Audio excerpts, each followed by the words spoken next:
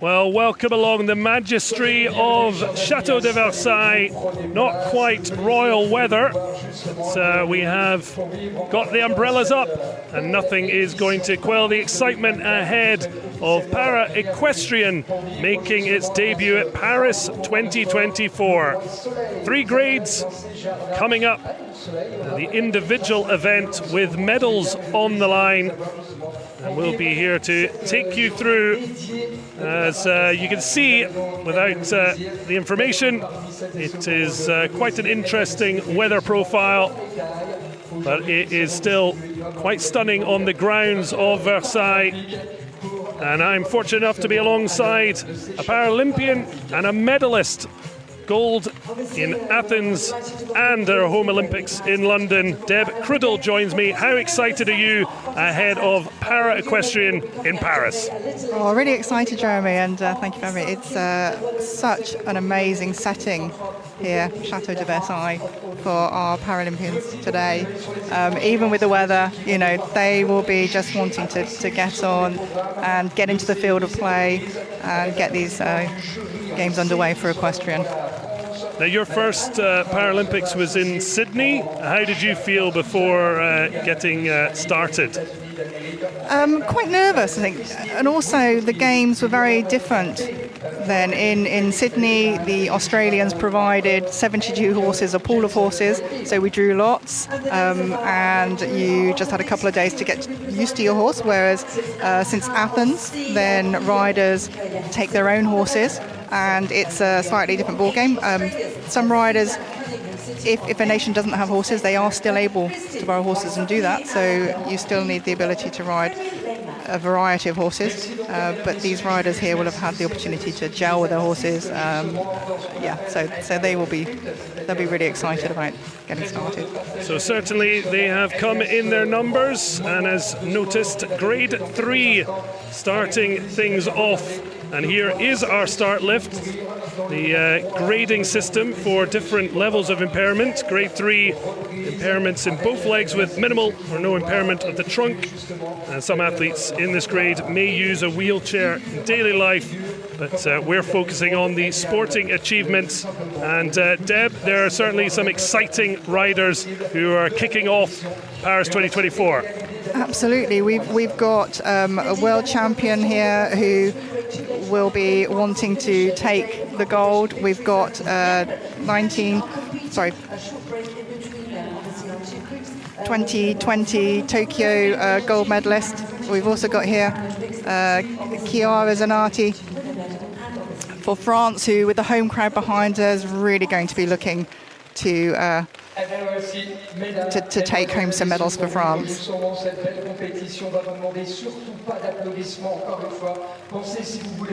So Equestrian starting in Paris 2024, the individual event, grade 3. And it is the honour of the Italian rider Francesca Savaldi to get the competition underway. There will be medals at the end of the day in the individual event, and the top 8 will qualify for the freestyle event. So there is plenty at stake as we get underway. Certainly excited. Savaldi, 35. Now her 4th Paralympic appearance, her best finish 10th in Rio when she was grade 2 in the individual test. And there are differences in terms athletes can move between grades. Very much so. It is done on a basis of they are graded on the ground. It's to do with the strength of their limbs, the range of movements they have. So yes, it is known for riders it's more frequently move down the grades than moving up the grades. Well, as Savaldi enters on Escari, how will she do with those pre-Paralympic nerves? Although been here and done it, but now getting underway at Chateau de Versailles as Equestrian begins at Paris 2024. This combination very much caught my eye in the training, so really interesting to see how they do. He was very settled. He was looking around a little bit on the riding around the arena, but is really settled to do his job here. And the judges looking for the harmony, the overall impression. They're looking for the rhythm, the cadence, so the tempo, the rhythm, etc. And here the overall picture is just one of harmony on the lengthening strides in the trot. And in terms of the scoring, it's out of 10 a maximum, and then the percentage is worked out from there. That's it. So 10 would be excellent, and 0 is not movement not performed. You're just coming into the halt immobility. Lovely square halt from this angle. Obviously judges can see different things from the different angles they're at. And a precise number of steps back. It's just a test of the horse's sort of concentration and his ability to move between paces. And you'll see Gara here using the 2-6. She has no movement in her legs there, so the sticks will just be as an aid to help her move. So she may just gently touch the horse on the side, and the half pirouette there. And again, a difficult movement for riders who have little or no movement in their legs. They're using their seat. And you'll see the movement from her lower back as she sort of moves forward and back in her trunk, and that creates a little bit more impulsion for the horse. Again, a turn on the haunches.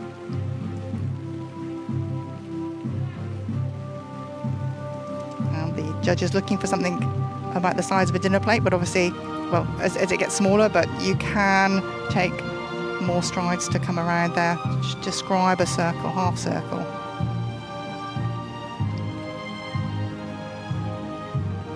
And I'm into serpentines, the changes of pace on the centre line. The horse has to change bend, the rider changes the bend.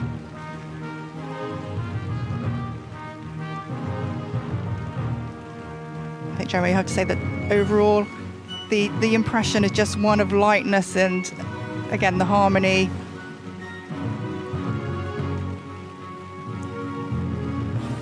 And in terms of score, what is an average kind of percentage they're looking to try and hit? The sort of, I would say they'd want to hit sort of 74, 75 on this. But, you know, this is a lovely test. Very sort of, obviously, then you've got at the end, the judge will be looking at the paces of the horse and the rider. While the rider's not graded on this or judged on this, it is literally how the horse moves, how the test is performed. The rider does have 10 points at the end of a perspective, you know, 10 points at the end for themselves.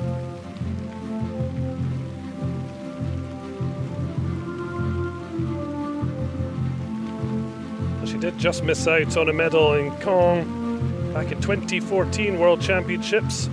10 years on, hoping to give herself a chance on French soil.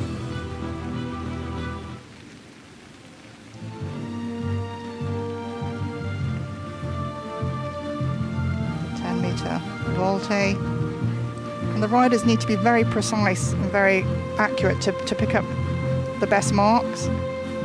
They will have trained, you know, on these things. They'll have looked at where they're losing the marks. They'll have spent extra time on places that they can pull up a few marks, because every point counts. Into the halt. In the pouring rain of Chateau de Versailles, 71.074%. Savalde having the honour of getting things underway and trying to set the marker for the rest to come. Overall impressions, Deb? again, I just love it. It just flowed. It was rhythmical. I think she'll be very happy with that. And again, the horse, just the communication between the two. Francesca Savaldi, in fact, debuted 2011 in Deauville, back in France. Dressage, a term meaning taming, of latterly horse of parade, and marks the country's long history. It's the Italian who has got Paris 2024's Para-Equestrian underway. Avec effectivement les notes d'impression, plus évidemment de celles attribuées figure après figure, 71. Just some slow motion shots there, the suspension in the trot. Exprimé en pourcentage, bien sûr. She looks pretty happy with her performance. I think so, and when you look at what they've got sort of to contend with, again, the riders and the horses, the setting, you know, at our home sort of competitions, the home competitions, you wouldn't have so much the noise, the what do I say, the kind of arena settings. I mean, it's so beautiful down there in the arena, but again, it's all kind of new, the flowers, and again, they would have trained at home for as much of it as they possibly can. I guess there's only so much you can train ahead of the Paralympics, and in such a historic setting, a UNESCO heritage site, the first for the nation of France, and it is part of what has been an iconic Paris 2024. Certainly the weather hasn't been kind, but the Paralympians are not going to let a little bit of rain ruin their day, and Natasha Baker will be coming later. Carla Dim Jung, just 21 years old, along Miss Daisy, and what a moment to debut the world number 14 at these Paralympic Games. And you know, the Danes, when para-equestrian sort of first entered the world stage, it would have been 1991, the Danes were very much the team to beat, along with a lot of the say Norway and Holland, or the Netherlands. They are definitely staging more of a comeback. And again, while the horses are not judged while they're outside the arena in these few minutes waiting for the judges to be ready, the rider wants to make the best impression that they possibly can, because obviously they are still on view, but they're not being judged at this point. It's certainly interesting, the ebb and flow of country success, but certainly you'd think para-equestrian across the board is getting stronger, and nations that are now starting to take part. Definitely, and there was somebody here from the island of Réunion, and they are just about to set up their own kind of riding sort of club there for this, so it's expanding all the time.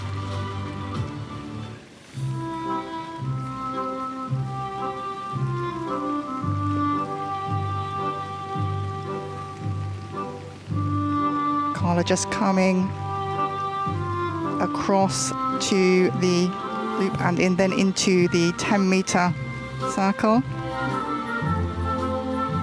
This horse has a very expressive trot, but it's just keeping the control of that and not losing, letting the power out in the wrong way. So again, looking for the smoothness. Well, it must be exciting having taking silver at her home World Championships in Herning, and now looking to medal at her first Paralympic Games. As she comes into the hole, the horse just a little bit wide in his stance, but when you look sideways again, you'd say a good alt and to the rein back. And again, another rider using 2 sticks. That's an aid as they go up the grades. they would only be able to use one. Looking for the rhythm, the 4-beat walk. Comes into the turn on the haunches, and the hind foot needs to move on every step. It can't stop and stay in place. Free walk on a long rein, looking for that stretch from the neck. Again, giving the reins. And again, this is a point where for some riders, this can be rather awkward to do. Maybe they don't have the ability in the hands to gather up the reins. So they may need to lean forward, but very smoothly done. It's obviously a very young competitor. How did you find the difference in from when you were a young rider to more experienced? Is there a big difference? I think it's more just the focus. Yes, you can be a bit daunted when you're coming into this sort of situation, but you know, it's just being able to stay focused. She is, you know, she's got this under control. Age is but a number. Absolutely, definitely. And again, some lovely smooth transitions there. Also see maybe a little bit more movement in the head than the judges are going to want, but again, a lovely flowing test. Now with this individual event, it's the riders have a set amount of steps they have to perform that they'll be judged on. This is a test, it's a set pattern. Every rider will perform the same test, the same pattern. It's only in the freestyle that the riders have the option to how they put those movements together. And again, they're into showing some medium trot strides, into this leg yield. Again, very nicely performed.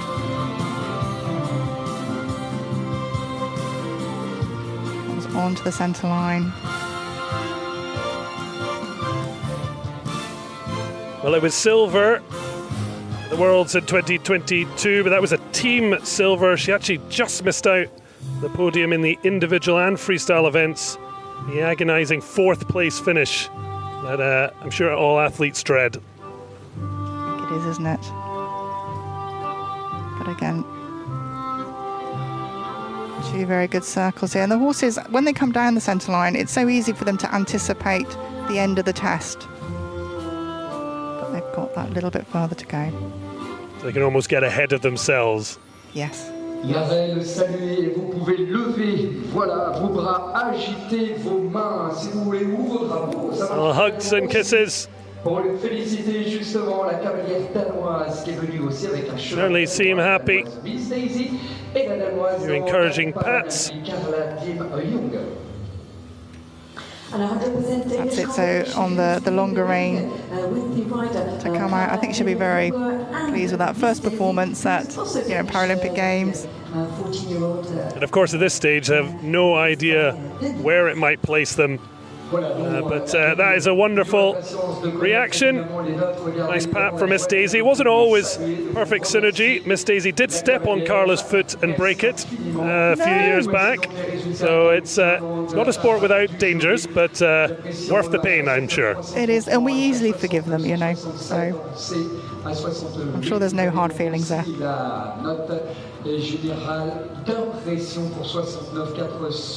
Just looking in the slow motion, they're just looking for that halt, the immobility, important that the horse is waiting.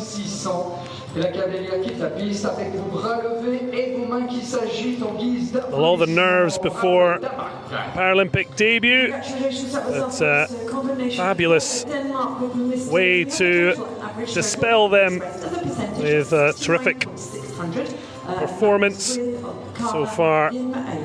Quite enough to match the opening rider, Francesca Savaldi, but not far off, 69.6% compared to the Italians, 71.566. So second overall for Carla Dem Jong of Denmark. Non pas dans les jardins de Versailles, si, avec ces rosaces qui entourent justement ce rectangle quelque peu revu à la baisse avec le paille de trop. It's a reminder that the 8 highest ranked will go through to the individual freestyle. 13 riders in total in this grade 3. Qui donneront lieu aux médailles de cet après-midi, de cette fin d'après-midi d'ailleurs. Indeed, Janika, individual competition with our grades 3, 2 and 1, and then tomorrow we'll be back with the grades 4 and 5. We'll give you that information obviously tomorrow, but for the moment we're still with our grades 3 and 13 combinations competing with a short break in between the two. So a very early morning start in the Chateau de Versailles, and the crowd starting to filter in more and more. The rain is not going to put anyone off enjoying the spectacle of the Paralympics. Already had some spectacular events, and there are a few big intakes of breath from Natasha Baker of Great Britain, 34-year-old on Dawn Chorus, a 4th Paralympic appearance and aiming to add to 6 golds and 2 silvers. That's not a bad haul by anyone's stretch. No, that's it. Her debut was in London 2012, and she took to this, I think I can use the pun, like a duck to water, and has just gone from strength to strength, really. But she has had a break, start a family, so it'll be interesting to see how she does. Obviously, she went through the qualifying process to appear here, but this is her first time probably back on such a big stage again. It is great now seeing so many female athletes being able to make that decision without giving up their sport, their love, but obviously you have to try and time it. She's timed it to perfection. That's definitely the way to do it, and yes, it is. I guess it is kind of part of life with sport, isn't it? She did say the birth of Joshua was her biggest achievement, but also spoke about the excitement of her family able to come and watch, and now a chance to add to her palmarès here at Chateau de Versailles.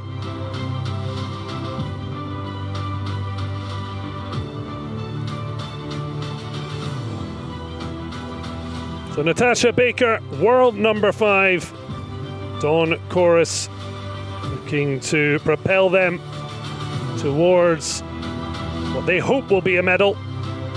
She did earn 2 golds, and they had their first outing at ICE Horse Boxes All England Dressage Festival, but now she's got to do it on the biggest stage of all. But that must help if you're returning, and double golds. It's going to do your confidence the world of good.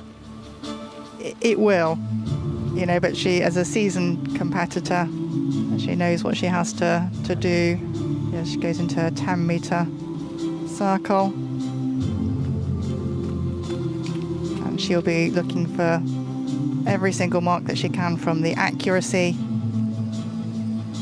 and also, we'll have the horses going forwards into the contact, into the bridle, as we say. And you'll notice Natasha not using stirrups. Our riders do have the option to use stirrups or not. Some prefer not to. They find it more of a hindrance. It just affects their balance more. Some will have elastic bands that enable the foot to stay in the stirrup. A little bit off of me there, so looking for those 2 to 4 steps back into the medium walk. Well, dressage at its best is clearly that synergy between athlete and horse. It's what it's all about, and that's from the start of para-dressage. It is very much so, but I think as the sport's developed, the judges now looking for a bit more impulsion from the horses, and this is quite difficult for the riders who have you know, little use in their legs or even their trunk, but they're still expected to work to that standard. You know, they're looking for exactly the same things as with the able-bodied, just not in such a powerful way, in a sense. Is that a sense of how para dressage is growing and the professionalism, in a sense? Yes, very much so, very much so. You see some little wiggles here. That, again, that's just Natasha's way of providing the instructions to the horse to just move over, just come round into the working trot. It's very much the horse, in a sense, that is being judged rather than necessarily the athlete. That's it, not the athlete. Yes, the athlete's working with the horse, but as I say, the athlete has their own mark at the end, out of 10 for rider. So here, this is just on the movements, the over impression. So it's the, I guess, yes, in a sense, the horse. That is your performance of the movements that is being judged. Of course, as you mentioned, all athletes are going to find the best way that they can get the movements and get what they need from the overall performance. That's it. What works for one rider is not going to work for another. So everyone develops their own way of communicating with their horse. She just comes onto the diagonal to show some length and strides. Here you see the front legs just stepping forward nicely. And again, they don't have to show direct transition, so it doesn't have to be at markers, so it's a progressive. She comes in to do the leg yield. So the horse moving sideways and forwards.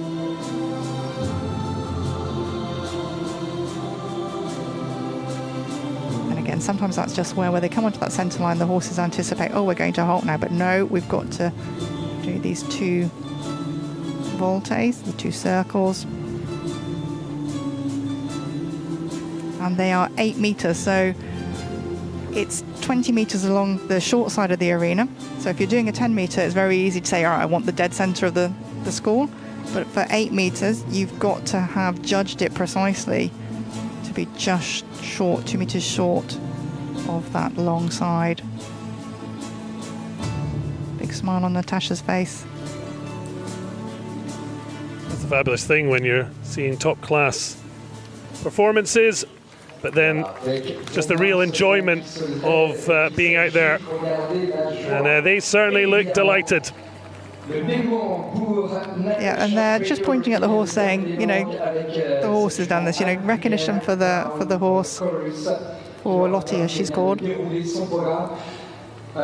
Nickname Lottie. That's it. And Baker did say she was very lucky that her trainer kept her going for the year she was out of riding and has returned to give herself the best score of the first three, 73.167. She at the moment in first place, Francesca Savaldi down to second and Carla de Mjunga in third. We've got 10 riders still to come,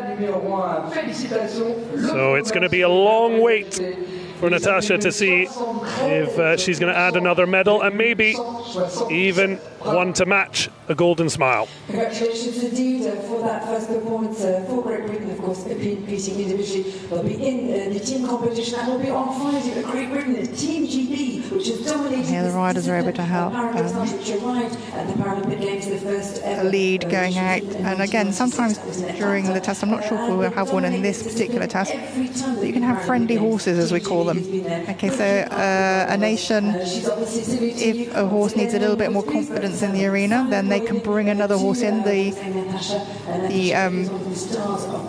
head of the jury, the judges' jury, will decide where that horse can be placed, but it can be placed just outside the arena so that the horse competing is able to see it and has some company.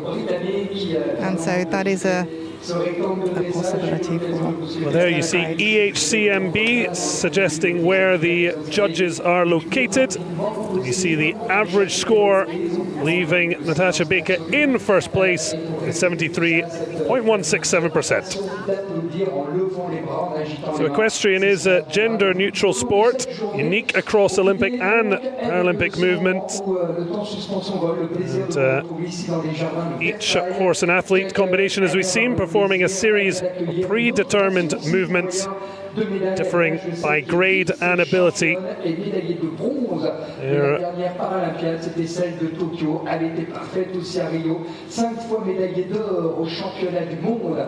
So preparing to follow that performance, Rix van der Horst of the Netherlands, 2018 World Grade 3 champion, the individual and freestyle events in Tyrone, USA. Failed to medal at Herning, the recent World Championships. But she was golden in Caen 2014. 5 Paralympic medals she's looking to add to, taking a bronze Grade 3 at Tokyo behind Jorgensen and a certain Natasha Baker, 32-year-old with Royal Funk.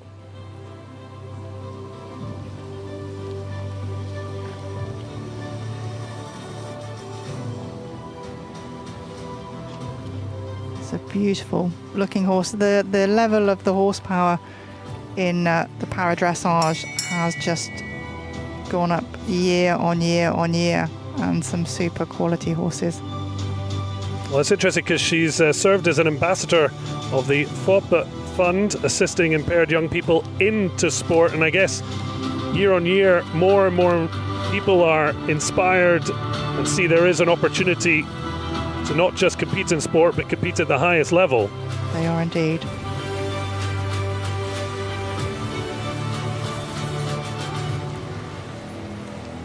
So Rix van der Horst on the centre line to commence her test. Lovely halt. Just flowed up into the working trot. And just see how the horse is listening. The ears out to the side or slightly back. You see that one flickering. He's just listening into his rider, saying, "Is this what you want, Mum?" Hopefully these horses are better trained than most children then, because they don't always listen. But so far, the pairings have been in perfect sync. Again, the judges looking at the regularity of the paces, the straightness of the paces as she does her medium trot. Looking for the transitions back. Things at the markers. Also looking at the balance, the overall balance into those leg yield steps from the quarter line to the outside of the arena. And again, looking very, very smooth, very active. Just left a hind leg there behind, so that will be marked, deducted. A mark or two. This horse has such a huge walk. The footprint of the hind foot stepping way over the footprint left by the front foot. Comes into this turn on the haunches. Again, good steps, maybe a little bit large, but good steps. The judge will be that again. Lovely stretch of the neck here. This is what we want to see, or what the judges want to see. They want to see that horse stepping forward. As I say, this horse has such a huge walk that this could be the problem, just bringing all that energy back. But she's done that really well. So far with a slight advantage, and twice a silver medalist in Rio and Tokyo, along with 3 bronze across individual and team events. It's her second Paralympics at grade 3.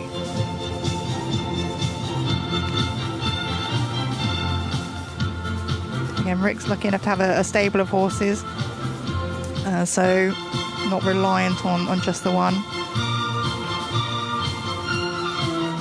Certainly not cheap, though, if you're going to give yourself those options. So it's... And that's why it's great she's set up this organisation that will help people into this sport. So it's great. But what I'm loving about this is just the overall impression, just the elasticity. It's just flowing. There's a lot of energy in there, but all well contained. And you can see by the score there, the serpentine, 75%. That's what the riders are really looking for, that and above. So when you're hitting 75 or above, you're very much thinking of medals. Yeah. Again, here in the medium trot, wanting to see the lengthening of the stride, want to see a difference. Although they don't have to have the transitions at the markers, it can be gradual. Definitely need to see a difference, which we did.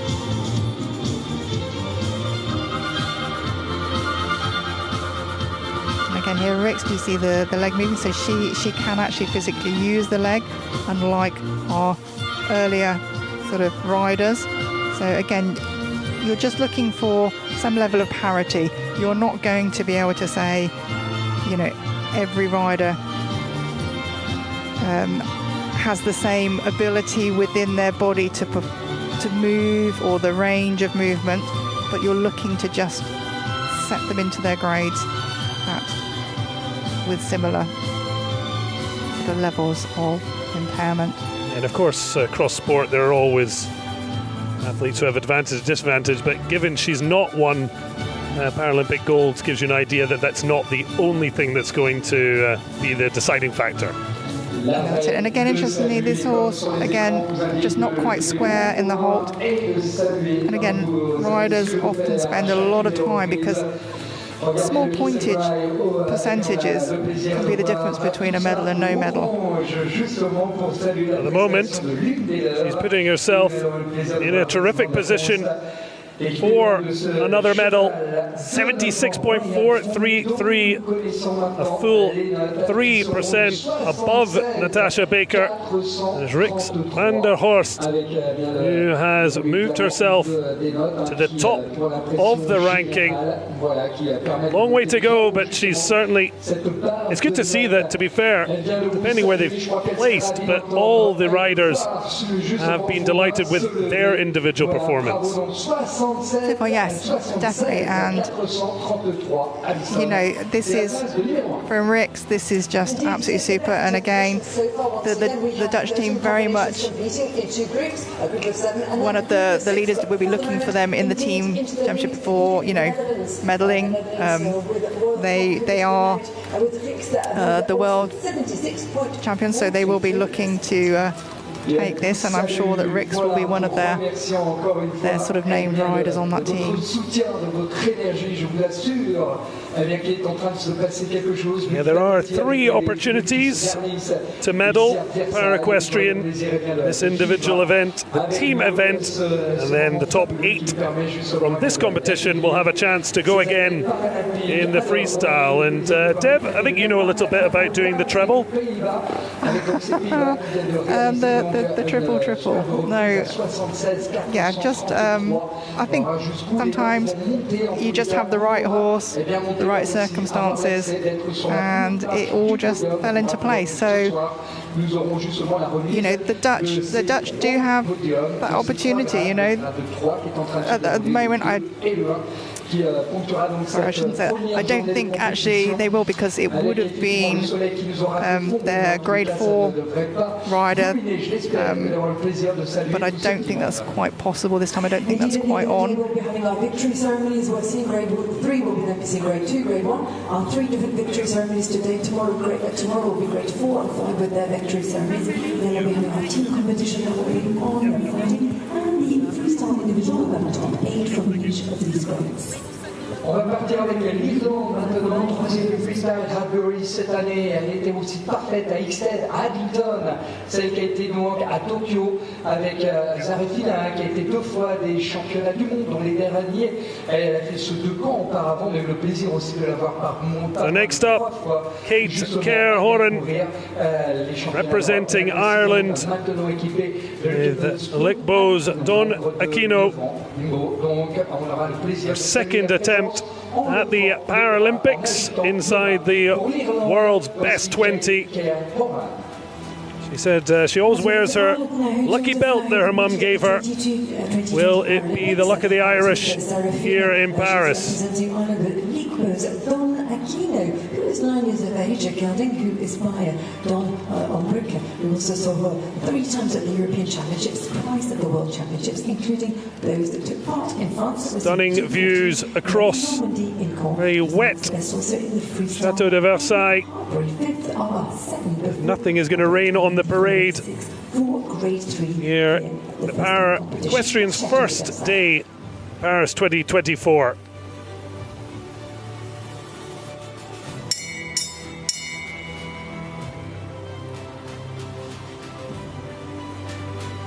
So looking to improve on an 18th place finish in Tokyo. They will do that given the 13 riders performing in this Grade 3 event. But you'll want to go as high as possible.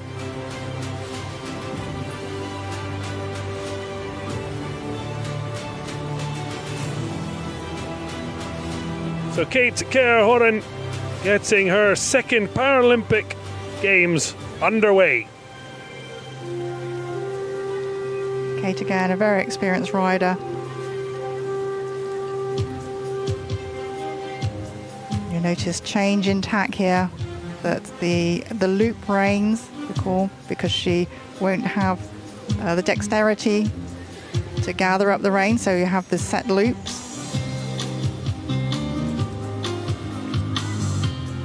Is able to use various different approved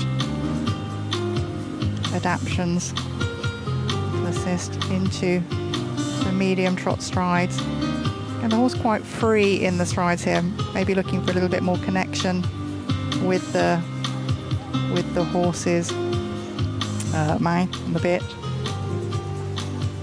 What would you say, Deb, is the main reason for the percentage disparity between Van der Horst and Kerr-Horan at this point? I think the fact that the horse is not got that same super halt there, super halt, a little bit of fidgeting. Again, it's little things like this. You see the head comes up as the horse goes back a little bit, not quite accepting the aids, and so also the paces, it's not so forward, and while the rhythm's there, it's not so much elastic. It doesn't give you that feeling of it's like a little ball of like a little ball of elastic just bouncing around.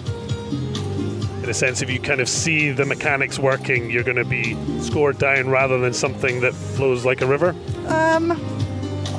Yeah, possibly. I'm not quite the analogy, but along those lines. And again, here you'll see with Kate that she can't give, because she can't give the reins to do the free walk. She has to lean forward, so that affects the balance, and it can sometimes sort of just drive the horse down a little bit. And into the walk pirouette.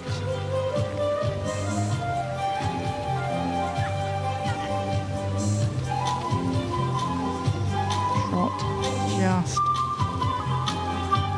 And again, the horse listening to her, you see the ears just out to the side, really focusing on his rider. Again, the transitions, trot to walk and walk to trot on the centre line in this serpentine. Looking for equal strides before and after the centre line.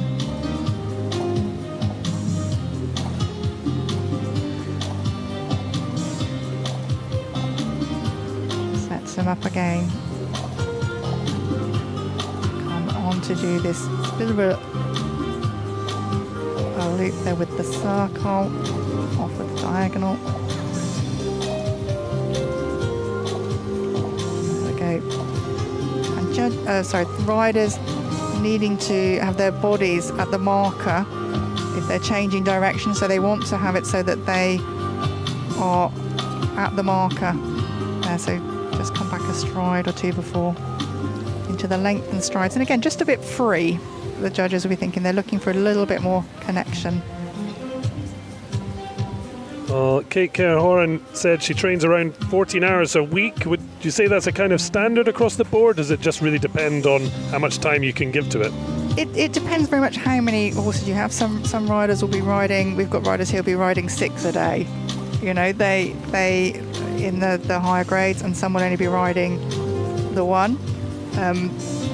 So that's, say, an hour 6 days a week, but they'll also be doing training off the horse. It's a cardio work for strength and conditioning. And I see a lot of the athletes talk about how obviously a lot of them got into it through therapy or physio or other things, so it obviously has the beneficial of the sport but also the daily life of the athlete. Totally. It keeps these riders, it keeps them, their bodies just moving. It's mostly gentle exercise for the body. Yes, you have to be physically fit to do it, but once the body is in that pattern, then it does keep you very mobile. A big smile, and on the sidelines as well, Kerr-Horan very happy with her performance. Silent applause called for. Don't want to scare the horses. It's certainly not scared of the competition. Very happy with the performance on her second Paralympic Games, 65.867, currently 5th. There won't be a medal, but as mentioned, the top 8 from this event will come back and perform in the freestyle event. So still opportunities depending how the rest of the field performs. The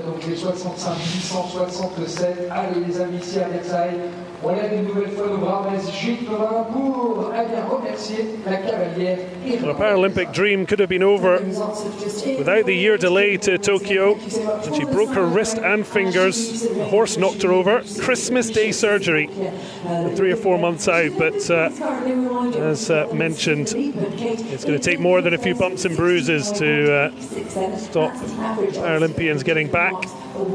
And 3 years on, very delighted performer here at Paris 2024.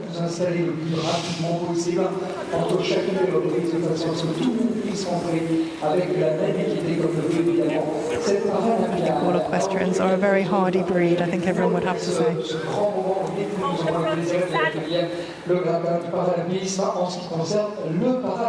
And the fans as well. Given the conditions, you can see the Irish not bothering with umbrellas. The Celts very used to it. Yeah. It's a normal day out.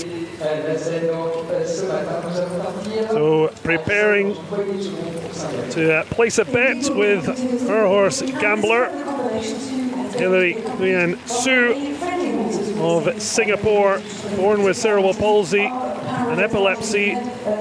Started riding at 15, part of a therapy, and then the shift to competitive riding has seen her become a full-time athlete and achieved personal best score of 64% twice in Mannheim. Now it's a huge opportunity. Moved to England young in her life, but chance to represent Singapore.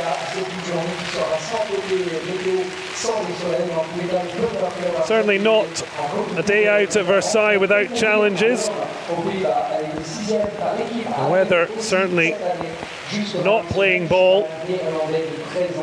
But that is not going to distract any of the athletes with a Paralympic dream ready to be realised. Hello, riders. Congratulations on your debut at these Paris 2024 Paralympic Games here at Chateau de Versailles. Rider who is representing Stade de France, who is based in Europe. Well, Hilary Sue reducing 61% to come 9th in Hagen, Germany in June. Top class event with Rebecca Hart winning out.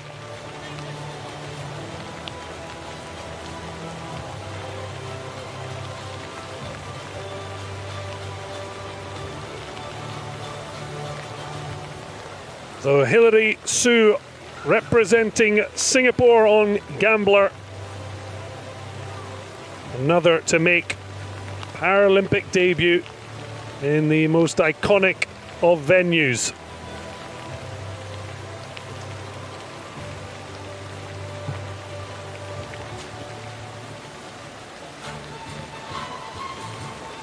And you can just see here the horse just unsettled by the rain, not quite staying still in the halt. But there's a lot going on here for them. The rain coming down really heavily now. She's coping really well with this.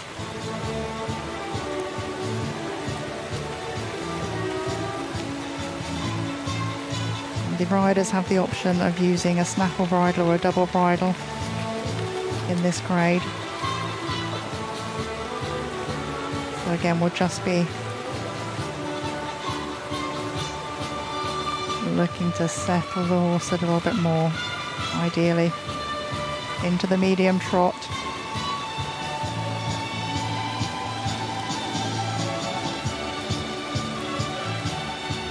Onto the 3/4 line to then start the lateral steps, as we call them. That's just trailing the quarter slightly. Judges would like to see more parallel movement for the higher marks into this halt.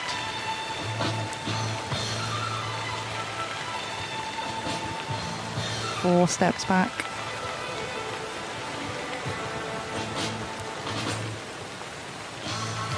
And Hilary here has the range, you see, into the V shape. I think that's just something you can use on the double bridles just to give, so the riders have less in their hand. So we'll come back. She's also got the little bar there for the control, because she doesn't have the dexterity on in the fingers to move around. But again, just looking for the bend there to bring the horse around.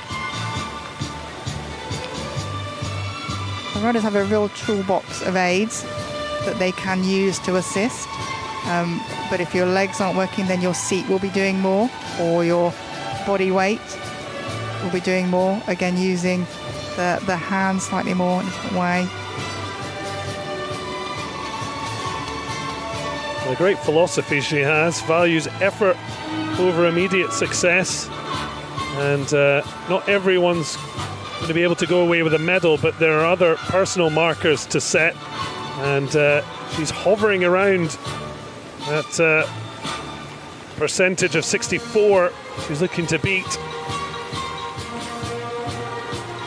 And of course, a Paralympic debut. There's hopefully plenty more to come in the future.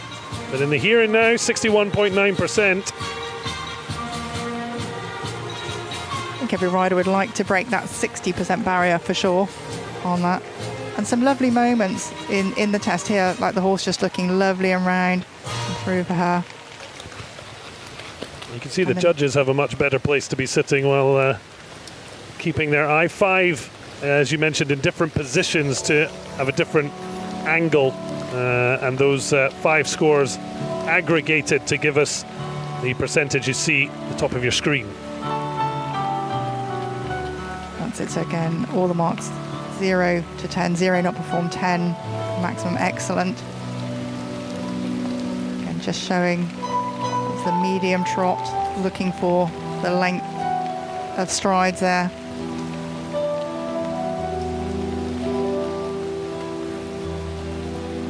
Just coming into that that leg yield.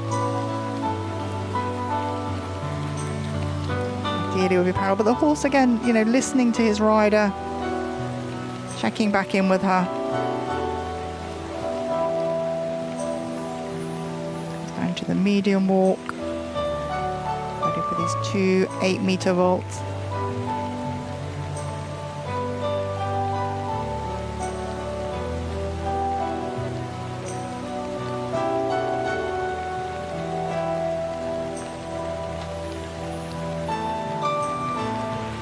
The smooth change from the right rein to the left rein.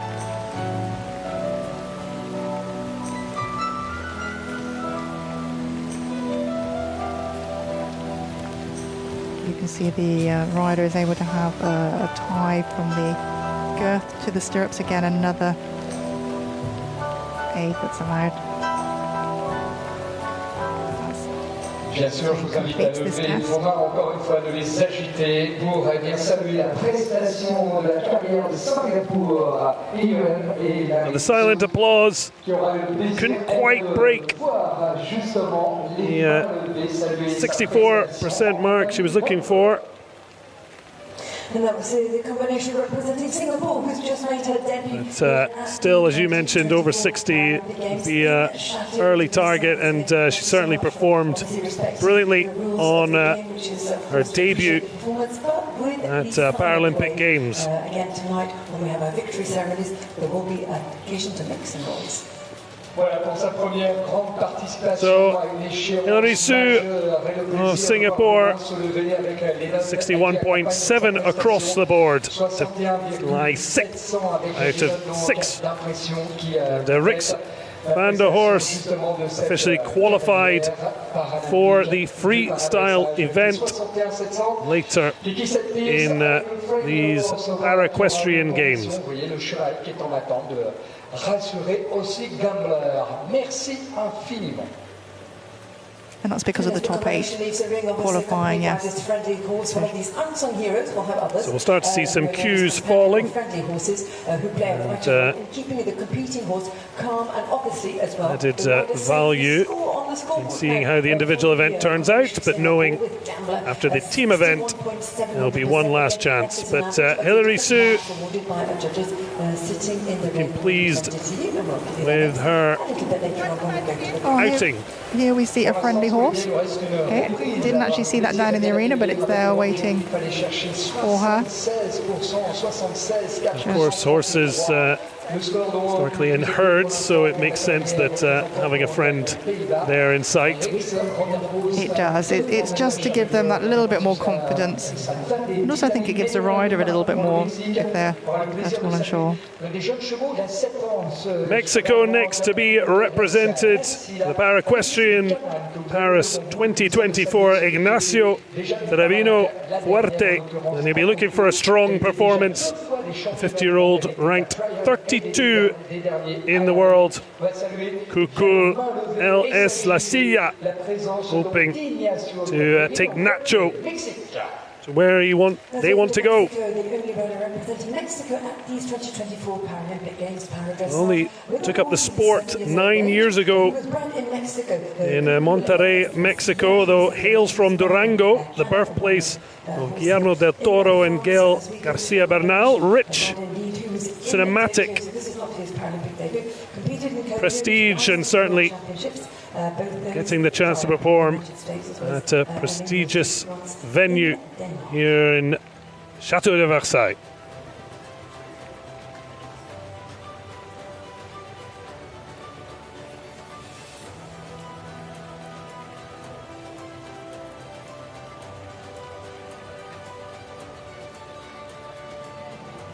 The second Paralympic Games about to get underway, was 17th 3 years ago.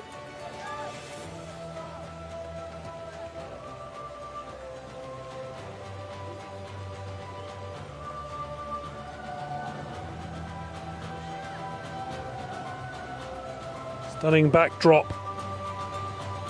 But the focus will be on the routine to come. Ignacio Trevino Fuerte of Mexico on Cucu LS La Silla. preparing to go out and make second Paralympic dream a reality.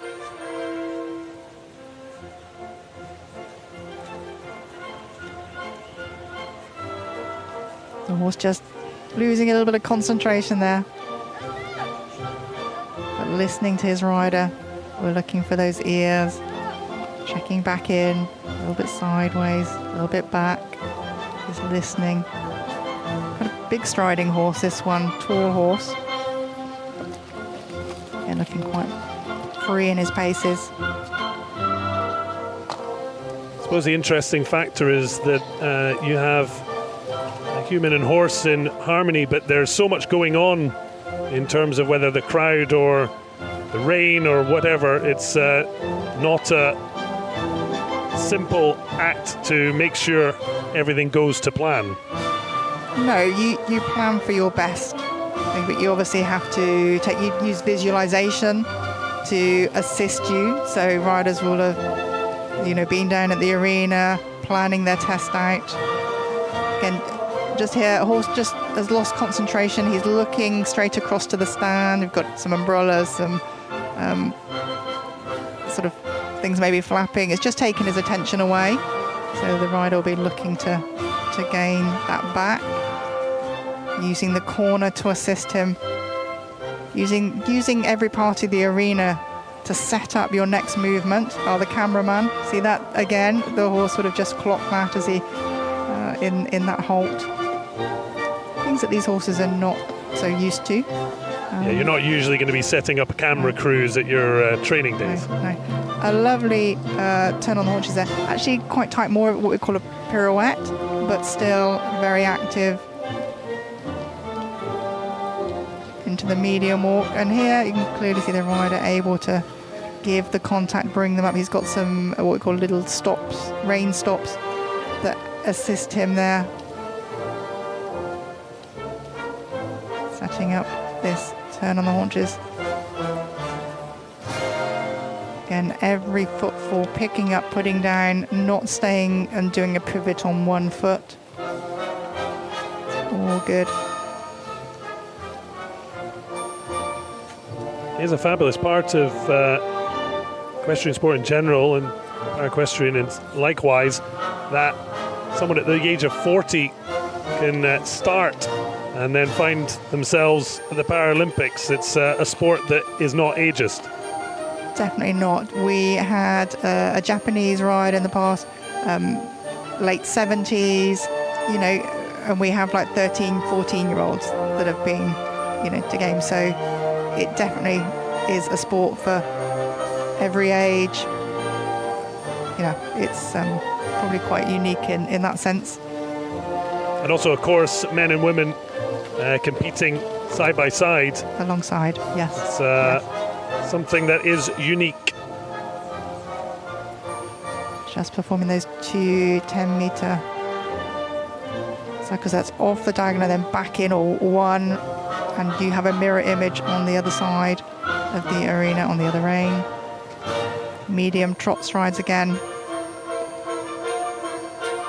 And then back. Again, a difference. You see a difference in the paces there. Working to the medium. Setting up now for the sideways steps. And the rider the judge is looking for the regularity of the trot, the quality of the trot. They're looking for the upright balance, because it's very easy to lose a shoulder or the horse to just start tilting. So they're looking at all those aspects. How difficult is it to, after a start, let's say he's at 62%, how hard is it to actually get that up? Because I guess you have to really nail every movement. It is, and to get it up from here, I think really they'd be looking for, as I say, the horse is quite big, he's got a long length stride. They'd just be looking for him to be more connected. So the hind end is the engine, the front end is kind of where you're holding it about everything, and it's just running through the front end slightly. So they'd be looking for that to be a little bit more contained as he comes into his halt to finish his test. Well, a hug and a cuddle. performance from Bravino Fuerte. Coucou Eles La Silla. 2018 was his breakthrough on the international scene, 13th in Tyrone in the US, improved to 12th a couple of years ago in Denmark. Second Paralympic Games, will improve on his 17th in Tokyo at the moment. 7th place at 61.267%. And Natasha Baker confirmed with Rix van der Horst as moving on to the freestyle. But at the moment, those two in gold and silver positions. Francesca Savaldi at the moment holding on for a potential bronze. This is the occasion obviously for you for our sign-up wave to cheer on as he leaves the ring. The rider is competing here for Mexico with one rider. We've just been watching him here with Coucou Eles La Silla. Actually here a lovely slow motion shot of the leg yield where you're looking for the sideways movement as well as the forwardsness. Somebody very happy there. Well, it is such an honour to represent your country, the biggest show on earth, and Mexicans certainly showing his love for those here and back home.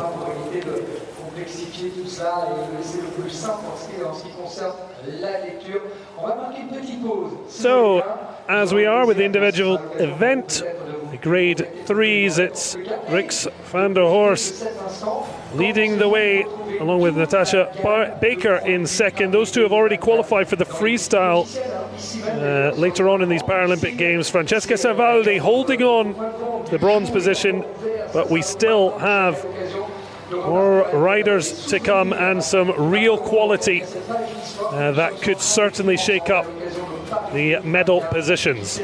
So no one quite yet safe.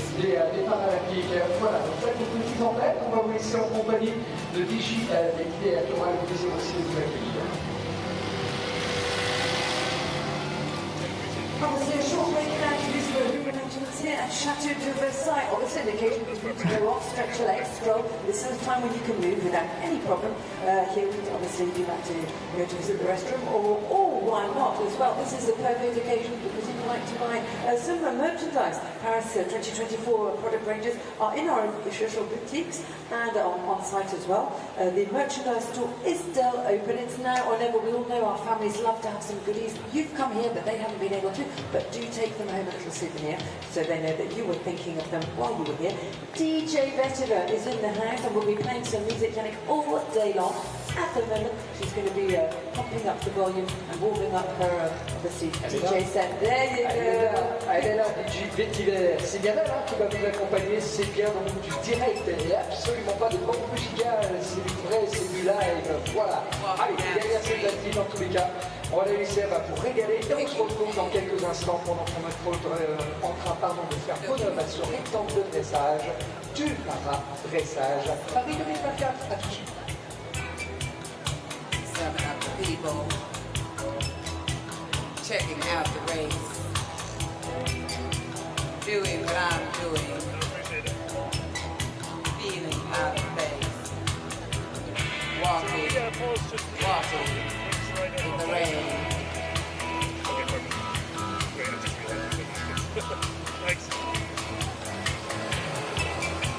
Feeling like a woman, looking like a man, sounding like a no-no, making when I can, whistling in the darkness, shining in the light, coming to conclusion, right, it's night, it's time, walking in the rain.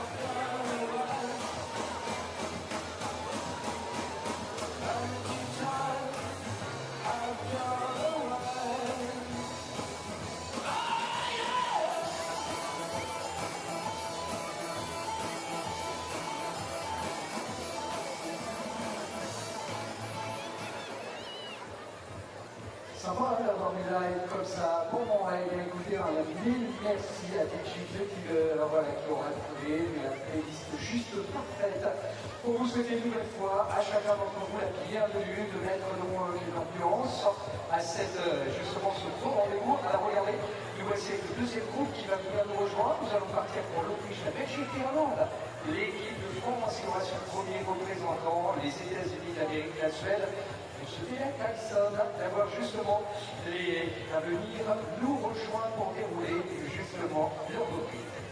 And a fabulous lineup indeed, competing each of our greats in the so with great three. We've got a short break. We'll be going back into the second part of the competition with our following athletes to make a total of 34 great three. We're going to be seeing Austria, Belgium. We're going to Ireland once again for a second. France will be in the Chateau de Versailles. So Rix van der Horst has already qualified along with Natasha Baker for freestyle, but that will be taking place after the team event. Our focus will remain on the individual event, grade 3, and we are moving on with our 8th competitor, Thomas Haller of Austria, on Espalion, and 6th Paralympic Games, but voluntarily missed the Tokyo Games. Feels he has 2 chances left to finally medal. Los Angeles in 4 years, but the world number 16 will not be looking further ahead than his first appointment, Paris 2024.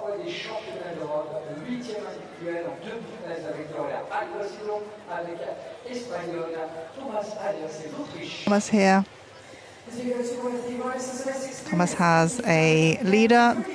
Our grade 1, 2 and 3 riders are able to be led around the arena, just a little bit more familiarization for the horse, and then the leader will release the rein.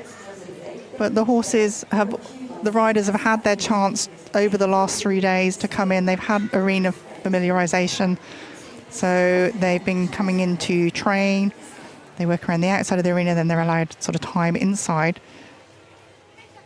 so that it's not new to them. Obviously, the difference being the cameras today, the crowd. There's so much more for them to take in and take on board.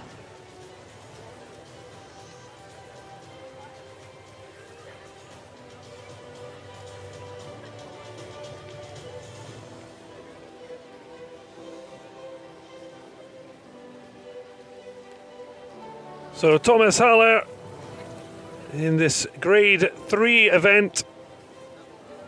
5 judges marking from 0 to 10 for each performed movement.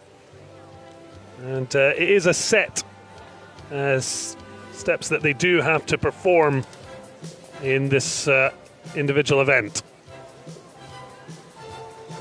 That's it. They follow the set pattern for this. Thomas just completing his 10-meter circle. Judges looking for the accuracy. Riders can really pick up marks here. We're looking to almost lose as less marks as possible, if you want to term it in that sense. As he comes into the medium trot, judges again wanting to see a clear difference between a working trot and a medium trot. Judges looking for harmony between the horse and the rider, but also looking for the activity, the energy of the pace.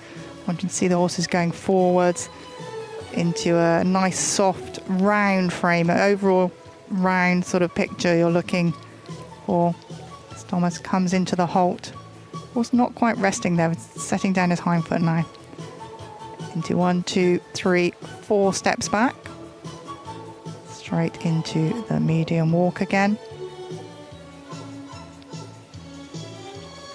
Again, our riders can have various different, we call aids that can assist them. So Thomas has the 2 sticks, because our riders in this grade, they have physical impairment through the trunk, maybe affect their balance, or there will be 2 or more limbs affected.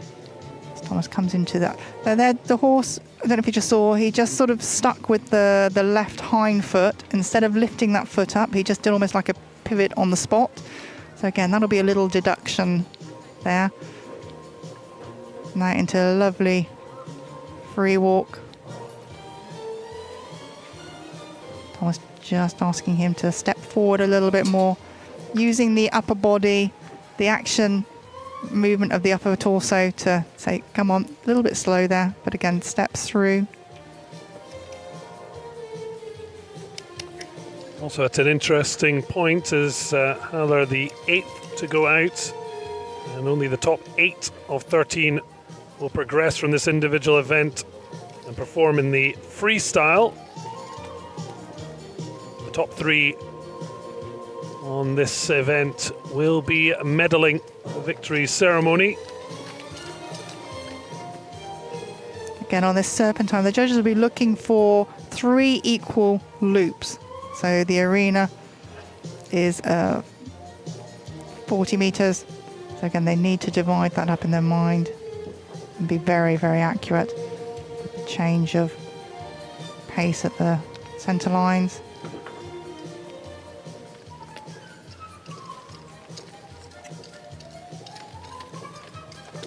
Well, his best performance was on his debut in Sydney 2004, for 13th finish in the freestyle back when he was in grade 2.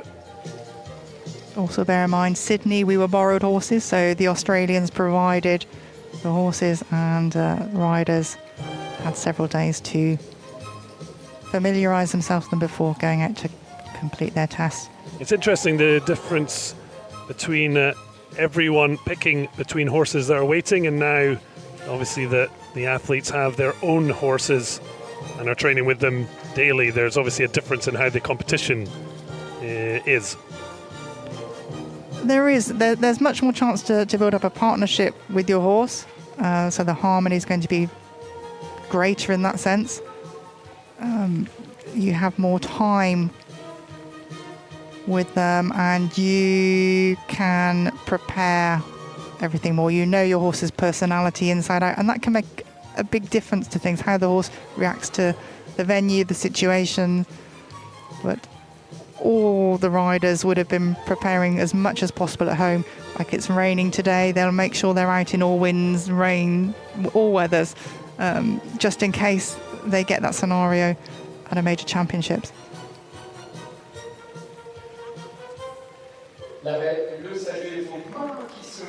Well, he said his ambition was to finish in the top 10 in Paris. He's managing that so far, Thomas Haller. And he'll be waiting as the rest of the field perform. But a great return for the 59-year-old on Espalion after 8 years away from the Paralympic arena.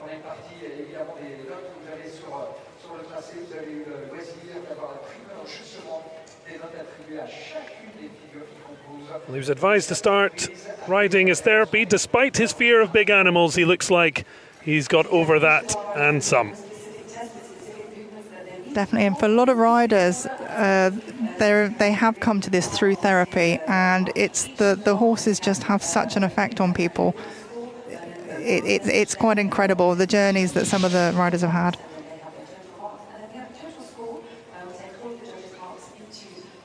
Yeah, just a little resistance in the rain back there. As we look at the highlights. And again, the equipment, you can just see little tiny glimpses of a bar, the metal above the stirrup itself, and those are just safety aspects. So those would unclip if there was some sort of accident. So again, we can use those sort of things as aids for ourselves to assist, or safety aspects.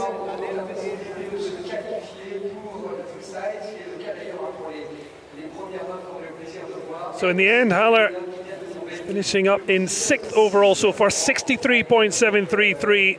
Put himself in with a chance, if not a medal, but potential place in the freestyle.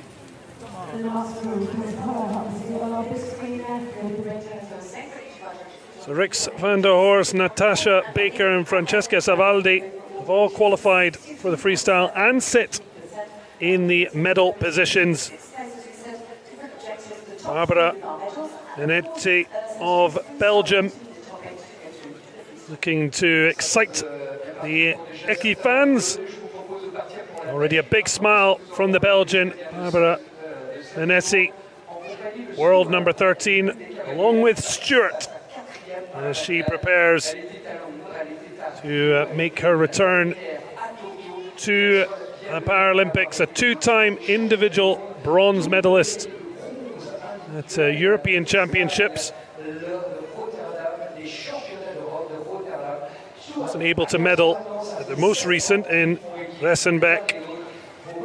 Same outcome as she had in Tokyo, 6th, then 4th and 5th with the Belgian team.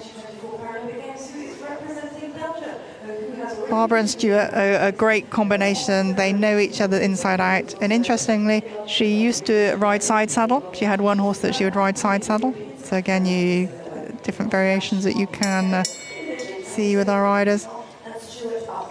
And again, the riders not being judged while they're outside the arena, but they're wanting to say to the judges, they're wanting the judges to almost like sit up, look at me, is what they'll be wanting to say to them. So again, you just want to make a good impression from this point.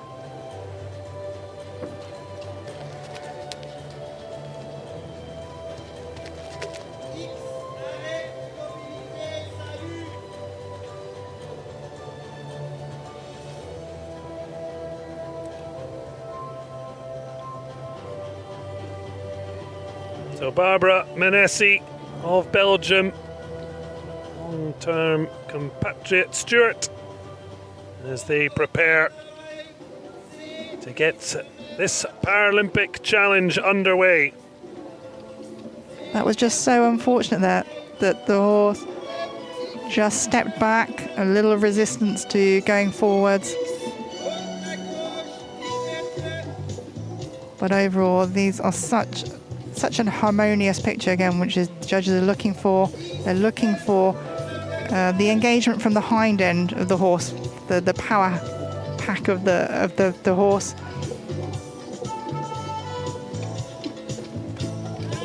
Very smooth, rhythmical.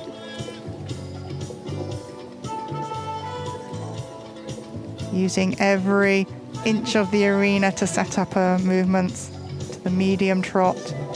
Again, a clear difference between the working pace and the medium.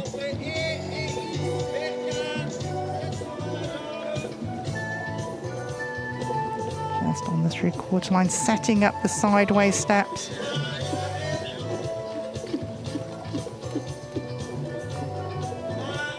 And for some of our riders with these lower limb impairments, quite difficult. They'll be using their body weight, shifts in their seat to sort of assist. Our riders can also use their voices, but very low tone, very quietly.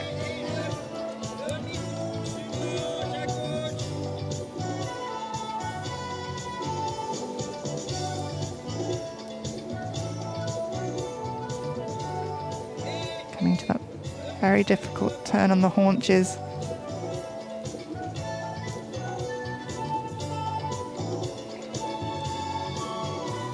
Free walk, again, rider leaning forward a little bit to give the full stretch.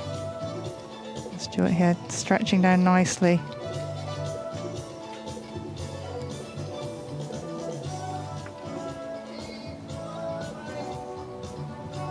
A little bit sudden there.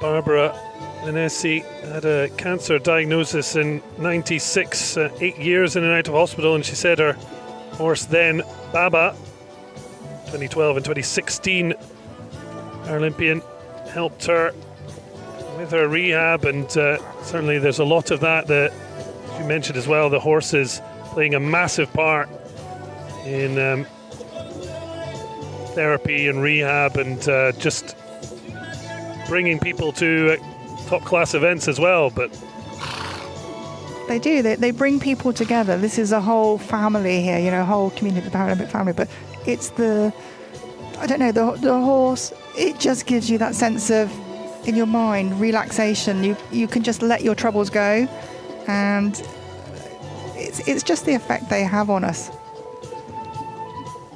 And here you'll see Barbara has some Velcro strapping, it will be, across her thighs. Again, that's to give her some stability, but these would break away. They're set in such a way that it will break away if in any emergency. They're just that little hop behind. She probably just touched him a little bit saying, come on, and he just overreacted slightly. Again, lovely length and strides there, medium stride shown.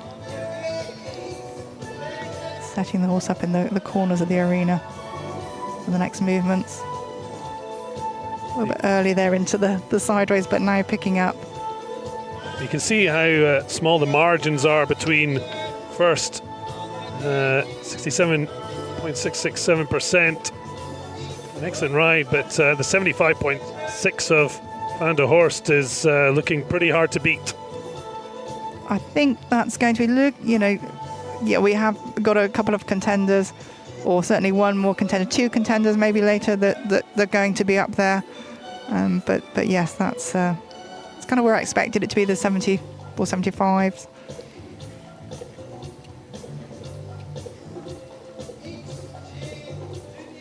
The judge is looking for the clear 4-beat rhythm in the walk.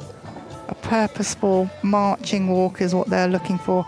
Not quite so straight there, but again, they're looking at straightness, the balance.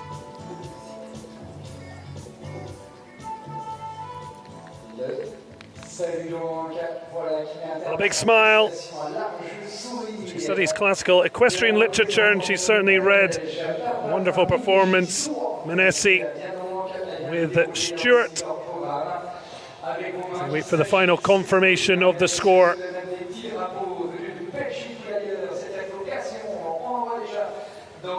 Well, the waves, the silent applause, not wanting to produce too much distraction for the horses. Plenty of waving in the stands. So a terrific performance, just not good enough to edge into medal contention, but fifth overall with 67.667, and given the four above her qualified for the freestyle, there's a good chance Menesi will get a chance to ride again, as well as a potential team event.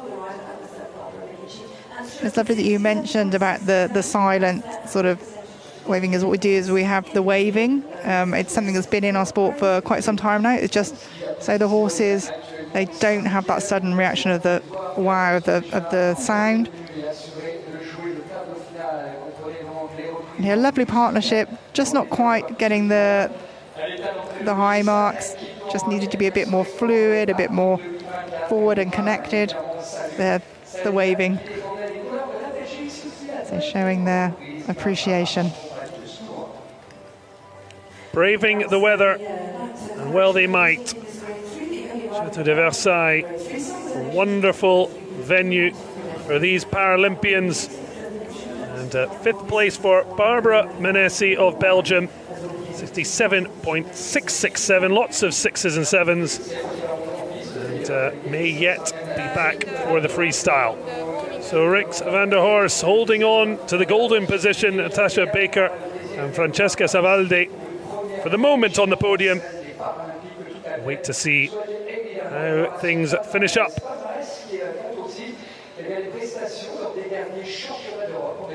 So Jessica McKenna, the second Irish competitor to compete in this Grade 3.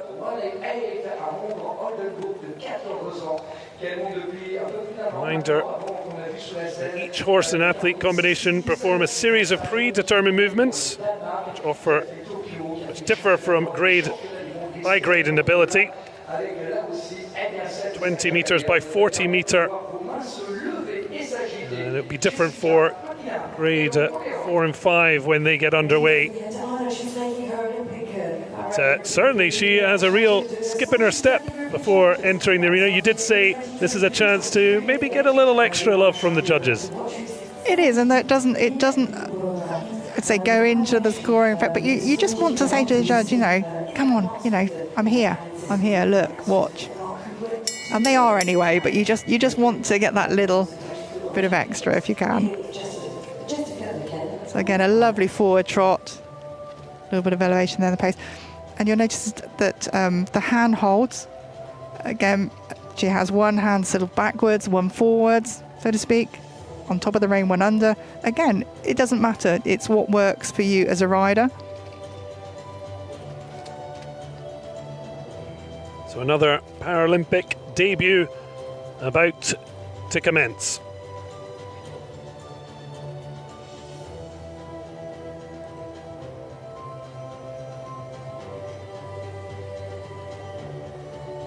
So Jessica McKenna of Ireland, 23-year-old with Davidoff, 188. Only had her international debut at Addington last year, and now she's competing at the highest level at Paris 2024. Again, this is where focus will really come in for her. The horse just had a spook in the corner.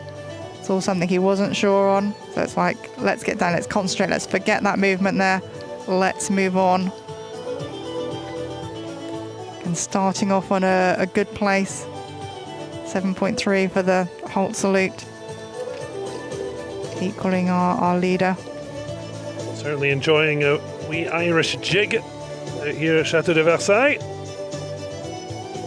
And again, I think just overall a lovely impression. The judges wanting much more than the impression. They want the engagement of the horses, hind leg, the engine working. They want it to be working through to the contact.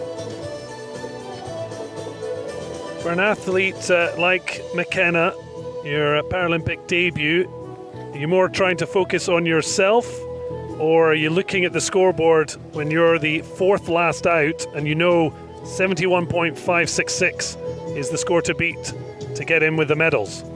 It's a hard one, isn't it? But you have got to forget all of that. And some of them, yes, some of the riders will struggle to be able to switch that off, and you know, have watched other riders when they're warming up and things, thinking, oh my, you know, look what they're doing. But you have to just draw a line on it, say, I'm here, got a job to do, and just produce your goods. There's no good producing everything outside this field of play. You want to produce it here today. And again, just not getting the stretch there, and the horse just coming back a little bit, not walking forward so freely. For the better marks anyway, you want it to be a little bit more going forwards.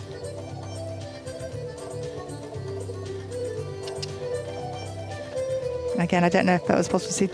Almost, I don't think there was a click, but you could see the movement of the mouth, because again, you can use these grade 1, 2 and 3 riders, far more physically impaired riders. They are able to use the voice to assist.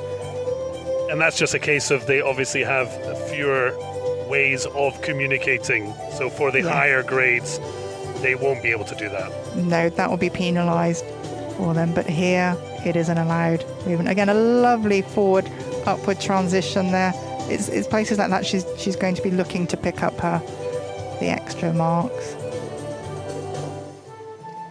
McKenna was involved in equestrian jumping before the decision to switch to para dressage.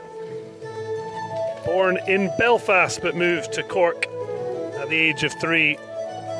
And while the weather is marginally improving, if you've ever been to Cork and the surrounding areas, she unlikely to be put off by the weather. No, it's not named the Emerald Isle for nothing. Lovely medium trot here. Coming back into the working.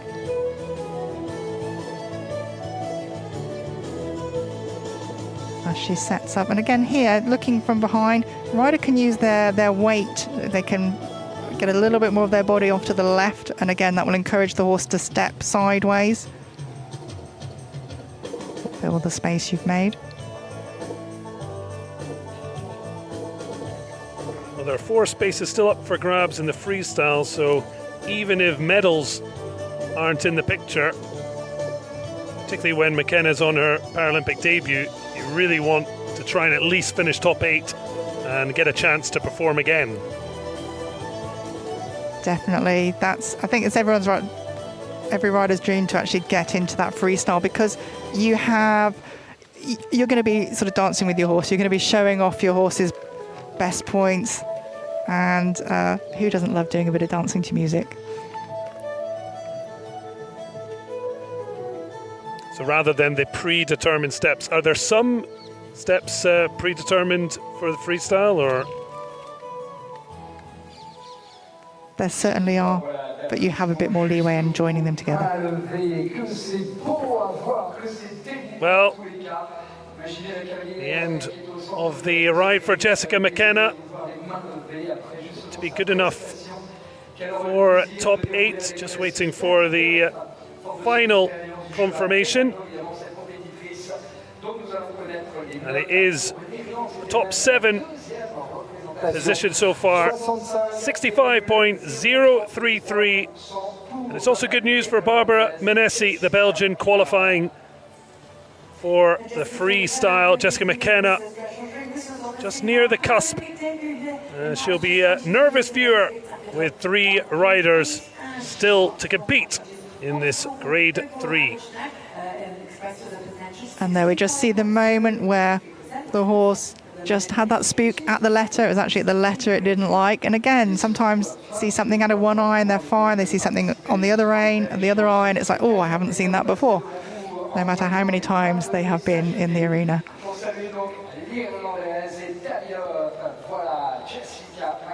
I think for the riders, just having to switch off from actually seeing the Chateau de Versailles there in the background, isn't it? You mustn't be distracted by any of the sights. Difficult.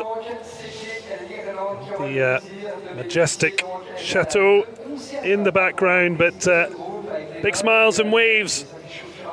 Great debut outing for Jessica McKenna. She'll be waiting to see if it's good enough for a top 8 finish. Currently 7th overall after scoring 65.033% across 5 judges' scores.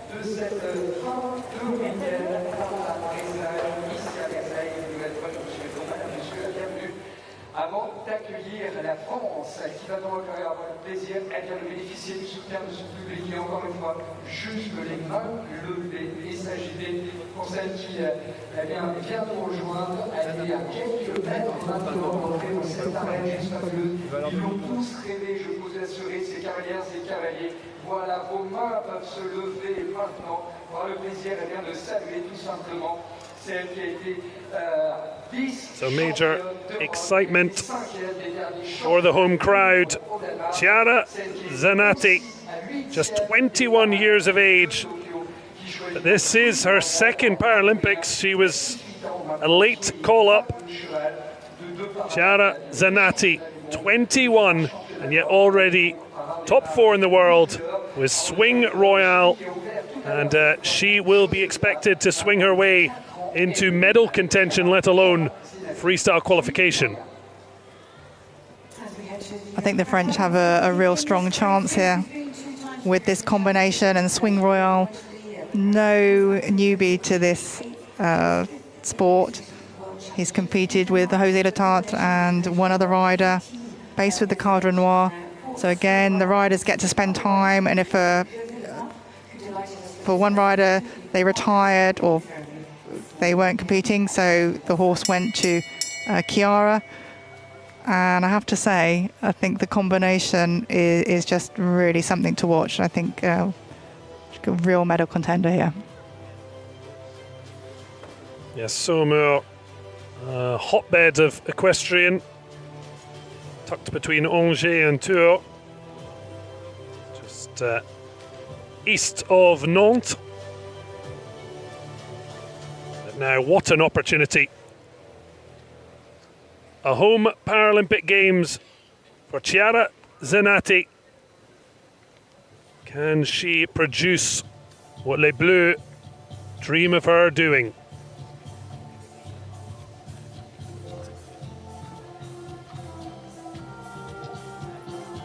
No surprise that she was one of the youngest equestrians at Tokyo after a late call-up. Now she's wanted to take a shot at the potential podium currently held by Van der Horst, Baker and Savaldi. Take the horse nicely forward here. I think the only thing that's dropping the marks slightly is the horse is just tucking down very slightly with his neck and his head. I think just if she could just adjust that slightly, she'll be up there with those highest marks. Again, lovely and rhythmical.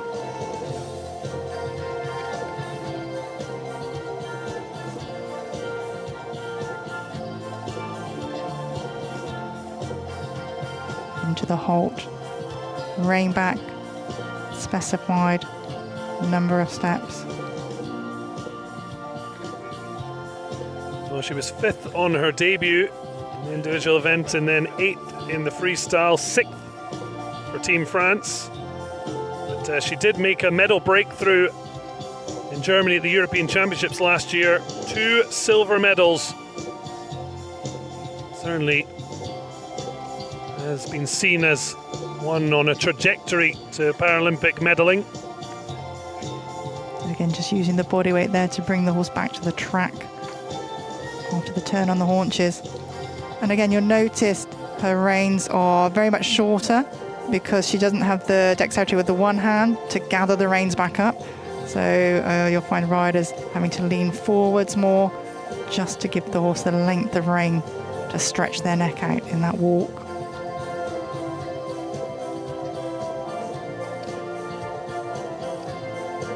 Turn on the haunches. Horse just stepping on himself slightly there in front turning. Lovely transition into trot, working trot.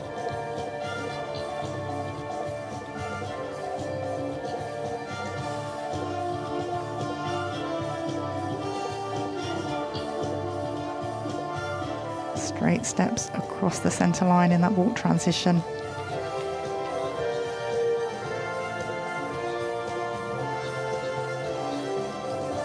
The 3-loop serpentine, equal loops, really important. The judges will be looking at the accuracy there. She has to break 71% for a chance at a medal at her home Paralympic Games. A little bit of work to do.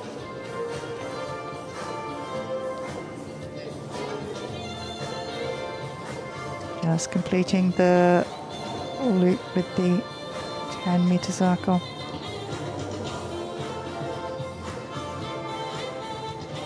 Again, a lovely overall impression.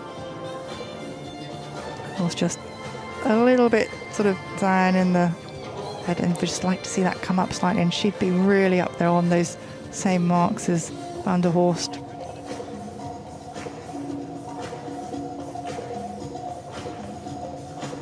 Van der Horst was the 4th out, had a long wait to see if someone might usurp her.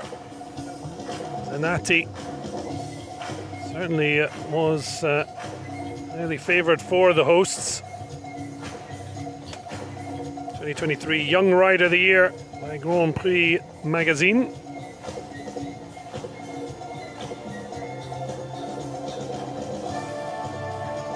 Just completing the 8-meter volte. And the rider has to judge the size of this because they don't have the arena boards at the sides to guide them. It needs to be equal size, equal shape.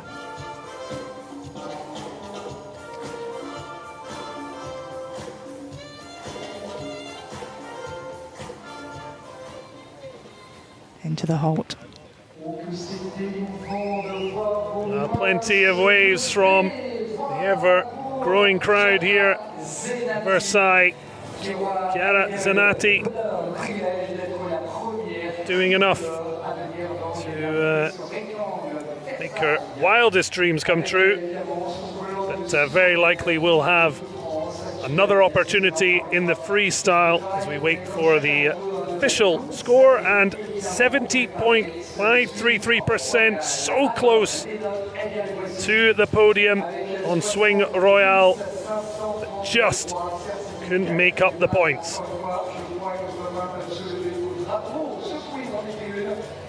Zanatti though safely into the freestyle, but we're still with our top three.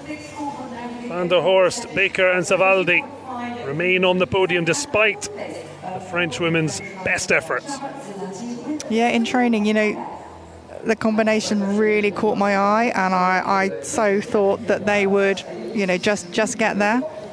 But, you know, 2 days' time, another day, another. I'm sure she'll be on the team. I'm fairly sure that she would make that. So maybe that will be her day.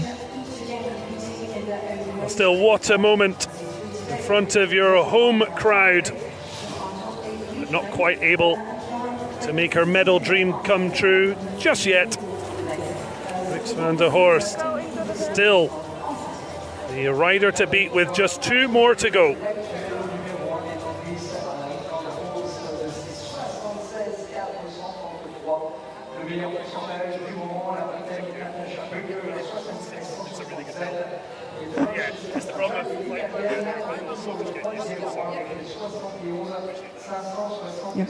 Il nous reste encore 2 à venir nous rejoindre. Et parmi ces nations, il y a les États-Unis et non des États-Unis d'Amérique, donc la Suède, États-Unis d'Amérique, 12e reprise que nous aurons le plaisir de saluer avec l'une des cavalières qui a participé donc aux Olympiques. Rebecca Hart, the next to head out, the penultimate rider. She finally medalled at the Paralympics in Tokyo at the 4th attempt. Can it be gold at the 5th time of asking for the world number 2?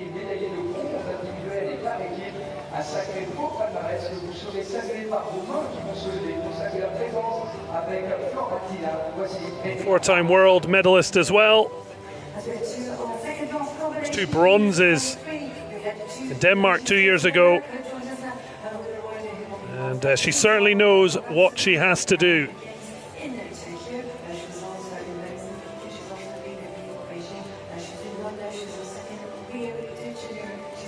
Again, Rebecca, a seasoned campaigner. She will be using every tool in her toolbox to produce the performance today to be on that podium.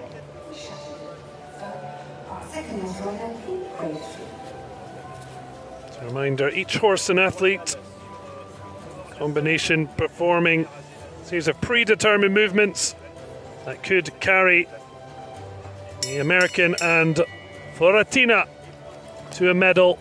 Could it yet be a first golden performance at a Paralympics?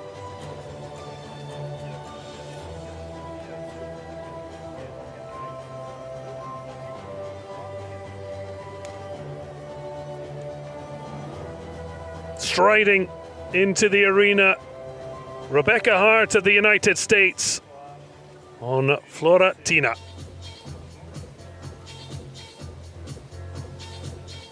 Again, just such a lovely, fluid, forward moving horse.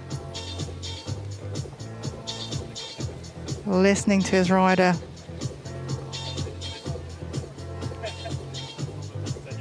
She completes that 10-meter volte.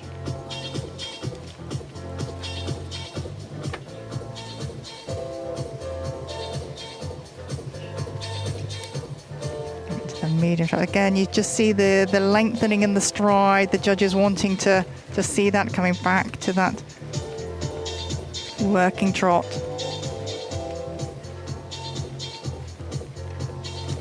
Again, onto the 3/4 line, and then the lateral steps, the sideways moving steps back to the arena side.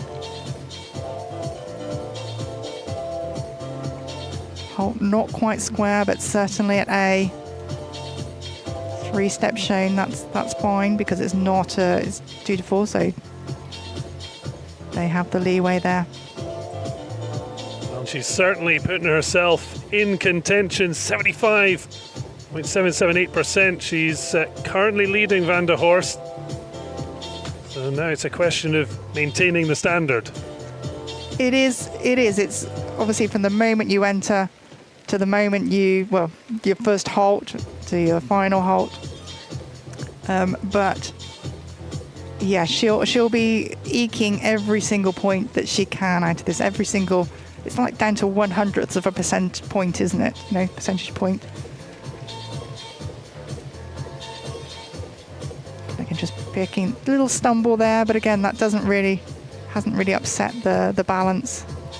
A little bit quick there, almost like, I don't want to say throwing him round into the turn on the haunches. Could almost have done with setting that up a little bit more, but lovely transition into the working trot. Again, the balance, the harmony. It's just so much like the impression of contained power there, and that's what the judges are really looking to see. You can certainly see the 7.9, 8.2 in the working trot, and as that moves along, you can see how tight the margins are, and it is represented in the percentages. Just under 1 percentage point between our current leader and Rebecca Hart. That's it. And as a rider, you won't want to be distracted by anything going on around. You just got to focus, keep your mind at the job, keep ahead of yourself. The next movement, setting it up. And here back to the marker at K. She'll be wanting to use the corner there to set the horse up for the next movement. Will she have an idea of where she is in terms of the competition, or is just making sure you keep all distractions away? It's keeping all distractions away. I just have to say that was just such a super medium trot there. 77, 7.7 on the mark there. So yeah, you can see where she's making up the ground on Van der Horst. That's it, and that's what it's all about, these marginal gains. Obviously, the longer you have to wait to perform, the more of a mind game it can be for yourself. But she will have switched that off. You can just see her sort of talking to the horse a little bit, keeping him focused. And he's just listening to her. It's just such a super combination to see.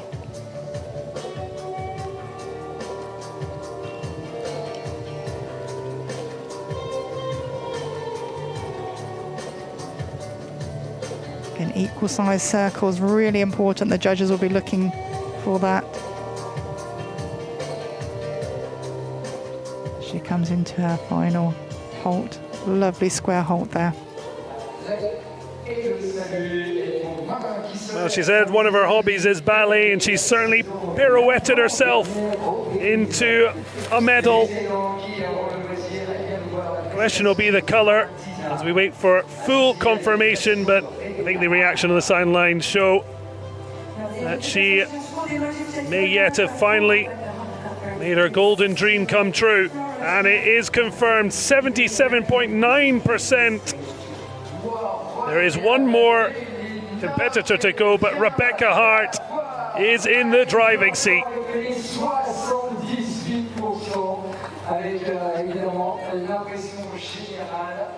Rebecca Hart beating the score by over a percentage point over Rix van der Horst. Natasha Baker waiting nervously to see if she will medal again. And I have to say, all through the training days, they have 3 days training prior to today's start. She's really caught my eye, consistently over those 3 days. Definitely been one to watch. And it's just such, I think, a tremendous partnership. We say that with the horses, but these horses, they just switch on to their riders, they listen. Yeah, it's an incredible thing to be seeing.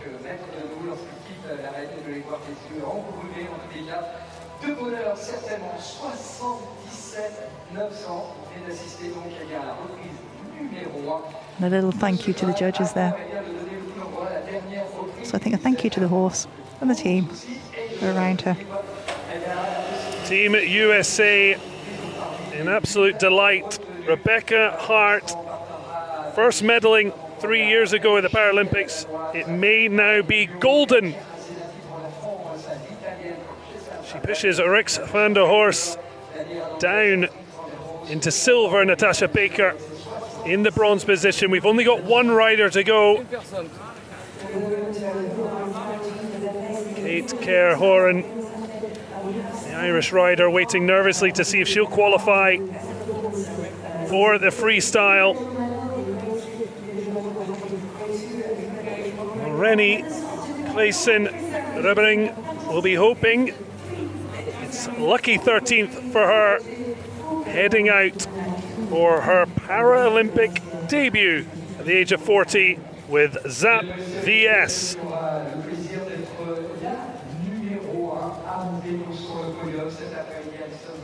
That's impressive to see rider get to this level in such a short time, taking up para dressage just in 2023, 2 years after the riding accident resulted in her impairment. She had been riding at a young age, but now Rennie Clayson-Rubbering, world number 40, making her Paralympic debut representing Sweden. So I think the experience of riding beforehand, before coming to this, because we do say 2 years to be doing at this level is amazingly quick. You know, it can take a lot longer to work your way up to this level. And of course, having ridden but then having to deal with the other challenges, it's not a given. No, it's definitely not, because some may not kind of adapt to being able to use a different way. When you've ridden without sort of physical impairment and suddenly being this, you have to adapt so much, and it's finding the way for you, and some don't. They may go to another sport. It just depends how you feel. It's also coming to terms with the fact that you may not be able to ride that horse as you did previously, but the horses just give so much to the riders. It's tremendous.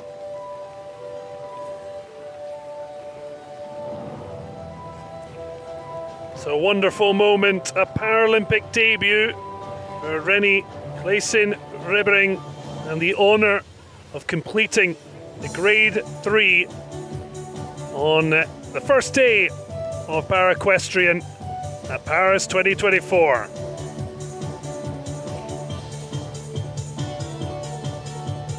And the horse just settling into his rhythm. Just looking at rhythm, balance.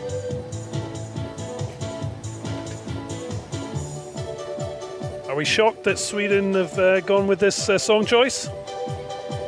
This isn't so much their choice. This is the background music for it. So it'll be interesting to see what they decide for the freestyle should she get through. But this is just background music selected by the venue. Nice bit of coincidence then. Absolutely. Again, a nice expressive medium trot. Comes onto that 3/4 line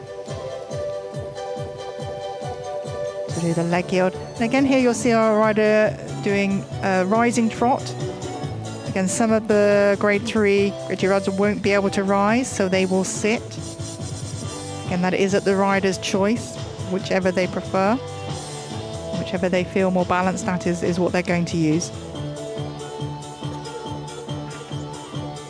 Certainly a strong start at the moment. She needs to beat 65.867% to qualify for the freestyle as one of the top 8 of our 13 riders in Grade 3. But 73.167 is the score of Natasha Baker, and therefore would be a chance to medal. Was just a little bit distracted there by outside the arena as he goes into the free walk, but then settled back down. And she just picks up the rein slightly. Again, has a rider with loop reins. There are various different pieces of tack, which is our equipment that can be adapted to assist the riders, especially the loops for a rider that doesn't have the dexterity in their fingers.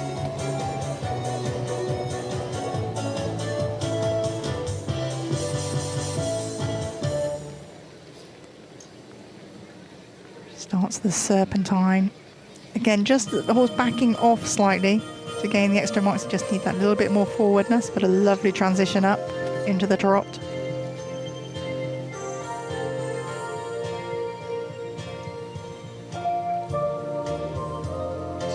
And every time you see those ears flickering back or out sideways, that's the horse just checking in with his rider.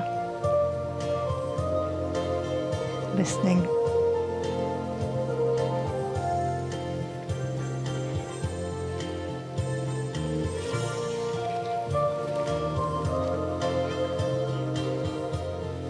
And looking for accuracy, consistency.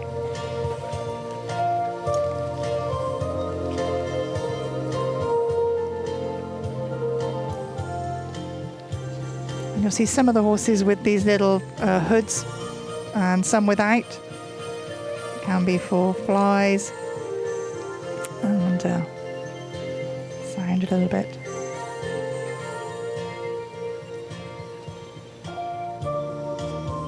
The Swedes have a great tradition of dressage.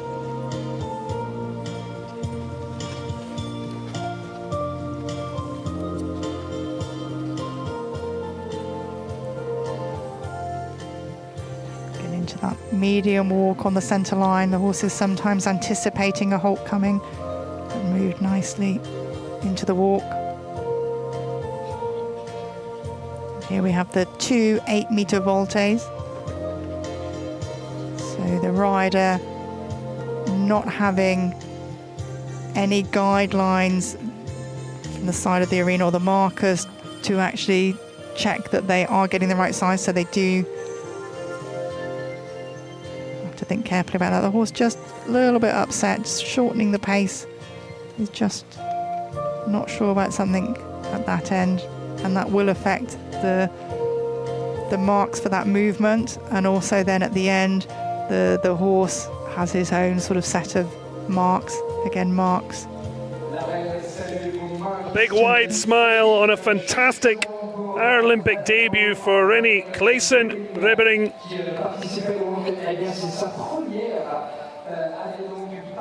And looks to have done more than enough to earn her place in the freestyle. It does mean she'll get another chance to show her talents at Paris 2024.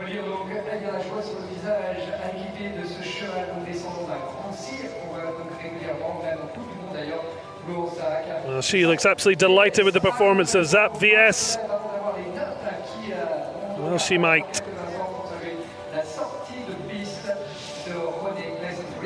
And I think apart from those odd distractions, again, the overall picture is very good. So it's a good base for her to sort of pick up from. 67.5. She'd hovered around 70 mark, dipped down, but enough to see her deny Kate Kerr-Horan, as well as Jessica McKenna, Thomas Haller, Hilary Sue, and Ignacio Trevino Puerte, who have missed out on the top 8.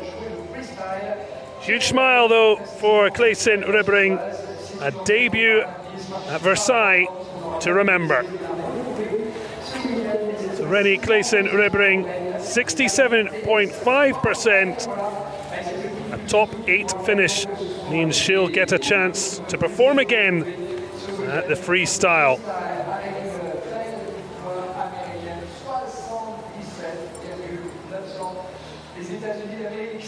That also means our podium is set. Rebecca Hart, at 39, after a first Paralympic medal in Tokyo, is finally golden. 77.9%, enough to take Rebecca Hart to the top of the podium. Rix van der Horst, who was there for so long, dipping into silver as Natasha Baker adds a bronze to her palmarès, and the top 8, rounded off by Clayson Rebering, will be back for the freestyle event that will be taking place following the team event.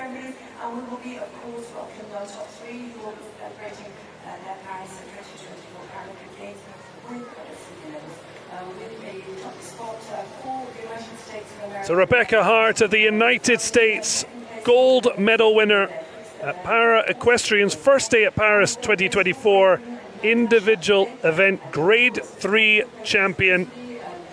Rix van der Horst, silver for the Netherlands, and Great Britain's Natasha Baker taking bronze.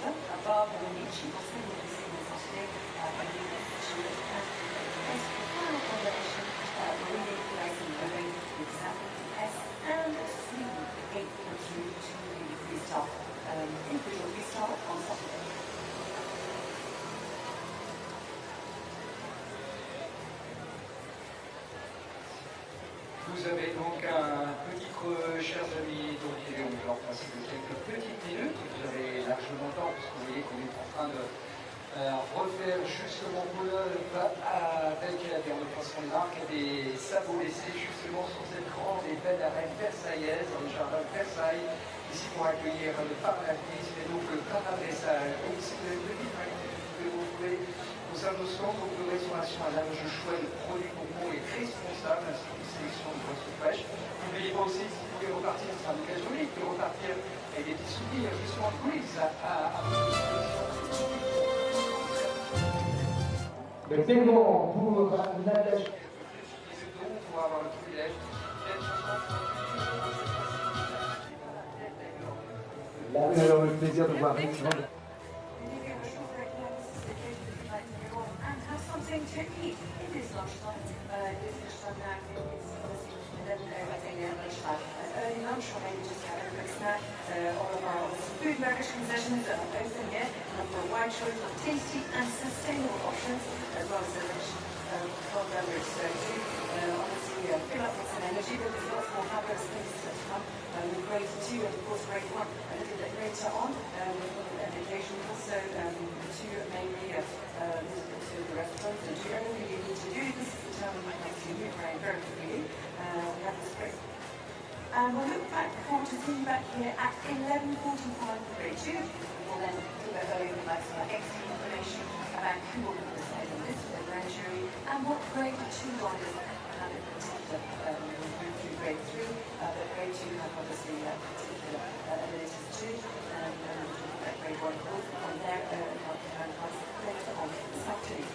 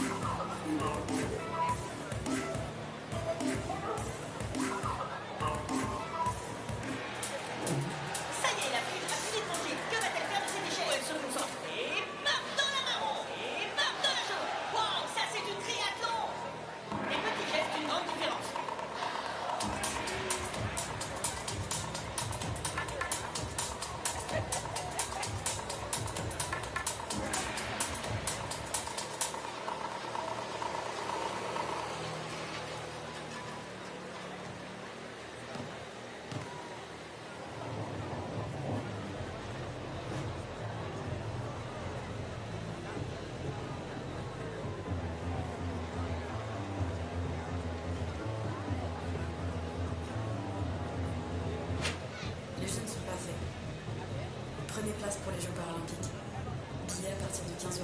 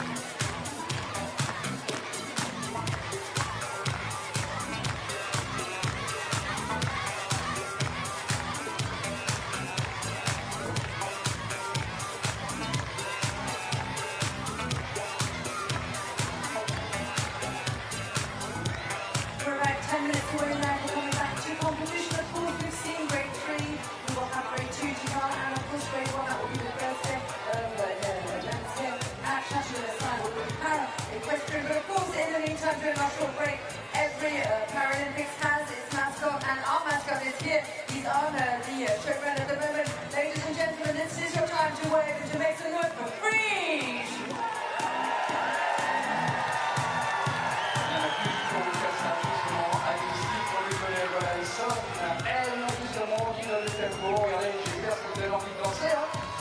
C'est bien la stade des jeux, c'est bien ce modèle phrygien qui nous permet de l'avoir baptisé Frige maintenant, qui est en train de faire danser les tribunes ici à Versailles. Bienvenue donc pour ce rendez-vous Paris 2024. Ces jeux donc par l'invitation qui permet d'assister loin à ses premières reprises. Allez, on vient Paris. And the song, of course, is Around the World in Frige. He's known around the world now. He's become quite iconic, actually, Yannick. Obviously, when he first came out, not many people around the world knew of Frisian hats and represent France's, obviously, equality, liberty. But, of course, Frige has become a star in his own right. As you can see now, waving away. Everybody knows who Frige is. If you don't know, do take some photos of Frige and maybe share with your friends and family, because Frige is somebody you need to have on your phone for this iconic evening of these 2020 pour Paralympic Games. Et donc, dès cette liste, Chateau, vous connaissez tous les réseaux sociaux qui se feront d'oreilles, donc si vous voyez Frige, justement, sur l'occasion, nous photographierez, donc le beau cliché seront les bienvenus. Voilà, Frige Around the World. Ça va permettre à bien de saluer, évidemment, celles et ceux qui ont fait le déplacement du monde entier pour participer, justement, et de vivre avec nous cette Paralympiade ici au Château de Versailles.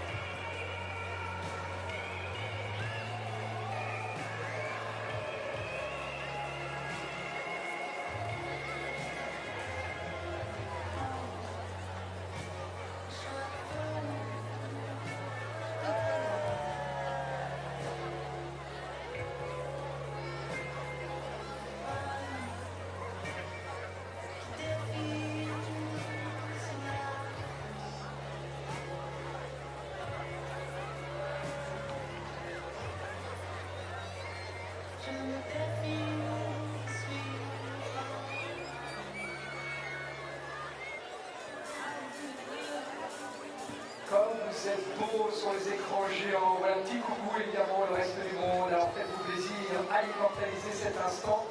Voilà, petit clin d'œil de l'équipe de production de l'ES qui vous permet justement bien de repartir avec ce beau souvenir. On est à les quelques minutes, 5 minutes maintenant. Avant la reprise de la compétition, on va vous inviter gentiment à regagner vos places, vous installer dans le calme. Vous avez le temps de regagner justement ces magnifiques tribunes, support justement du para-équitation qui nous permet de vivre au rythme de ce que nous aurons le plaisir d'accueillir Dans quelques 5 minutes, on va partir en Allemagne, le Japon, les États-Unis d'Amérique, le Canada, l'Australie, l'Autriche, la Grande-Bretagne et le Danemark. Bref, ça va se faire 9 reprises, d'un coup d'un seul d'ailleurs, avec le plaisir et bien d'assister dans quelques instants. À ça, c'est bien le grade 2 qui va débuter dans quelques courts instants. On passe. Usually, that's right, the competition we have 3 different grades. We've already seen grade 3, we'll be having grade 2, finishing off with grade 1. Grade 1 will be obviously the riders who have a significant disability. But the grade 3 you see, grade 2 will be performing at a walk and a trot. These are riders who have a disability to affect their sitting position or more their trot and fall forward. So again, we have specific adapted dressage tests for each of our grades. Those that are competing in grades 4 and 5 tomorrow, you'll see. We'll be doing walk and trot and canter and some lateral movements, but today with grade 2 who are coming into ring, they'll be doing walking and trotting, and again we will start that with some riders from all over the nation, all over the world, Germany, Japan, USA, and 9 in total competing in grade 2 in Paralympic here at Chateau de Versailles. Nous sommes allés dans moins de 4 minutes avant la première reprise. Madame, Monsieur, venez vous installer dans le calme. Vous avez compris en tous les cas bien le message qu'on a pu faire passer, notamment pour le calme. Alison vient vous rappeler justement le déroulé de cette reprise du grade 2. On va aller voir donc tantôt au pas au haut, donc avec le même système justement pour applaudir les cavalières et cavaliers, c'est-à-dire pas de clap dans vos mains, juste les mains levées, si vous voulez bien. On va essayer de le faire encore une fois ensemble. Si vous voulez bien lever vos mains, les agiter un petit peu. Voilà, c'est comme ça qu'il va falloir applaudir l'ensemble des cavaliers. Parfait, vous pouvez secouer vos drapeaux dans tous les sens, lever des chapeaux tout le monde allait, et surtout pas de clap. Donc les mains levées et on les souligne.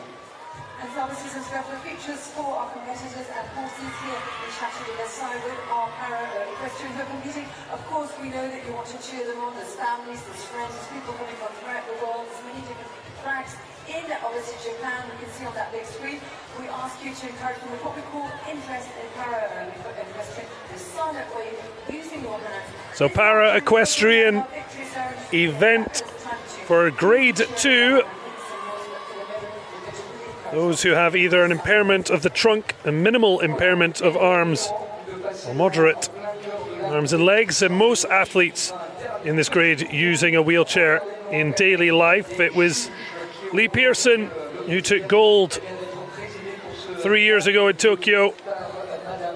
So it's in particular Peppo Pusch of Austria and Georgia Wilson of Great Britain who are in the 9-strong field, who will be looking to try and upgrade silver and bronze respectively. Unfortunately, alongside a multiple Paralympic medalist in para-dressage, Deb Criddle, alongside me. How excited are you for the 9 we're going to see in this grade 2 event? Great competition it's going to be today. You've got the experience of Peppo against sort of Katrine and Heidelmarie, Dressing just coming in now. So yeah, there's a great depth of sort of knowledge riding in here, experience, and so Heidemarie Dressing of Germany heading out, made her debut 3 years ago at the age of 66 with Du Loop, looking for magical loop around this incredible backdrop. Chateau de Versailles. The weather, it's safe to say, has improved drastically, and the crowds filling out ahead of more top class para-equestrian, the first day of the event here at Paris 2024.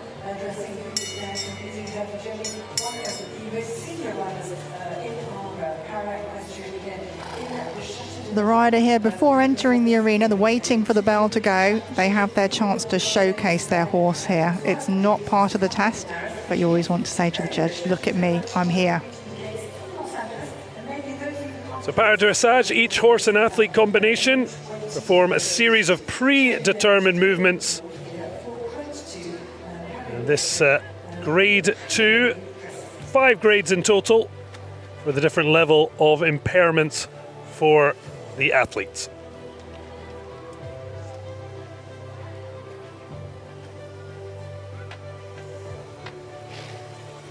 First out in the individual event, grade 2, on day 1 of Para-Equestrian, Heidemarie Dressing of Germany with Du Loop.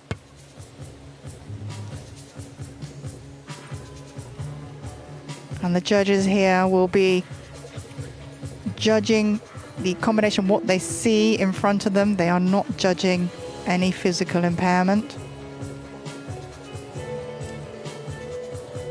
This test starts in medium walk with a transition as the rider passes the marker at H to working trot.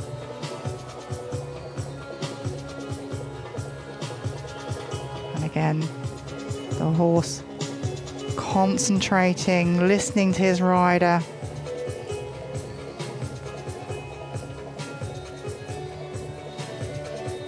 Just not quite going into the corner there. I think just something caught the horse's eye. Onto that centre line. Ready to start the leg yield. Horse has to move sideways and forwards. So these grade 2 riders, you can just see the rider using their weight slightly to help the horse step sideways to the edge of the arena. And each athlete has to find the best way for them to communicate with the horse, depending on the types of impairment. They do indeed. And what's right for one person won't work for another. It's very individualistic. And this just flowing. We're looking for the throughness from the horse from behind. They're just like asking the horse to come back a little bit. You saw the hind legs just step a little bit quicker. So getting the power back in the engine there to move into the next transition.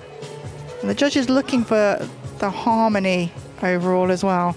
They still want the horse to be round, through, flowing. That's quite an amazing journey. 3 years ago, Paralympic debut. And last year, becoming a European champion on home soil, double gold in the individual event, and the subsequent freestyle event, which the top 8 in this event will qualify.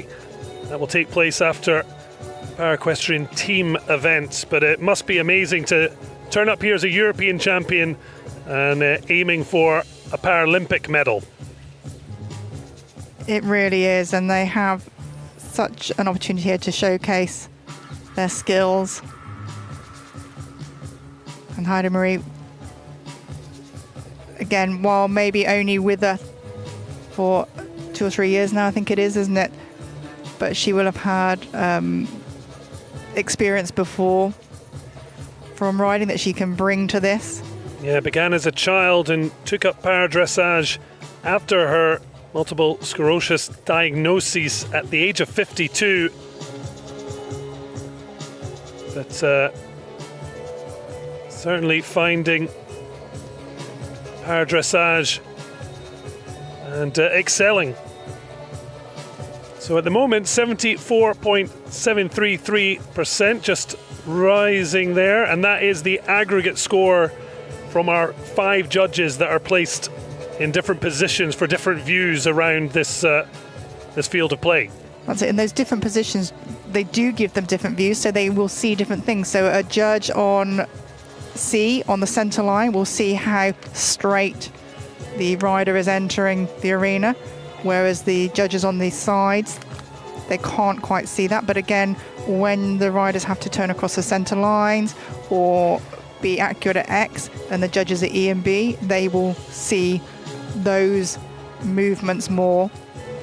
So that's why you can sometimes see a little bit of difference between the different judging positions. But this is just such a lovely, it's a harmonious flowing test. I really like this. Again, the horse going forward. There's some elasticity in the steps. And certainly high 70% is putting you in, you'd imagine, a chance of a medal. That's it. You really need to be up in this sort of score zone. To do a little kind of hiccup there. The horse just wasn't quite sure what was happening. Going to show those medium trot strides or lengthened trot strides in the grade 2. So they don't have to be marker to marker. It can be gradual. Transition there at A. And again, the judge is looking for the outline to remain unchanged, so they're not being sudden like as the horse comes down to in a pace for the head to come up, or it needs to be sort of staying very much the same. Yeah, predetermined routine. The top 8 will get the chance to return to this incredible venue when they'll get to show their own personality in the freestyle. Just coming through on this centre line to hold. Well, an architect by day, could she and Dulup be the architects of a golden performance?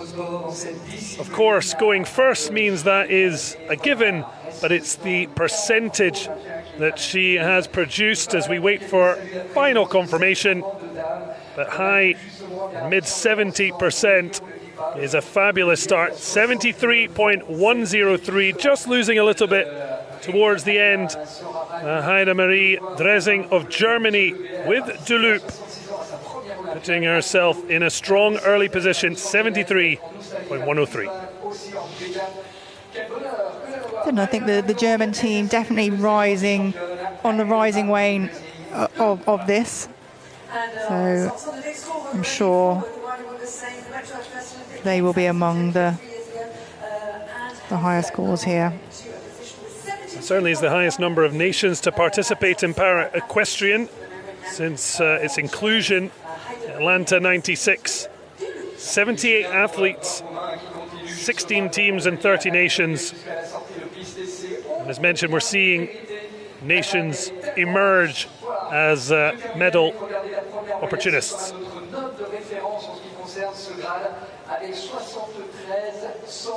So the waving, applause,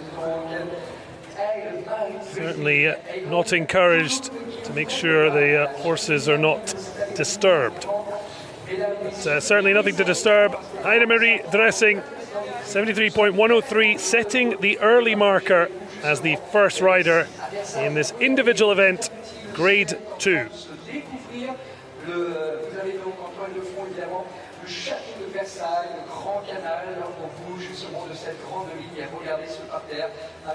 As mentioned, an incredible backdrop of the Chateau de Versailles and the canal that separates us. A fair 3-kilometre jog up to the Chateau. We haven't quite decided to take that on just yet as we focus our attentions here on day 1 of Para-Equestrian at Paris 2024's Paralympic Games.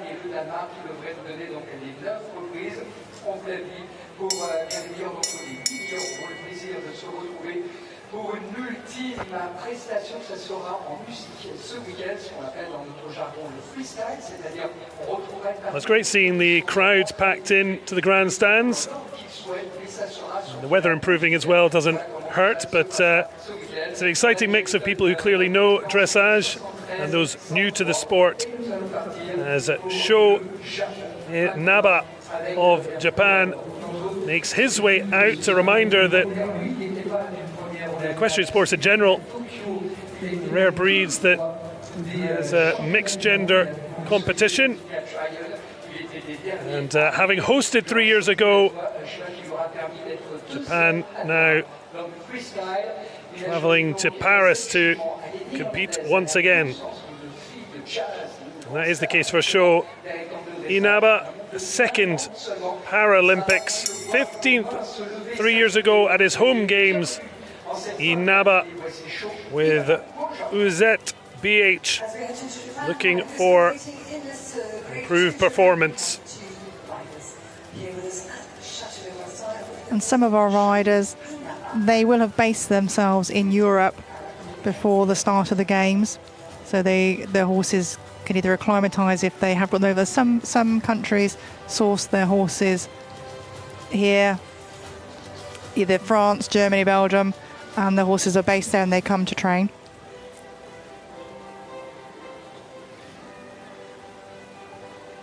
So after the joy of performing at his home games 3 years ago in Tokyo, Sho Inaba of Japan prepares for his second Paralympic journey. The entry in this test in medium walk and the halt and then proceed in medium walk, and that can actually be, that's still quite a difficult. It might seem, well, yeah, we're just walking in, but to have the accuracy to keep the horse straight, the judge at sea is watching every moment, every deviation. And quite a big, loose-limbed horse.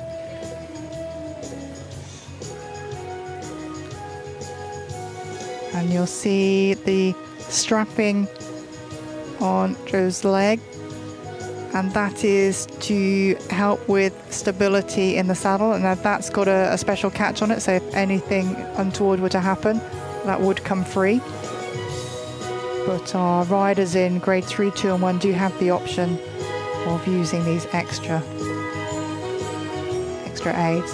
Again, just showing the leg yield to the left, rider using their body weight, their legs if they're able to use them, and just to get the horse to sidestep.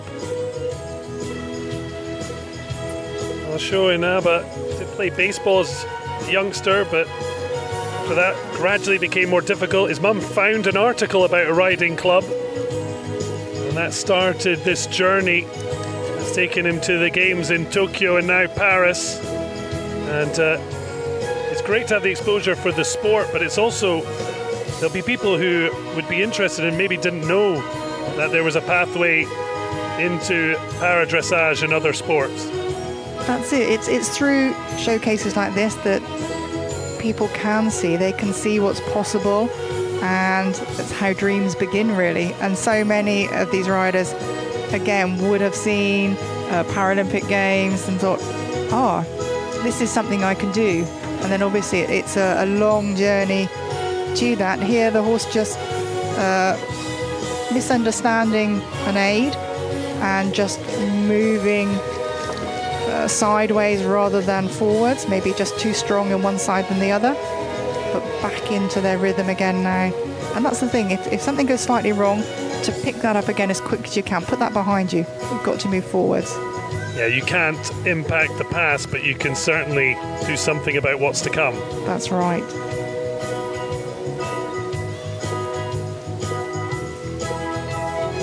Almost just a little bit reactive. The ears pointing forward. His attention is not on his rider. He's looking at what's around and what he might be walking up towards. So he wants ears out to the side are a great sign. Ears slightly back, flickering back, listening to the rider.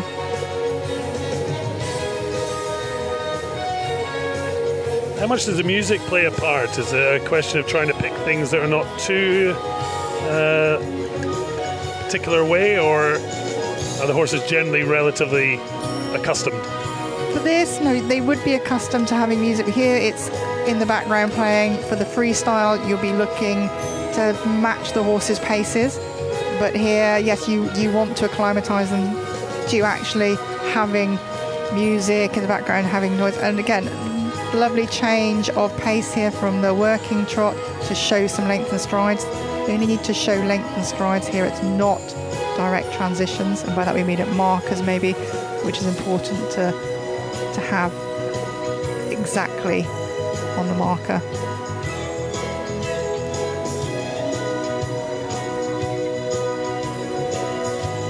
Showing some length and strides.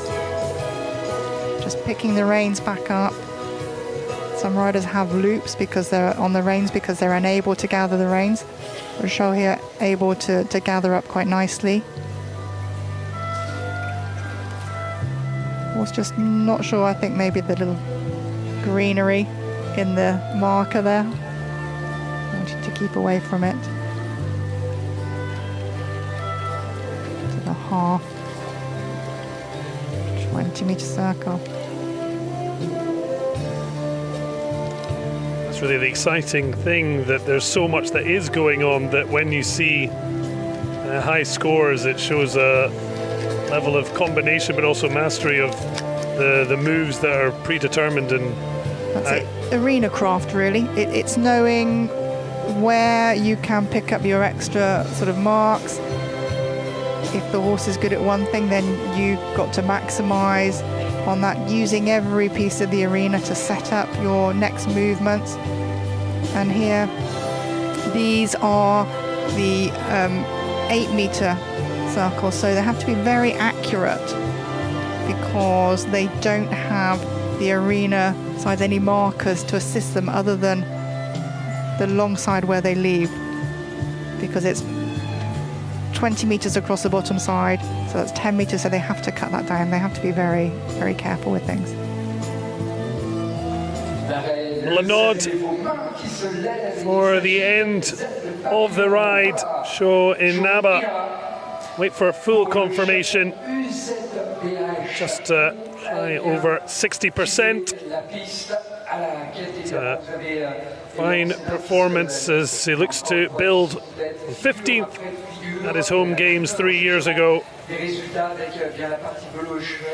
Always try to be better than yesterday is Inaba's motto. Certainly doing himself proud today. 61.759. Show Inaba currently ranked second. Just here we see where the horse just lost his balance and misunderstood an aid, and then rapidly got that back together.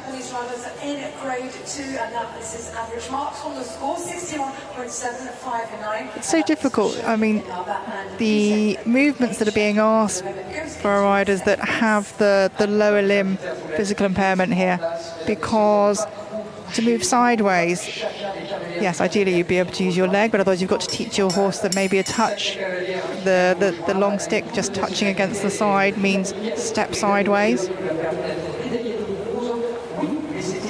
Inaba finishing. Fiona Howard of the United States, ranked best in the world with Diamond June, looking to uncover a diamond in the rough of a Golden Persuasion, but this still is her Paralympic debut, so plenty of pressure.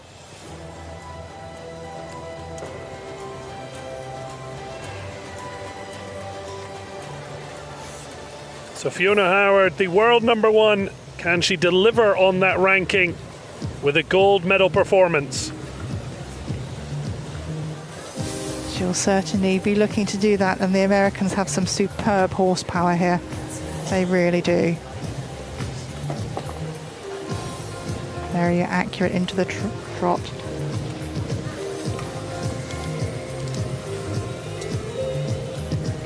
Howard, born in England to an American mother and British father, but moved to the US 2016 and did compete in non-para reining junior international level back in GB. This horse has a super big walk here. See how much it's overstepping the hoof prints left by the hind feet, stepping over those left by the front feet. And here in this leg yield, moving sideways and forwards.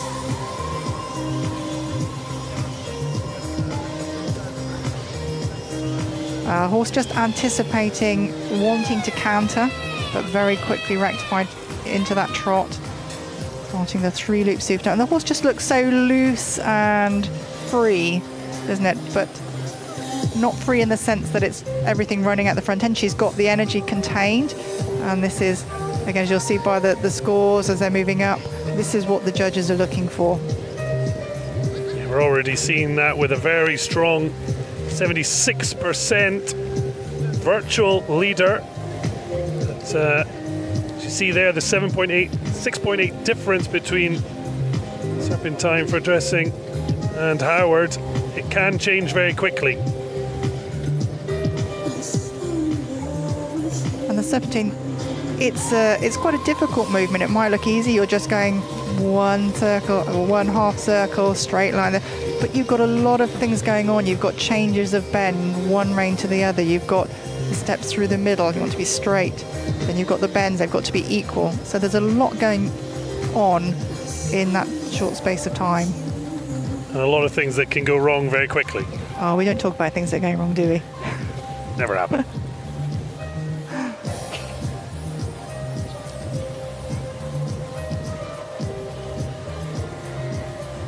She splits her time between Wellington, Florida and Hagen in Germany, coached by US para dressage rider Kate Shoemaker, who won bronze in the team event in Tokyo 2020. And very accurate at the markers. The judges looking for this. Points to be gained or points not to be lost. And that way.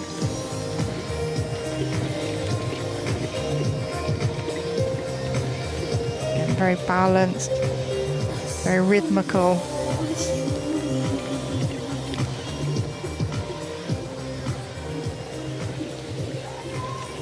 Showing the length and strides.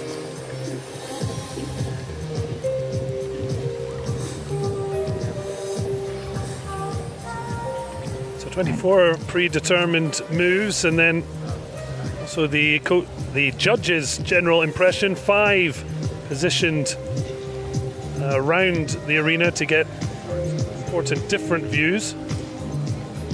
So it's an aggregate score of the 5. Sees Howard for the moment just with the edge over dressing the German athlete going out first, and will be looking on like nerves. Our riders in the grade 2 here, they can use their voice as an aid. They are allowed to do that, so that will have been something set up between the horse and rider early in their training. You might have sounds or words to mean something to help them. And that's something just from grade 1 to 3, whereas 4 and 5, that's when... That's a big no-no, yes. No. So 5 grades in total. This, the individual event, grade 2. And the world number 1 is certainly bringing her best, Fiona Howard, on Diamond Dunes. Just completing that 8-meter volte, and that you have to, small things like that, you can pick up so many more marks by your accuracy. Obviously the rider at the end of the test, the judges have marks for riders, general impression, equestrian feel and skill of the athlete as she comes into the halt. Well, it's one thing to arrive as the world number 1. It's another to bring your best on your Paralympic debut. But there are some tears, thankfully for Fiona Howard, look to be tears of joy as she waits for confirmation, but looks to be moving into the gold medal position. 76.931. It was very close between, but Diamond Dunes and Fiona Howard lead the way in the individual event grade 2. Well, it was tight between her and dressing for a bit, but in the end she's ended up with a decent gap to lead the way. There is, I think, definitely a diamond of a horse that she's sort of found here. Really, really is. It's just, the overall impression is just of ease. You know, it seems effortless. And again, so much work that's gone in, and yet you make it as if, the easiest thing in the world. Yes, yes. And that's all the homework, all the hard work gone in at home. Obviously they're here. There's no, well, they do have their training here, but if you haven't put that homework in before, then now it's too late. But that is just, to me, it's just such harmony. a really, really lovely test to watch. That's going to be hard then to keep that flag off the top of the podium. Fiona Howard with 76.931 leads the way in the Grade 2 individual event. Marie dressing down into silver. Howard and the German qualifying for the freestyle for the top 8. Only one will miss out. Roberta Sheffield, world number 7, heading out as she looks to perform with Ferusa. Her third Paralympics after Rio and Tokyo. She's been on an upward trajectory. Can she make it to her first freestyle event? Could she even battle for a medal?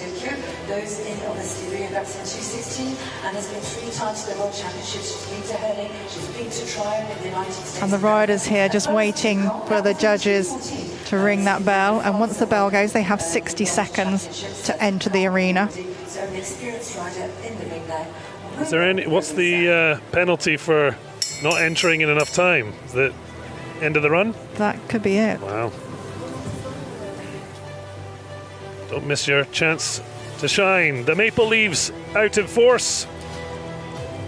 Roberta Sheffield out to perform the first Grade 2 event on day 1 of Para-Equestrian at Paris 2024.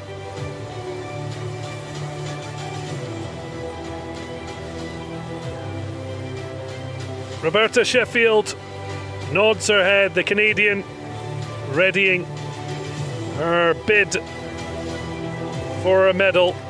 Came close at the World Championships 2 years ago. How will she perform here at Paris 2024?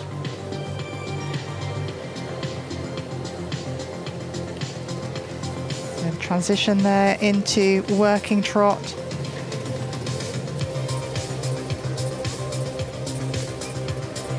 And this half 20-meter circle. Onto the diagonal. Judges looking for accuracy at markers. The rider's body ideally wants to be at the marker. So the horse would just come back slightly before. Maybe that into the walk.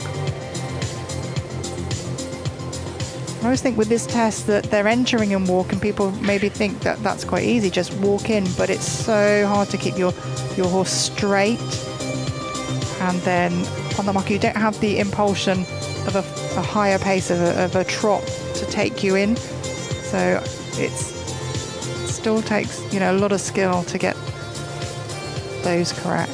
You obviously have to be very careful with your movements because anything could be providing the wrong signal. That's it. I could upset the balance. Just a little weight shift, especially for the grades 1 to 3 who will have trained their horses to work on the minutest aid, then yes, that could do that. But again, overall impression here, lovely, round, picture of harmony. Ferusa here with the ears sort of sideways, listening, flickering, listening to her rider.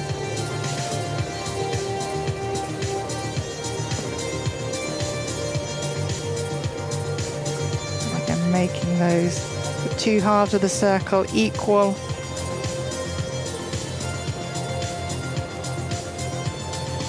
Judges at the different positions, the 5 judges in their positions, get a different sort of view of the movements depending on where they are.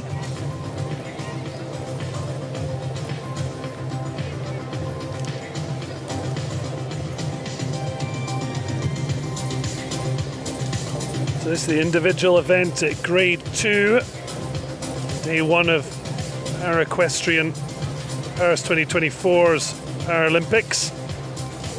Predetermined moves for the duos to traverse.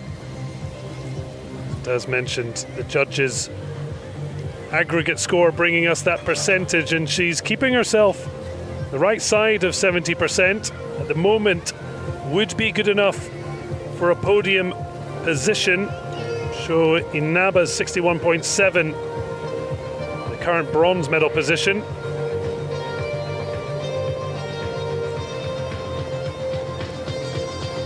But accurate at the A marker for that transition.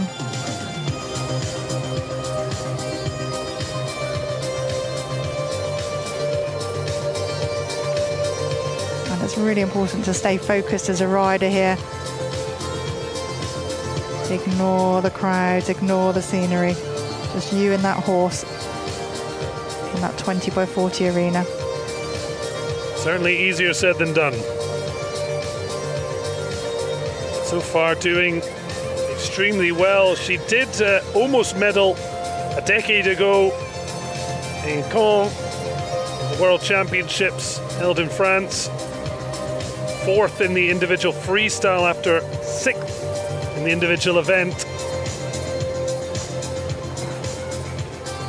Again, there's the free walk, the length of walk, giving the length and strides, giving the rein away slightly so the horse can stretch. And then judges looking for a smoothness of collecting the horse back up, taking the reins back up, so that it doesn't affect the balance. Well, Roberta Sheffield seems aptly named given she was born in Great Britain, although she made the switch to representing Canada in 2013. And 2019 she launched an online mentoring venture, Heart Horse Dressage, saying that when she started out on her crazy dressage journey, she didn't have a mentor. And imagine that's so important for people to have help and aids if they're trying to get involved in the sport. It is. You just want that experience, that support behind you, that just helps you on your journey, because there's so much to take in, so much to learn, and just missing out one of those steps on the way, then it can really set you back in your training. You know, there's a set route you want to go through to do this. Say it will take you back steps if you try to take shortcuts, and just having that mentor and somebody in the background to guide you is so important. A nod, a smile, and a big cuddle for Verusa. They are waving in the stands, silent applause, not to frighten any of the horses.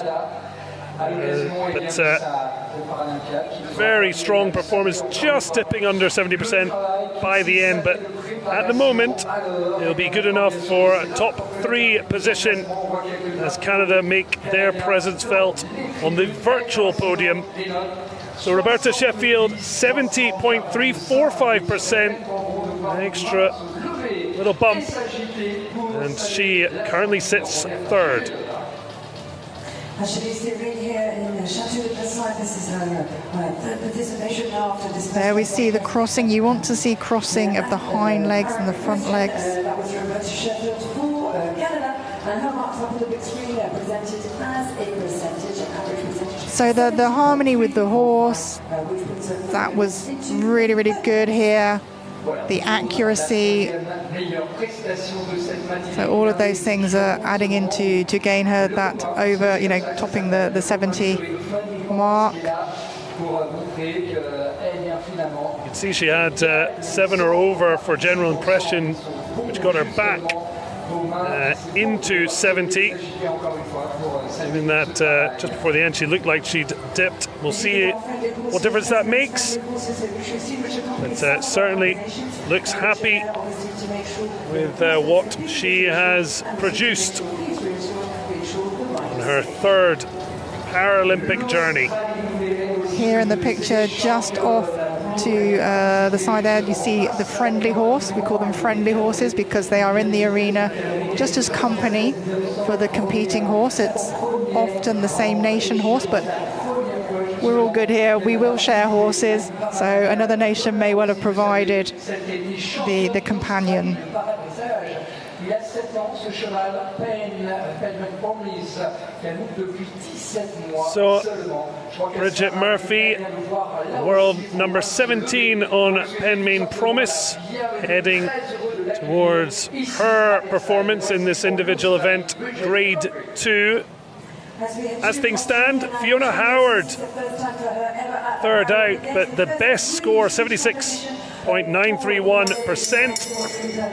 Heidemar Dressage of Germany, currently in the silver medal position, and Roberta Sheffield, who is in the bronze position. But the Australian, Bridget Murphy, will certainly want to have a say about that current order.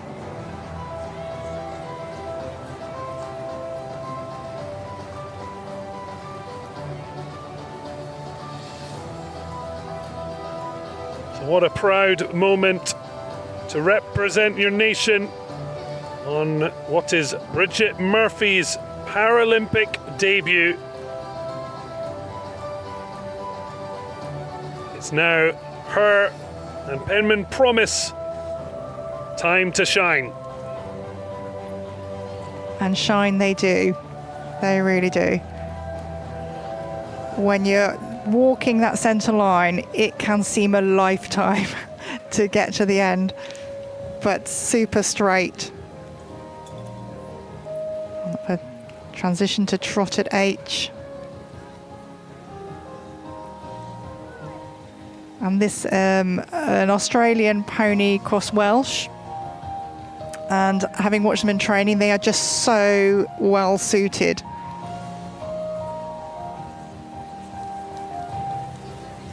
One of the most interesting things is a lot of athletes talking about the horse seems to know that there might be they take more care, or they're very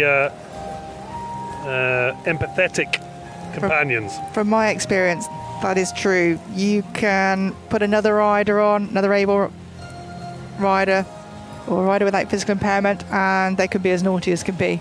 And you pop your rider on, and it's just like a switch flicks, and they just know. I'm positive, you know, they know. Again, here the rider, because shorter legs in a sense, the aids are coming from higher up on the horse's side rather than lower down on the belly. So it's something the horse will have learnt that's what the aids mean for our rider. An able-bodied rider is able to sit on a grade 1, 2 or 3 before, but the rider must be back on for the final 10 minutes. I guess the important thing is it's creating and then confirming the lines of communication, whatever they might be. Yes. The horse or pony has to switch between the two. And again, just look at those ears flickering. He's listening. He's tuned into his rider, waiting for the next instruction. It's interesting, those little tidbits that make such a difference to viewing the sport, because you can start to see those cues that allow you to understand the synergy that the pair are looking for. Yes, very much so. And it's such a harmonious picture here. Judge again looking for the rhythm, the harmony, the balance, and that's exactly what I see here, you know. And yes, for the medium trot, the length and strides, you're not going to see so much difference between the paces. 5-second halt here. And riders often have their own little system. For me, I used to count monkeys. So not actual monkeys. You didn't bring. No, I didn't bring any.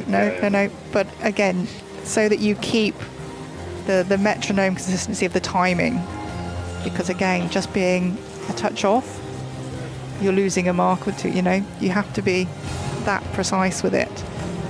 Got to have a good internal clock. Definitely.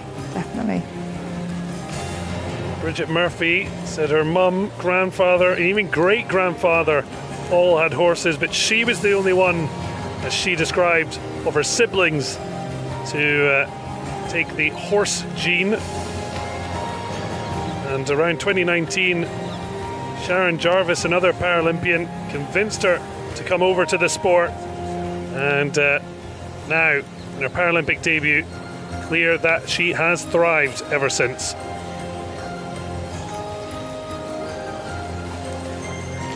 She's using every inch of the corner there to set up the next movement. It's so important to do. Just a little bit of anticipation there.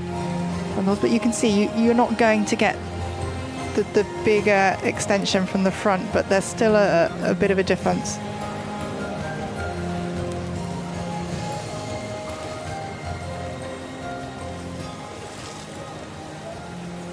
So you can see our current leader, Fiona Howard's percentage at the top there, 76.235. Murphy, 67, 66 now, but she's just a little bit off the podium, but at the moment, be a virtual 4th place. There you see the dexterity the riders must have in their hands, their fingers, to gather those reins up, because they do need to give the contact away. Not fully give the contact away, just let the horse stretch their neck down.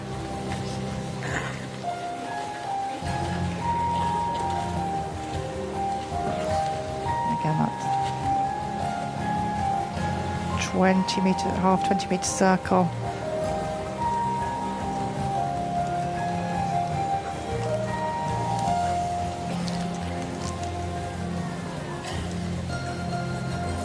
Back onto the diagonal with some lengthened strides.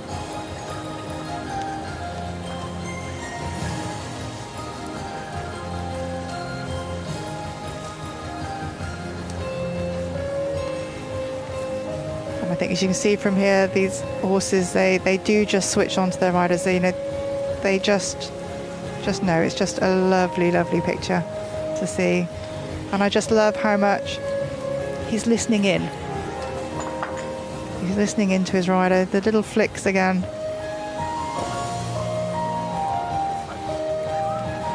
This is the thing, the horse is not going to it's going to do what they want, and at this point they're happily teammates in this pursuit. They are indeed. Bridget Murphy said, keep your mind open, heart kind, values strong, and your horse as number one always. And certainly looking a very happy rider. Kangaroos being with the Australian team as she salutes the crowd here at Chateau de Versailles. What an opportunity to make your Paralympic debut. And all the silent applause, the waving of the hands, the butterfly hands. It's just lovely to see.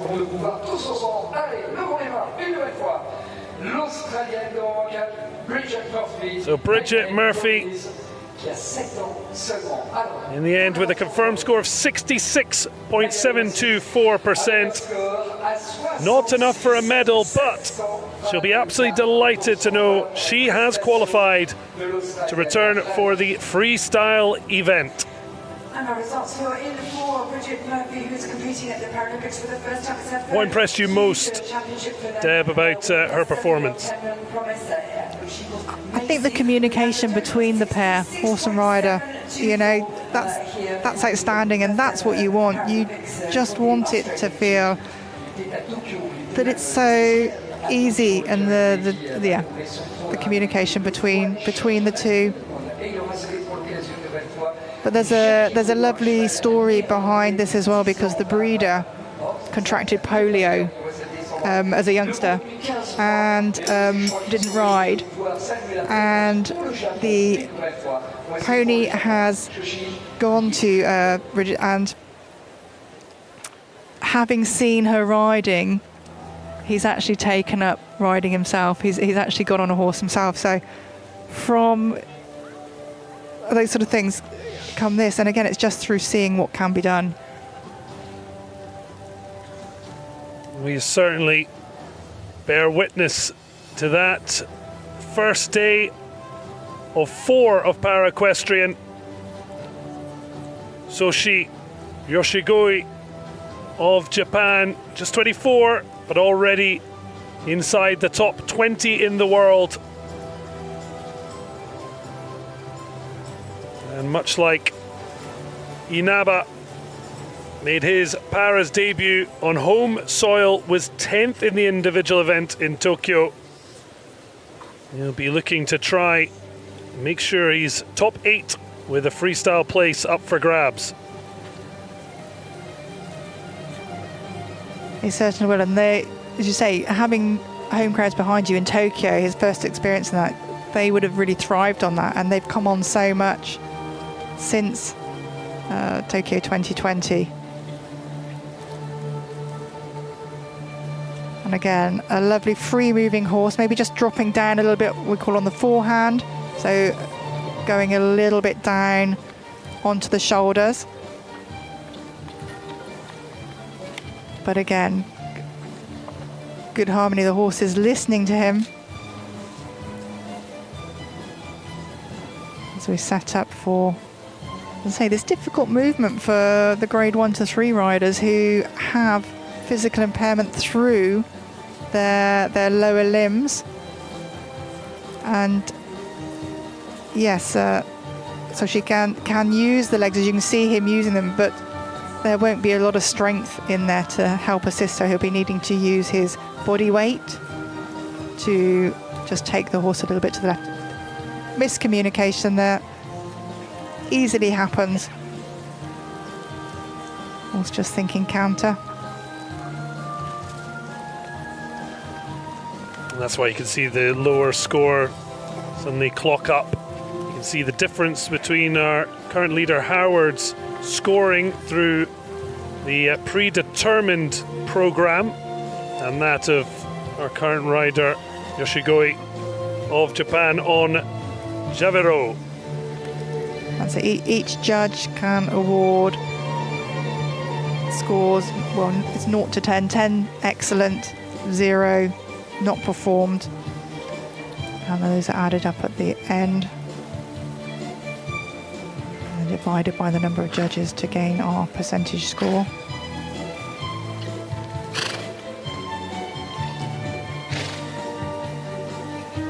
And you see here on the reins there are some loops. It just enables the rider to keep the rein. Actually only one loop on the right rein, but these are all our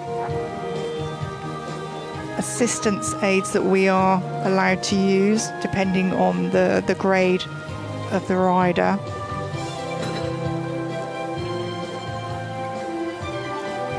Well, you mentioned the breeder with polio who took up the sport after watching Bridget Murphy on Pennine Promise.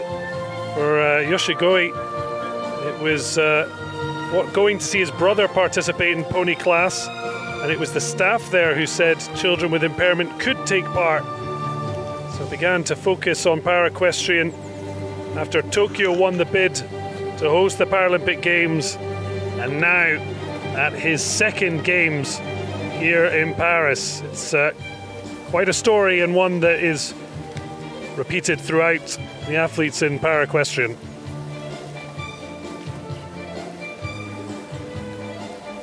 There's so much forwardness in this horse, and that's great to see. And again, the length and strides there just needs to be a little bit more contained at times, and his marks, he would be really sort of much higher up in that scoring system. But it's a promising pair. As I say, the Japanese have great horsepower.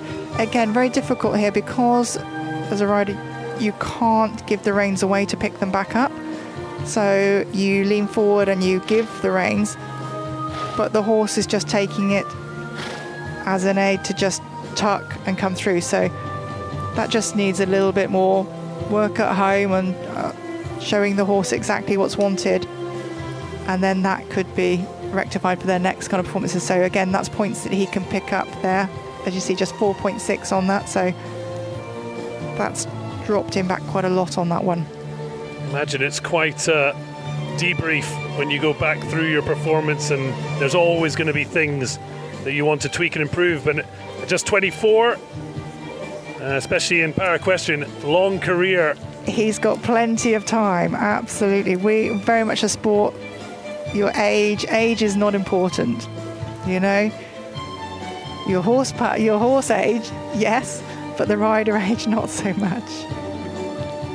It's fascinating because you see athletes who just find that perfect synergy with a horse, and their results can change drastically because it's understandably the biggest part of it. It is. And that's it. This is just one moment in time, a very special moment in time, but this is one moment in time in a rider's career, so he's got plenty of time. And coming into that walk, looking for straightness. Don't forget the judge in front of them can see everything. Huge smile. It's obvious dreams of medals, but it's also getting the chance to perform at this exalted level, and it's such an iconic venue, the first UNESCO heritage site in France, the Chateau de Versailles. As we look down, and Soshi Yoshigoi is elated with his and Javaro's performance. May yet be enough to return for the freestyle. We'll wait and see, but 61.724 for Soshi Yoshigoi of Japan to be sixth so far.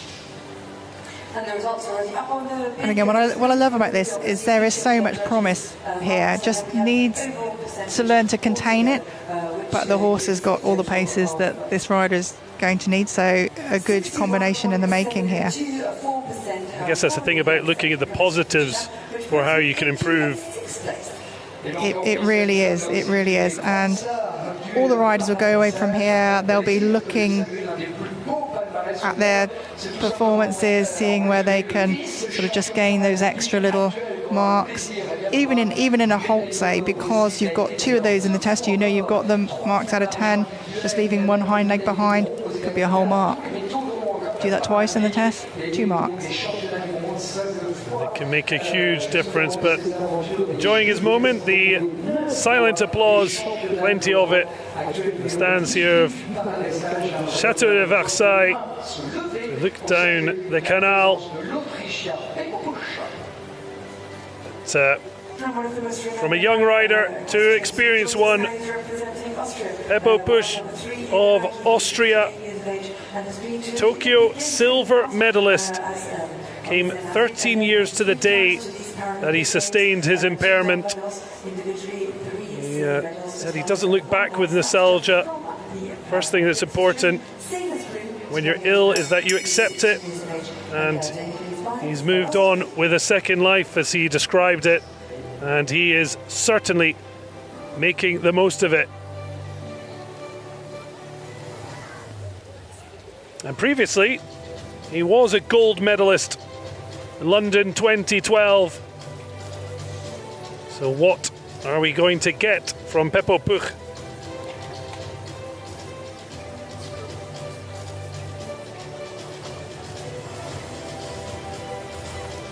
Definitely a seasoned competitor, and he will know where he can make up every single mark on this.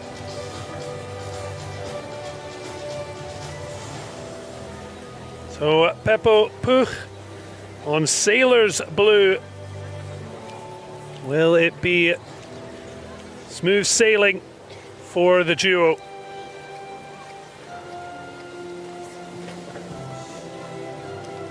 So 2 golds, 3 silvers and a bronze over the previous 3 Paralympic performances. What will he get at Paris 2024? Lovely smooth transition up into the working trot. And you'll see here Peppo using the 2 sticks, no use of his legs, so those will be used as a guiding aid for the horse. And if you just see how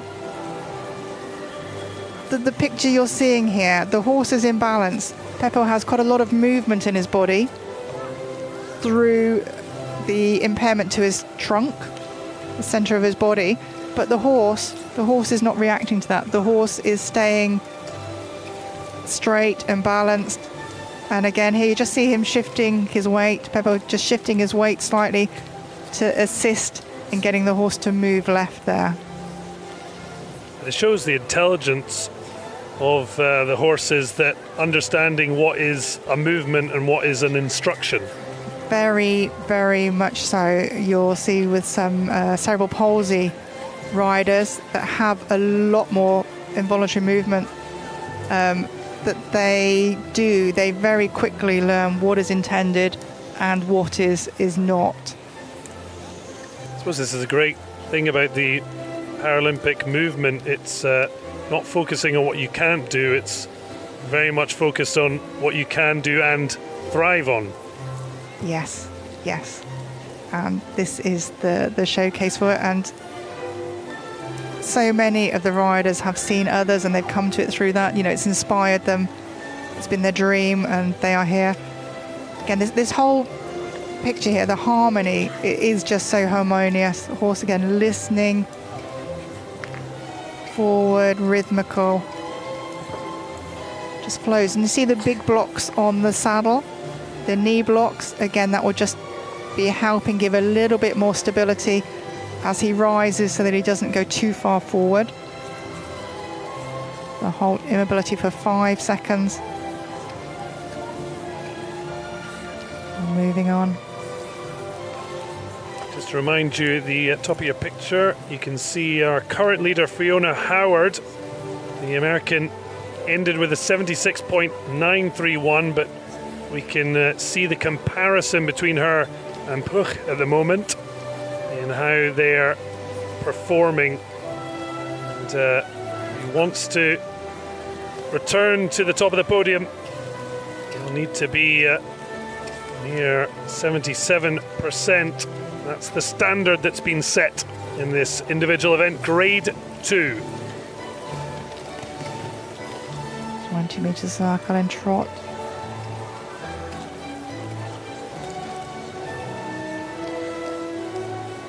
Come across to show the lengthened strides. Just looking to see a difference between the working pace and the medium pace, somewhere in between those lengthened strides.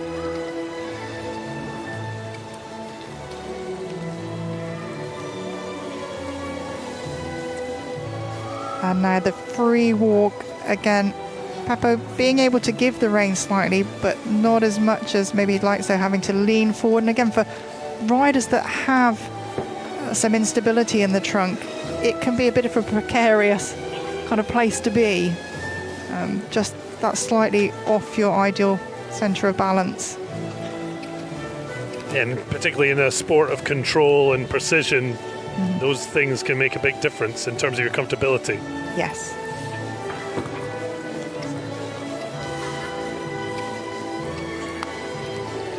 This horse here has a breast strap on, so it's got the strap around the neck, and that can be to help keep the saddle in place, but also that will act as there'll be a little strap on there for Peppo himself if he needs a little bit more stability.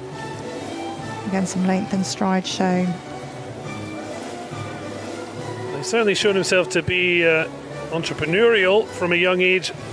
He still owns the chimney cleaning business he started at 15. Quite impressive, although leaving others to the chimney sweeping. But did also say brilliantly, in my sport, we work together with a living being. That's a horse, not a tennis racket, which I think is clear for all to see. I think so.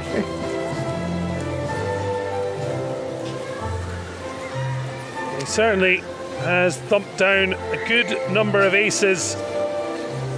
Whether he's got the one needed up his sleeve, we'll wait and see, but I think it's great just seeing the absolute joy of each competitor. The result comes after the joy of representing your country at the Paralympics.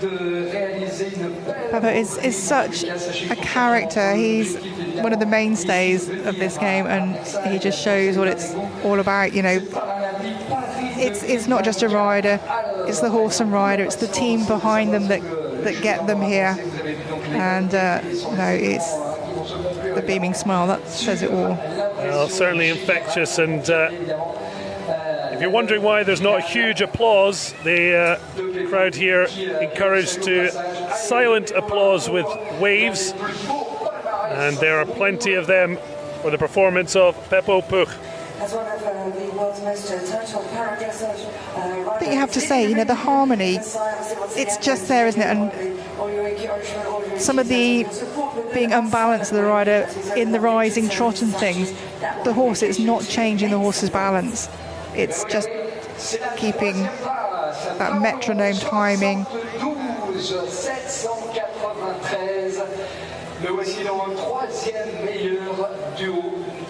Again, rider focusing on the arena itself, not what's happening around. Wonderful pictures of the Austrian with his sailor's blue, Peppo Puch, with 72.793%. At the moment, it would be good enough for a bronze medal.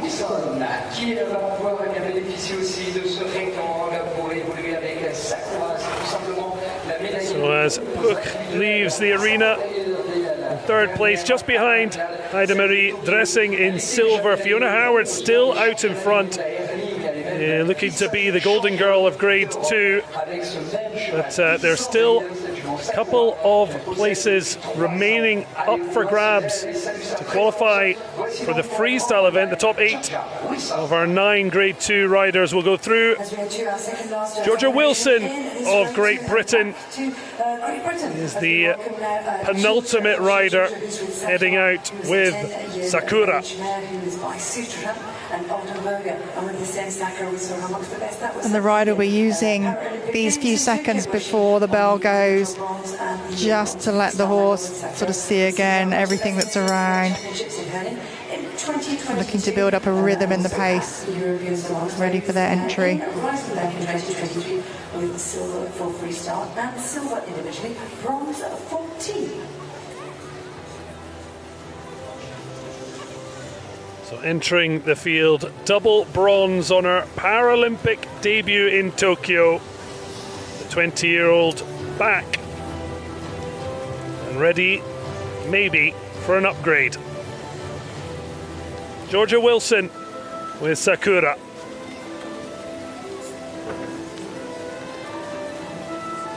And the smooth move off from the halt. So she's looking for the straightness and the balance in the walk.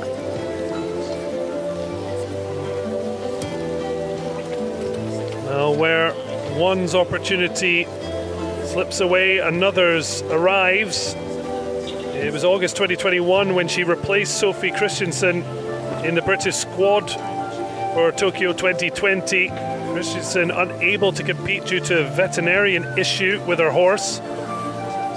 But, Georgia said while she was sad for Sophie, she was delighted with her call-up, and a late call-up and you leave with double bronze. It's pretty good. Can't beat that, can you? I'll say it's you always have a bit of a mental sort of battle with yourself that you've got that place because someone else has had to go, and yeah, but you have to take advantage of opportunities that are given to you. Now looking to grab this one in front of her with the Chateau de Versailles in the background. What I love about this serpentine that she's on now, as the horse comes across the centre line, there's no change in its frame. It's just rhythmical, it's still. So that will be of help to her in the markings there.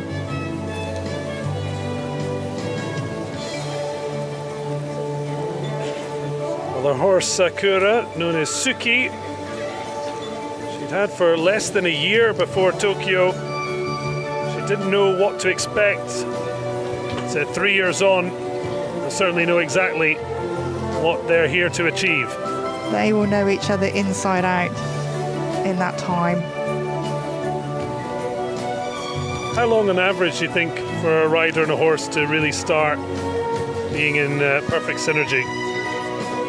It really does depend on the horse and its temperament and its, I guess, its willingness to work.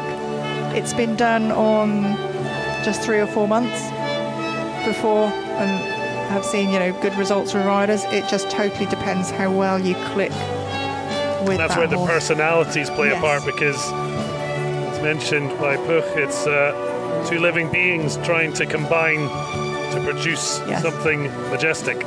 Yes. She's certainly doing that so far. She, so far, near the midway point of the predetermined routine. She is very much in the battle for a medal. A long way to go. So Georgia's using 2 sticks. She has those as backup for her legs if needed. It's one of the allowed aids that they can have. Just a little bit of unsteady steps there in that lengthened stride, but quickly back into rhythm again. She'll be looking for accuracy at every marker. Yes, each section scored out of 10 across 5 judges, the average taken. Then we end up adding together to get our final percentage. So the reins that she's using, she has some extra loops on there, so she can change the length there if she is quick enough with her fingers to do that. Would use those on the lengthened maybe.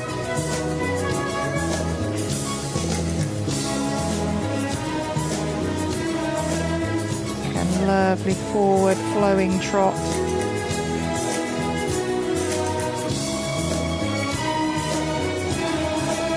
Showing that difference between the length and the working. So she's also giving marks for the transitions. So that's a separate mark out of 10. Sometimes the transitions are included within a movement, but others have 10 points of their own allocated to them. There also is the general impression, so that's why when they complete their run, we particularly the athlete have a nervous wait to see exactly what their final score is.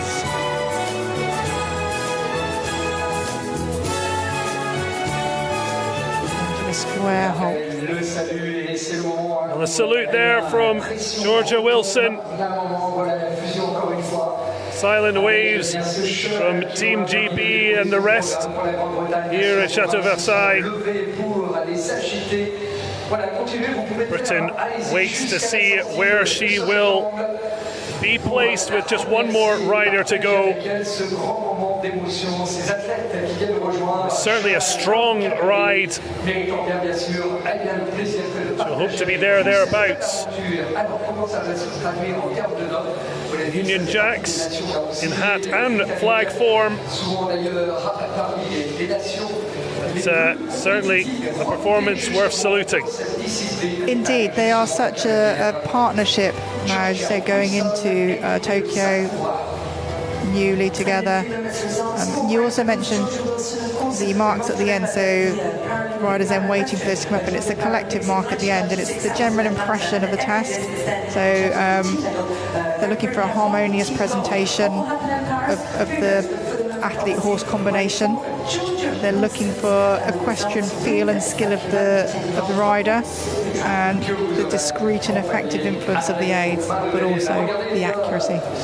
Georgia Wilson certainly impressing on Sakura. It was double bronze in Tokyo. She is currently in the silver medal position. meilleure performance, 73, 414, assuré bien sûr d'être qualifié. Well, not quite enough to rival the brilliant near 77% of Fiona Howard of America, but Georgia Wilsey going above Heide Marie Dressing of Germany to sit in silver position.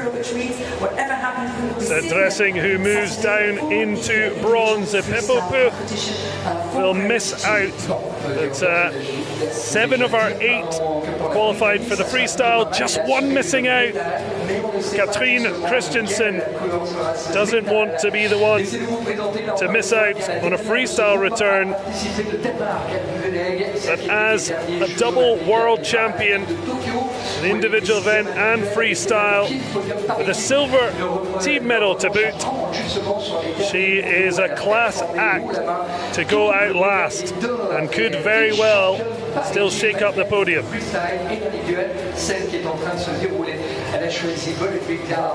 Consider the Danes again definitely on the rise with their partnerships.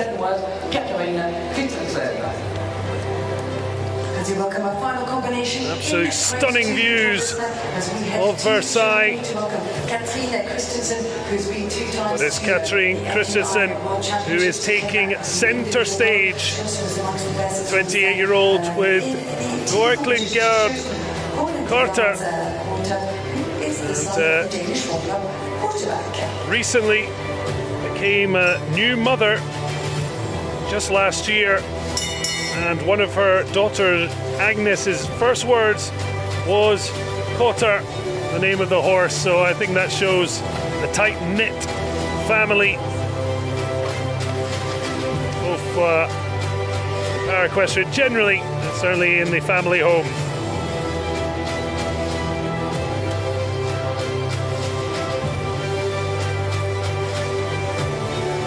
Well, missed out on medals in Tokyo, but arrives here as a double world champion. Is this Katrine Christensen's time to shine on the Paralympic stage? Just a little shy as the horse came in. I think it looked at the board, but soon straightened out.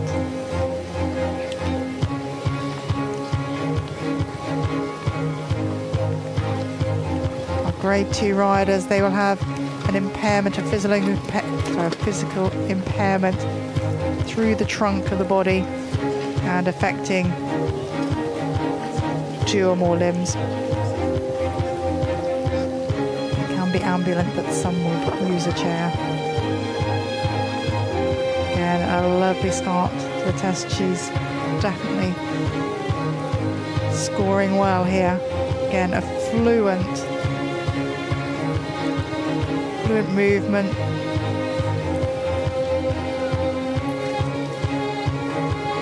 Into this.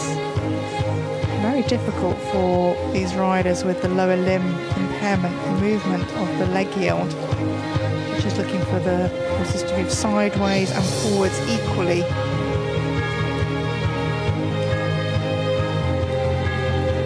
Well, she and fellow dressage rider Tobias Torning Jorgensen had the honour of being Denmark's flag bearers on the stunning opening ceremony of the Paralympic Games. But now, this is what she is here for, and wants to be fighting for a medal on the first day of Para-equestrians at Paris 2024.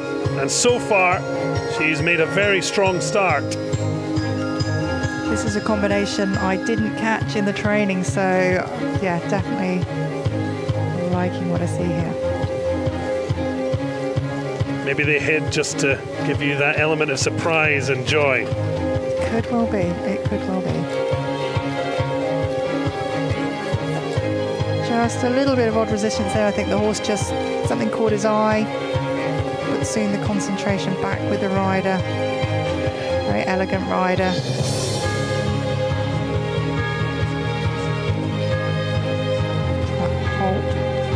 Mobility for 5 seconds. The horse just settling his hind leg. I don't know, does that seem a bit quick?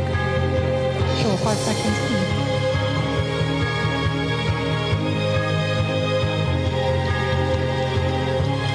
Well, her parents thought it would be a good idea for her to take up the sport when she was diagnosed with muscular dystrophy. She said when she first sat on a horse, she completely forgot about the impairment, and I guess that's one of the great things about sport in general, but para-equestrian with a horse is actually being free to express yourself. And I think you've summed it up beautifully, because the horse is their legs. You know, the horse can take you places, you can just get out in the countryside, you can see nature, you can appear at places like this, you know. Just what we're watching there, the smoothness into that transition and the length and strides, but no, the partnerships that are generated through this, it's great to witness, great to see. The free walk, you see the reins, there are the loops on there. She's gone on to the longest loop possible, and this is a lovely stretch. Good over track in the walk, all stretching down and then smoothly taken back for contact. And the rider can use their voice. You might see her lips moving slightly and talk to the horse, but very discreetly.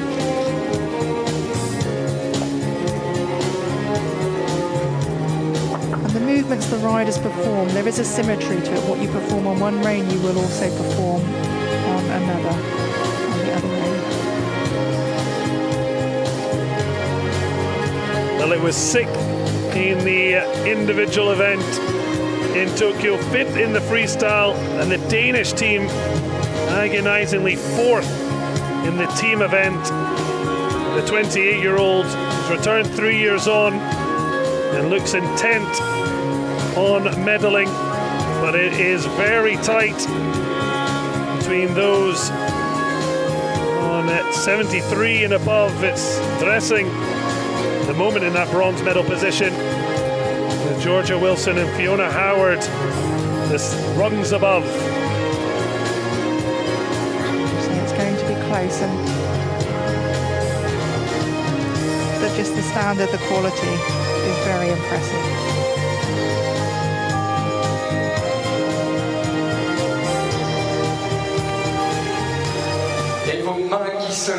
No wonder a big cuddle for Cotter, and plenty silent applause.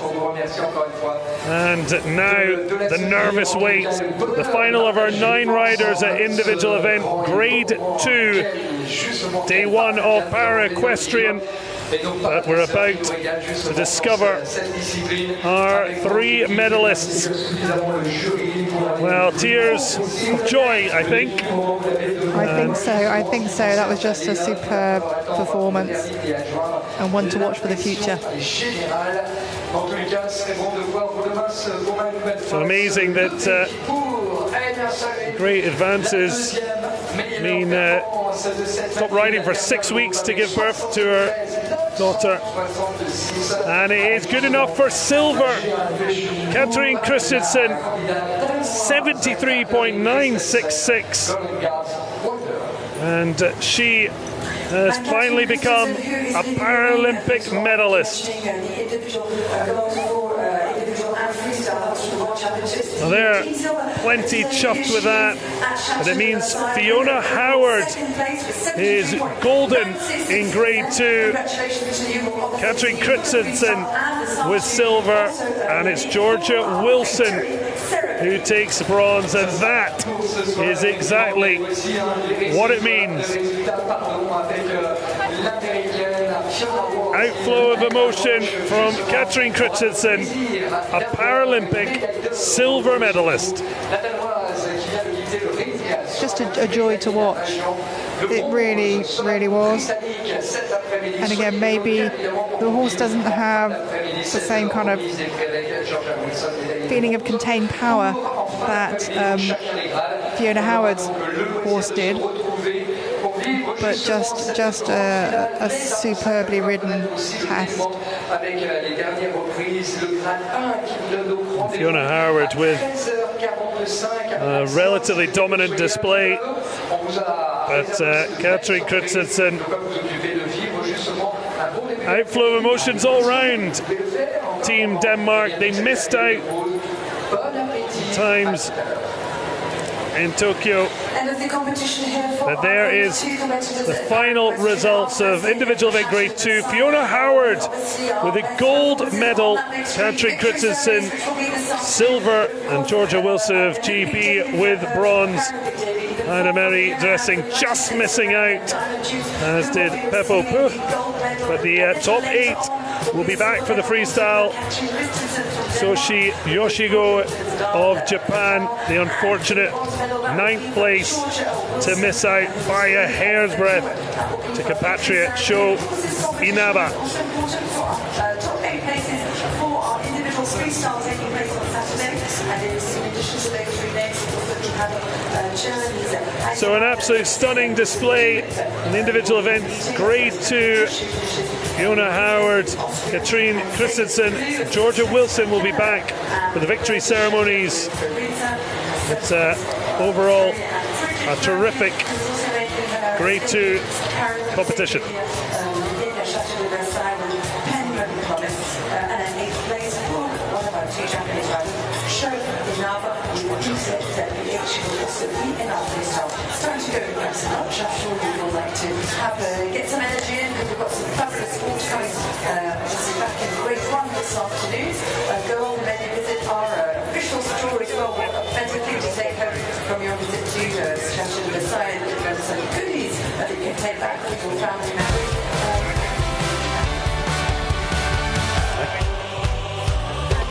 Thank you.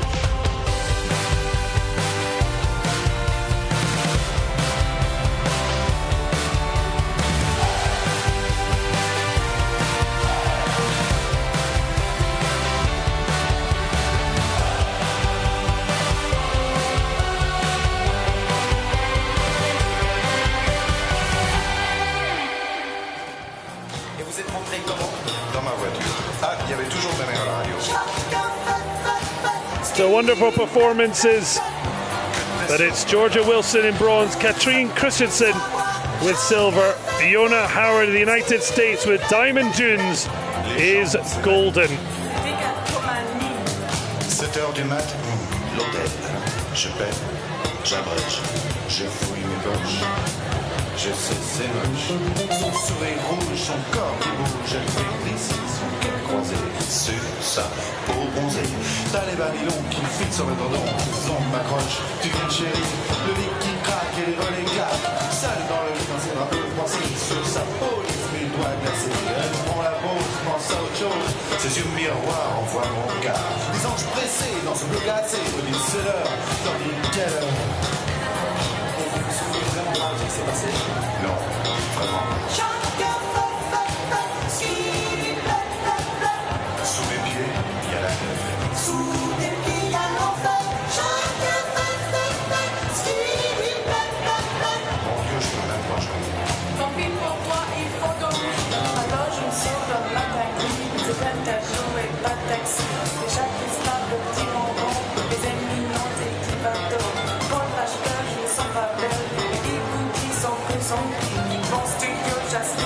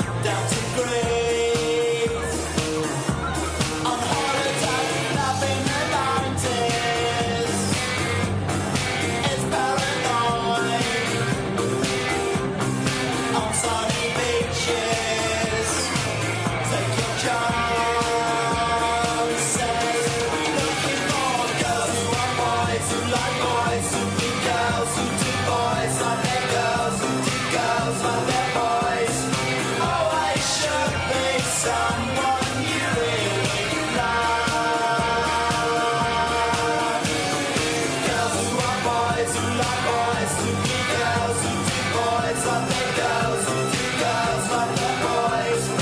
Always should be someone you really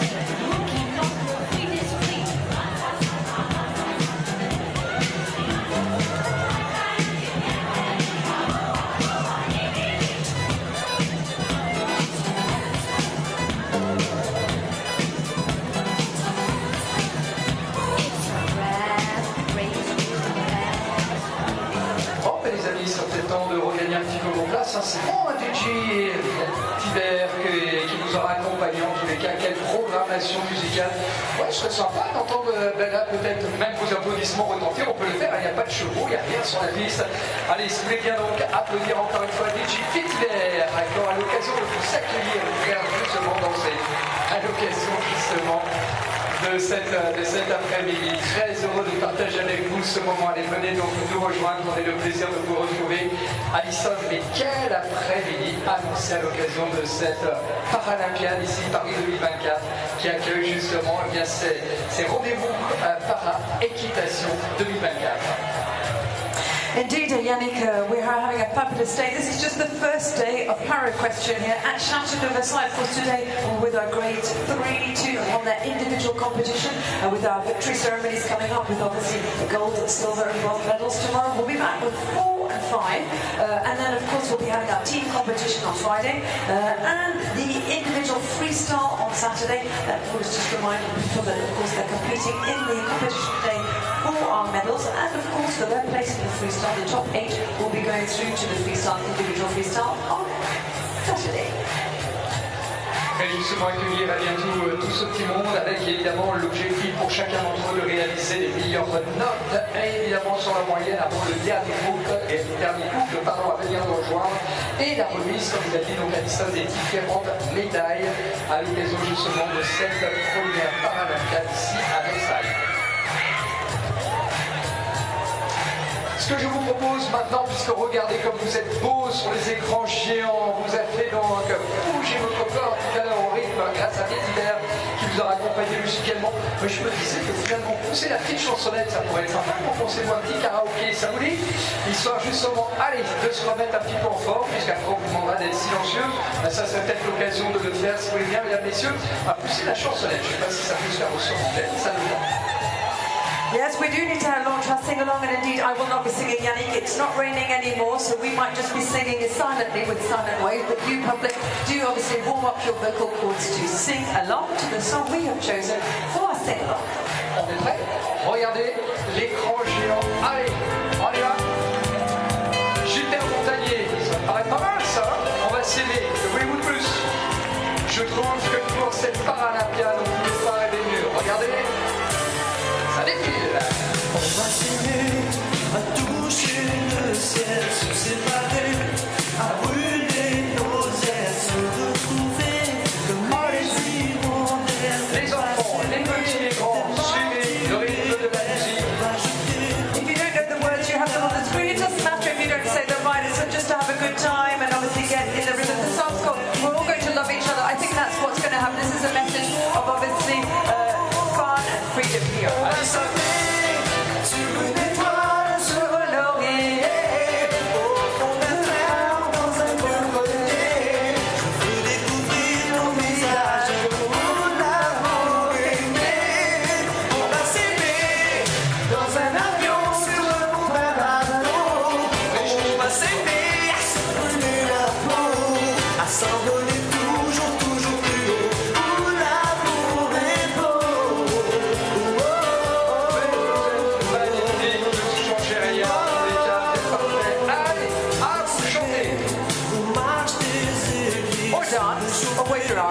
Have fun, get your flags down, get ready to obviously congratulate our combinations. Even if you can't make noise, you can do it with your flags, you can do it with the silent waves. And you can Amy, which means to love, you will love everyone.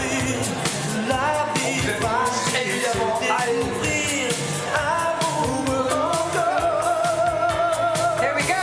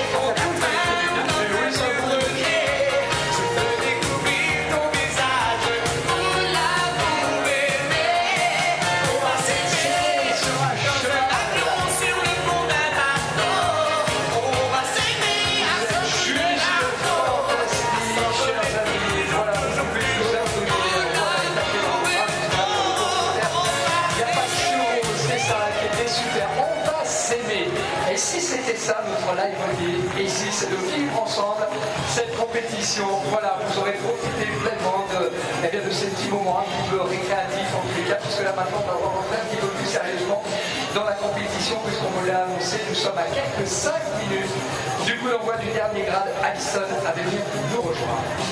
Exactly, that was our fun moment. It's all fun, but of course we're going to be a bit more quiet in a few more moments because we'll be welcoming our combination. And of course, if you just joined us, you may not have heard that we were obviously giving you some specific information about cheering on or supporting our athletes. Of course, here we're at the Para-Equestrian, so we do this with our hands. We do the silent wave, and he was explaining it almost like you do the wings of a butterfly. But anyway, we're obviously giving lots of support with the hands. And of course, while we have a victory ceremony later on, then we'll be really making some noise. Nous allons vous présenter les juges qui vont donc officier en ce qui concerne donc justement ce dernier grade. Regardez donc, qui sera donc jugé cette fois-ci par l'italienne Catherine Lugeski, sera donc à ses côtés en H. Eric Jensen pour la France qui officiera en M via Anne Prin. Et c'est Christine Rizotki pour les États-Unis d'Amérique en B. Et enfin John Robinson pour la Grande-Bretagne, juge en E. And we have our judges on our big scoreboard who will be judging this grade 1 this afternoon. Sitting on C, the president who is representing Italy, Catherine Lugeski. Sitting on E, representing Great Britain, John Robinson. On H, for the Netherlands, Inke Johansson. On M, representing France, Anne Prin. And on B, for the United States of America, Christy Wysocki. Voilà, ce sont donc les juges qui vont devoir appréhender, juger justement chacune de des figures et regarder justement celles et ceux qui vont venir nous rejoindre.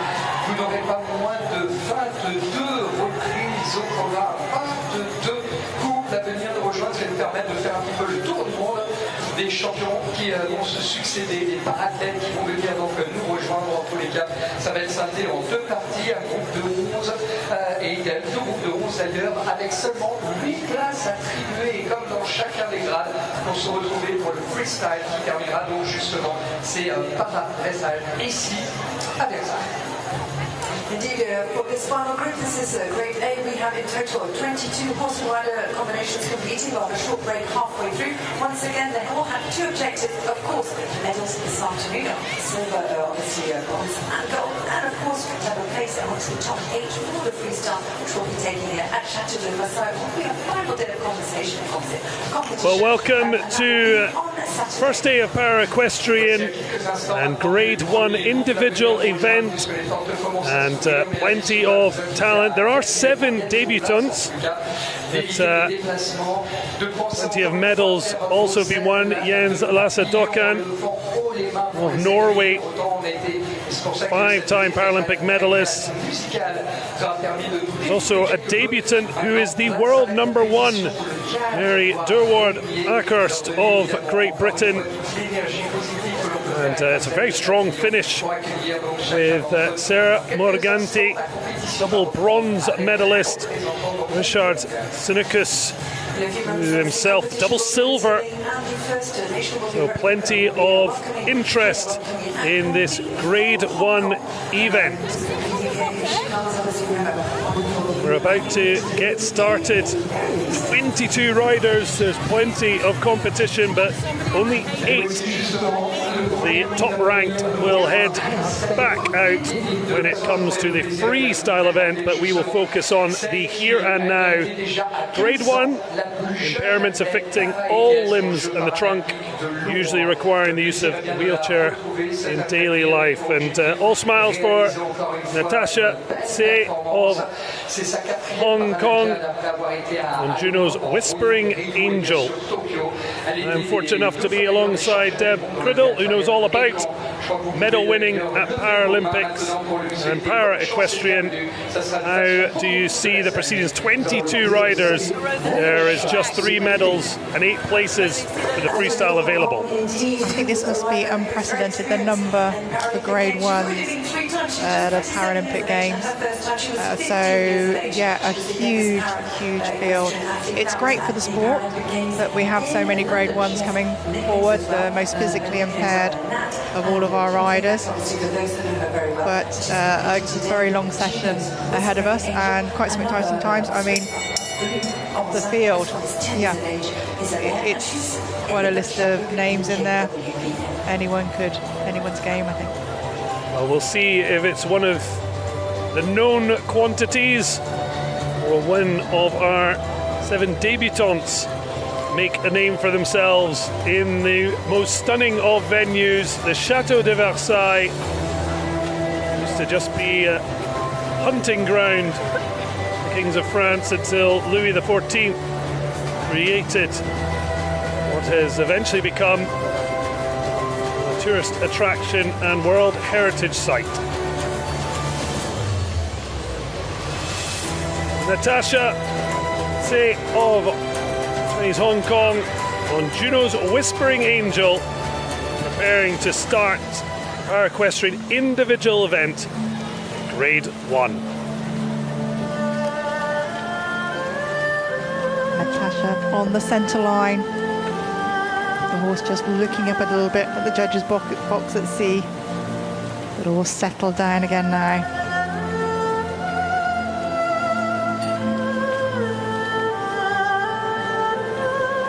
Reminder, there are 5 grades in total across para equestrian, dressage, the one equestrian sport at the Paralympics, and the grading system is about the different levels of impairment to the athletes.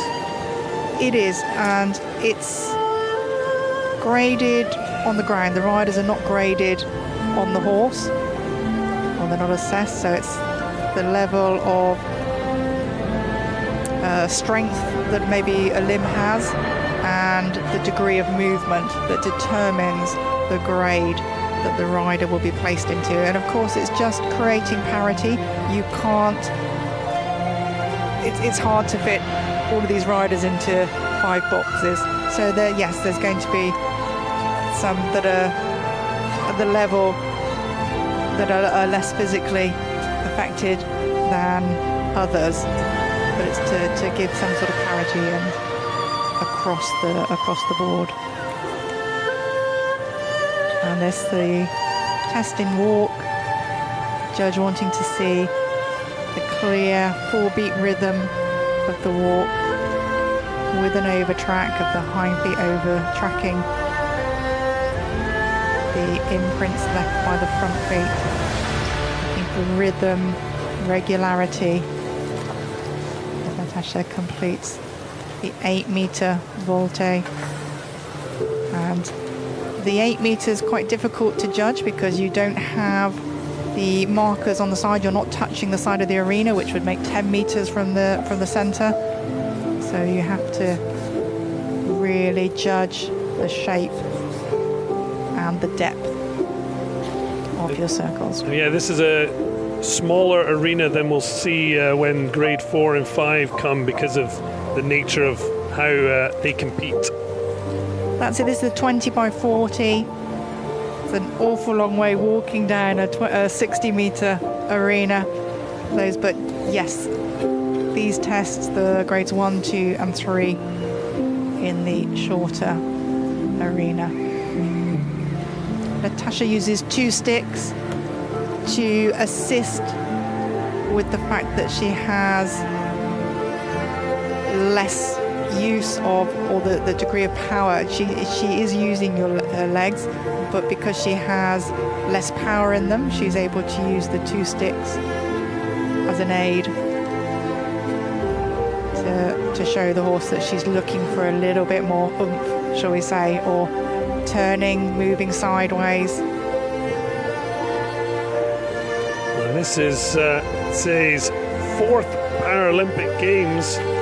14th position was her best finish. That was as a 15-year-old at the London Games, the youngest equestrian.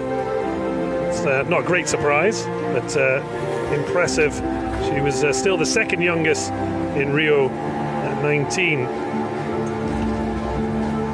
And Natasha here leaning forward, hands quite wide. You'll see riders using various different techniques to achieve the same movement in the horse. But here for her, letting the reins run through her fingers is not such an option, so she chooses to lean forward. Obviously, it can affect her balance, but the horse is staying beautifully balanced throughout. for the moment you can just see the top of your picture. It says score so far as she moves through the predetermined routine. And as we move on, we'll be able to see that contrasted with whoever is in first place, and that will be Natasha Tsei of Hong Kong. Notre premier tour représentant Hong Kong. First out of 22. It's going to be a long wait to see where she finally places. This is your moment, obviously, to I think as a rider, you always hope that you're not going to be first on the draw, but someone has to go, isn't it? So a fourth Paralympic experience.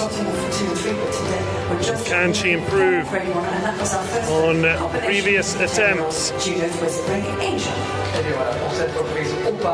So Natasha Tsei of Hong Kong on Juno's Whispering Angel, 66.833%. That's across the aggregate of the 5 judges placed around the arena.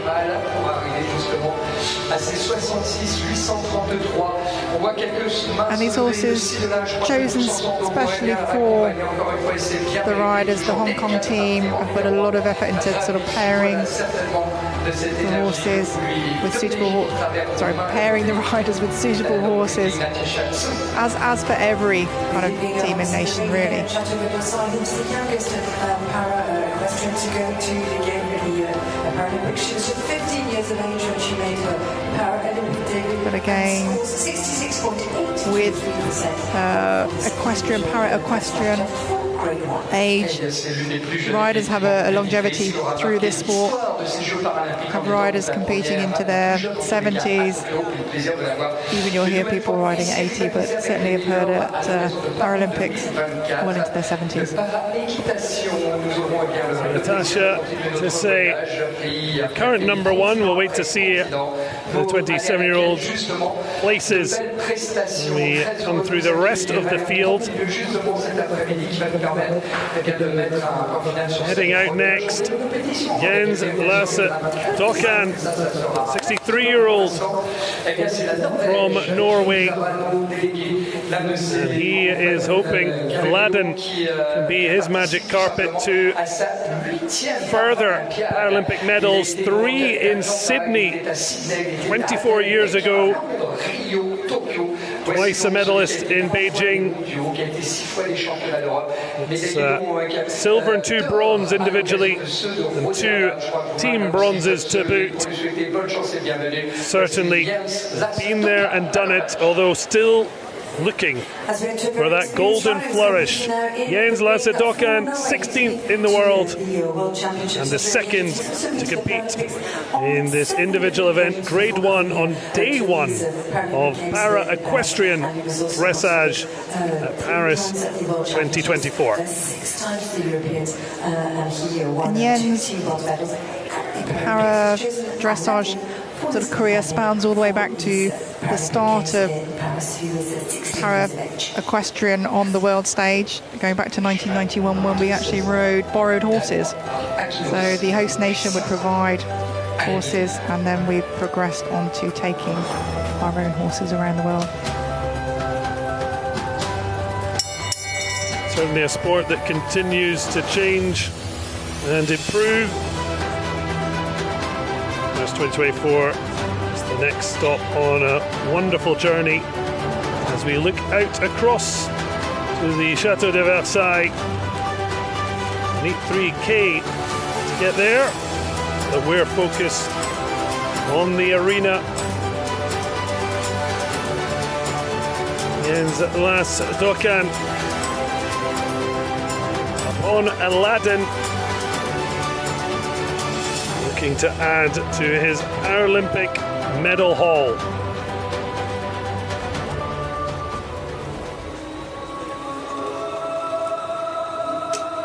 As Jens starts his test in this medium walk, he'll be able to use his voice as assistance to the horse. He's just misunderstanding there. Momentum soon picked up into that medium walk. And a lot for the horses to take in here. People, noise, movement. The riders have had their familiarization time in the arena. In the last 3 days they've been able to come in and work their horses in this environment. Obviously without the people, without the noise, but still getting them in just to acclimatise to it. There's obviously a big difference from Tokyo, where sadly there was no spectators, and despite the fact that there's silence here and silent applause, there's certainly a lot for the horse to be distracted by that's different from a normal day out. Very much so, and we just saw again there the just distraction that may have been the flowers, but the riders will have practiced at home trying to recreate situations such that, or taking them to competitions where they can expect to see and hear more, part of the general process and the run-up into this type of competition. And so Aladdin just a little bit hesitant in his walk, still a clear, well, I was just about to say a 4-beat rhythm, and he just starts jogging a little bit. But the judge is looking, again, I suspect he's seen a camera maybe, or something just caught his eye. But Jens, ever the horseman, got the horse's attention back. You see now the ears just flicking back to the rider. The horse is tuned back in. He's listening. And Jens can pick up. And it's really important to kind of just put that movement to the back of your mind. You can certainly see that 3.9 gives the exact indication of what it cost, and as you say, important to try and reset. So that was a halt immobility, 5 seconds. The horse just got a little stuck in the movement.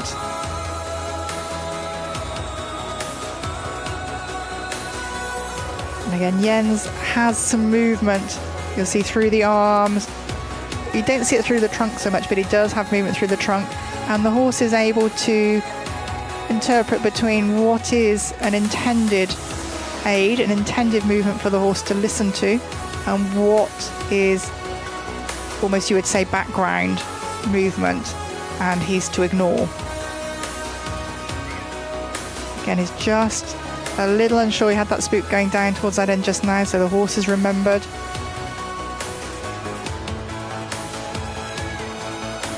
Such a shame, but Jens will carry on, and he will look to pick up a few more marks on the other movements in the test. It's certainly going to be a battle for medals, but there's also the prestigious top 8 that will see riders progress to the individual freestyle event. So even if potential medal could disappear over the horizon, there's plenty to still remain focused on. And Jens leaning forwards over the horse's shoulder and neck to get the stretch in the free walk or the lengthened strides. See, he has some loops, like a looped ladder rein almost, that he can move his fingers into the other loop to shorten if he needs to. It comes onto the centre line.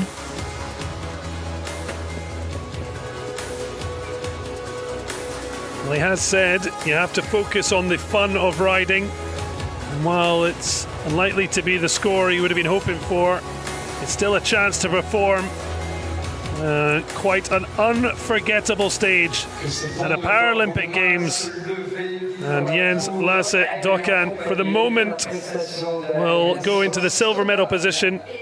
But after matching for a long time Natasha Tesse's initial effort, Dokan and Aladdin just not quite on the same wavelength, and leaving him in a precarious position as we are at very early stages in this Grade 1 individual event.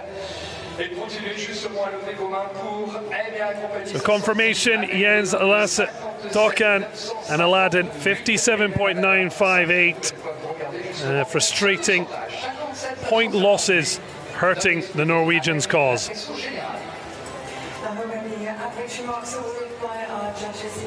As you say, I'm sure he would have wished to be able to put in a better performance of that, but this is the nature of the sport. Horses, living, breathing animal. They see things differently than we do, and you know that just couldn't be helped. But he kept his cool, got the horse back to him as soon as he could, carried on, and again that's what the test is all about.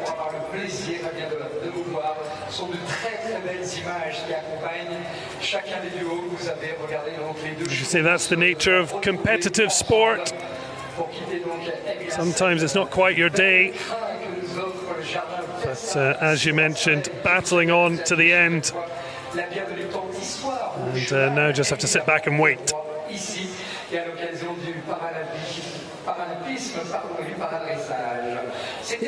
So Jens Lasse Dokan of Norway, currently second, but a long way to go. 22 in total will be welcomed here at Chateau de Versailles this afternoon for the Grade 1 dressage test. And of course, after the final test, which is our Grade 1 with our 22 combinations, our celebration time with our victory ceremonies. So the most athletes in this Grade 1, around 26%. The overall participants, the most have been at a Paralympic Games, and now very eye-catching El Colorado, Jody Schloss of Canada, preparing to head out to perform at her third Paralympic Games, the World 19, Jody Schloss of Canada. As you say, an eye-catching horse. I think we've got a Napstrabber here, usually found in Scandinavia, but it has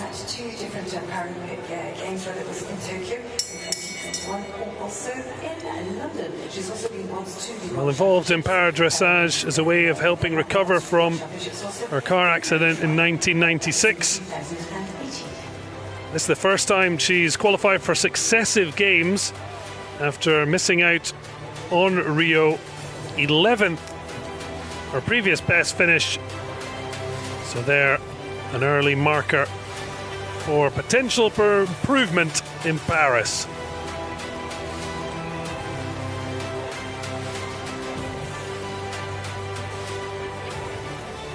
So Jody Schloss of Canada, 51-year-old with El Colorado, getting her third Paralympic underway. And this centre line when you're in walk can seem never ending, and you're concentrating on keeping your horse straight, because as one foreleg comes forward, the whole body might move across, and you need to be very central yourself, keeping that balance. And you'll notice, Judy, without stirrups, that is an option for our riders if they prefer to be without, if they feel the stirrups are going to hinder them.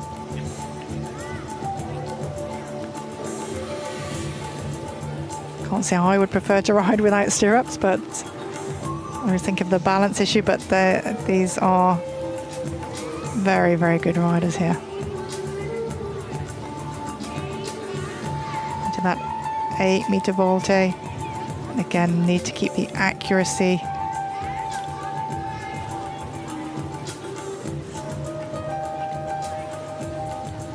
Onto the diagonal line. And the judge is looking for the rhythm and the regularity in the walk. Clear 4-beat rhythm. Back onto the centre line there.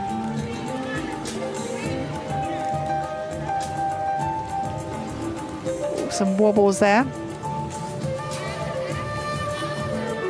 You can see in the top of your screen how she's matching up through the predetermined routine against our current leader.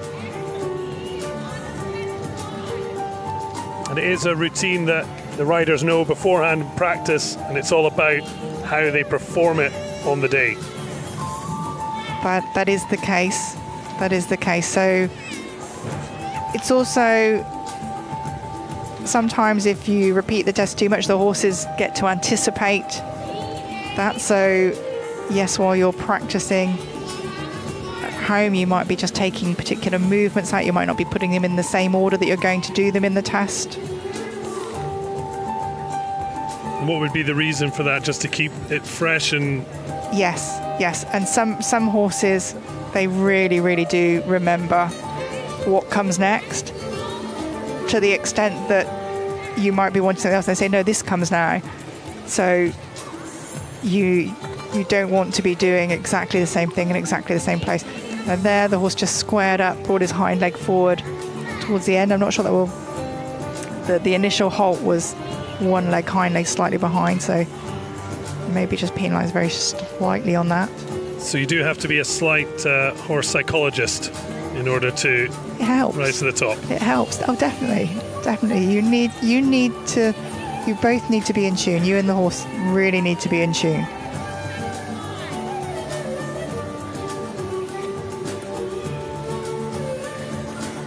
Again, our riders in this grade, the trunk is affected, their balance, 2 or more limbs.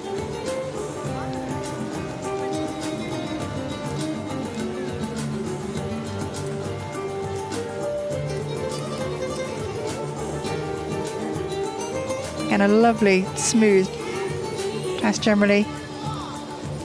Judges might like to see a little bit more activity, but again, it's clear 4-beat walk, and that would just be to gain the higher marks, just a little bit more activity there.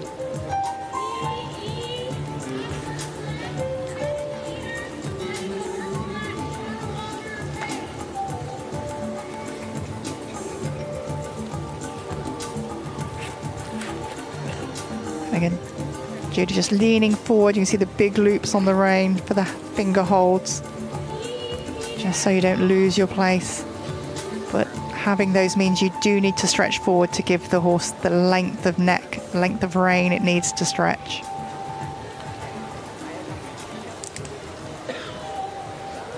Making good use of the corners, getting deep into the corner there. It's had an interesting time, literature and even on stage. Wrote From Anguish to Hope 3 years ago, documenting her life in the form of poetry.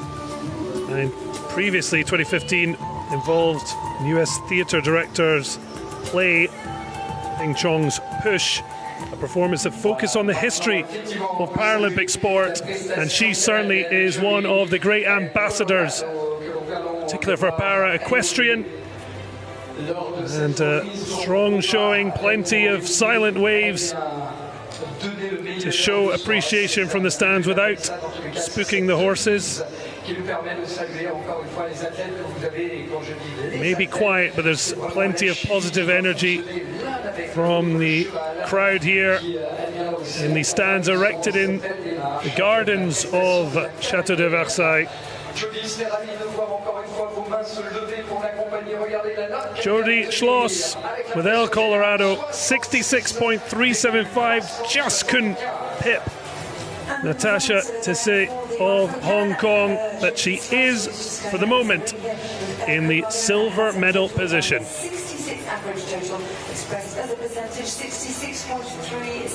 As we see some highlights from the test and the clear 4-beat rhythm. The horse nice and relaxed there. Just see the movement in his body as he goes. Nice and sort of slinky, a bit like a cat.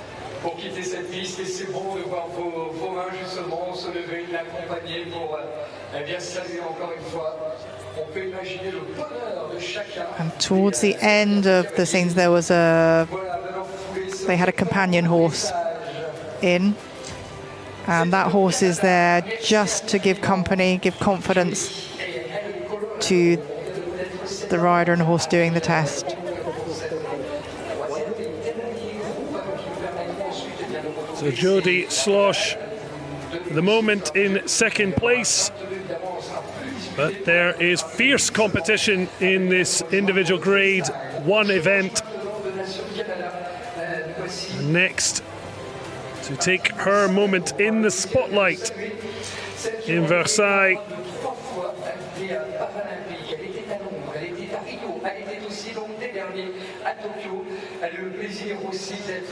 Singapore's Gemma Rose Jen Fu on Banestro, the world number 8. It's her 4th Games, with 12th place in London 12 years ago in the individual freestyle being her best. In order to get to that competition, Paris 2024, she and the others have to finish in the top 8.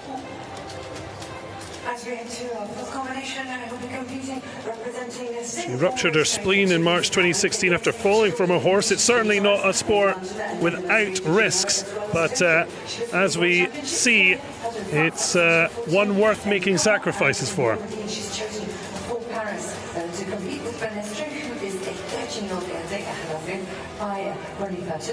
She did say it's hard to fail, but it's worse never to have tried to succeed. A fine statement ahead of her Paris 2024 bout.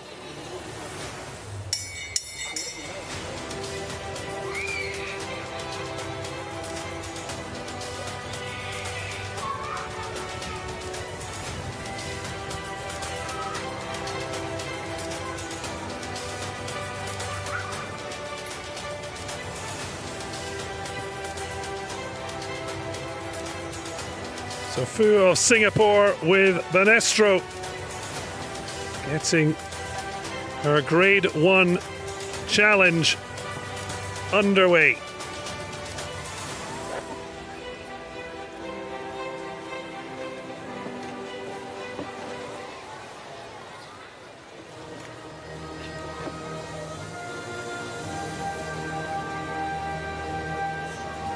Gemma Rose making her straight move off towards the judge looking for straightness on that centre line, and the contact between the the rider's hands and the bit in the mouth of the horse.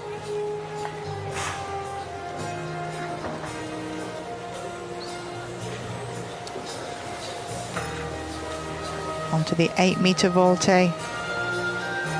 Always a difficult one as a rider to judge. You need to make both halves of that circle equal.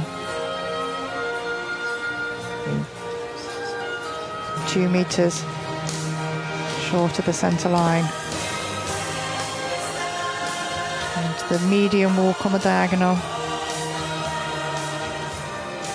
And then onto that straight centre line. And riding a whole test in medium walk, it's not an easy job to keep the rhythm, the regularity for the 4 minutes, 5 minutes of the test. It is, it's not simple. You're obviously riding another living being, so it's needing that control and that understanding. That's it. There's quite a bit of distractions here for the horses. There's the crowd, there's noise, there are flowers. And of course, the riders would have prepared for this in their campaign season. But there's nothing like being at a live event like this, and such a fabulous venue, fabulous crowd.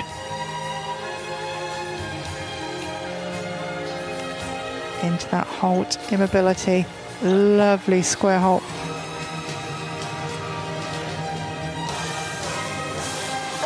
I don't think she'd be the only one who took up the sport as a form of therapy and found that it boosted her confidence, and there's so much to be earn from sport in general, and we clearly see a lot of the benefits for those who have chosen to follow into para-equestrian.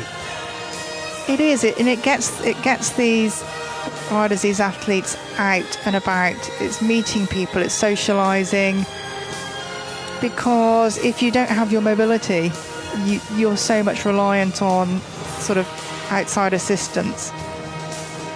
And these horses, they give these riders their freedom. You know, once they're on board, they can go anywhere, they can do anything. And yeah, they enable your dreams.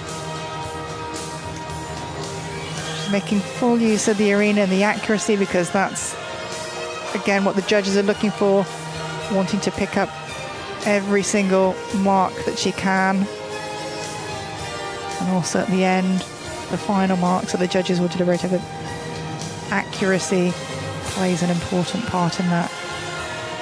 And again, just having to lean forward to give the rein, the contact, so that she can let the horse stretch in those lengthened strides in the walk, the free walk.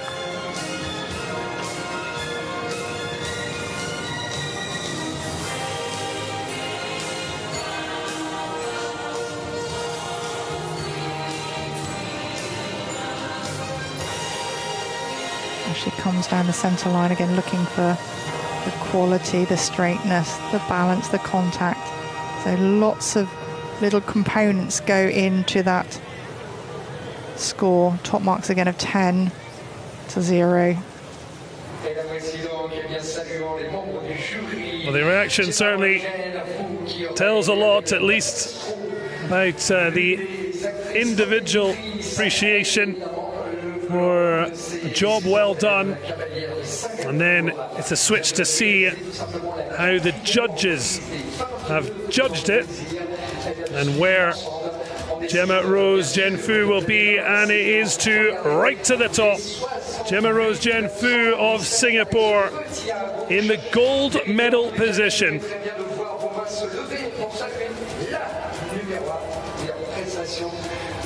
Plenty of appreciation with the silent applause. Two-hand wave showing appreciation. I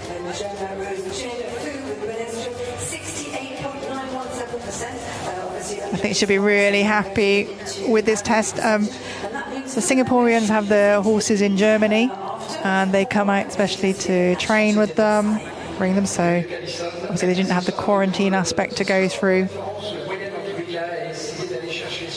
There's all these other things going on in the background can have such a bearing on how you perform, and trying to find ways to get the horses and the athletes fully ready for this competition. That's it, the optimum sort of performance at the optimum time.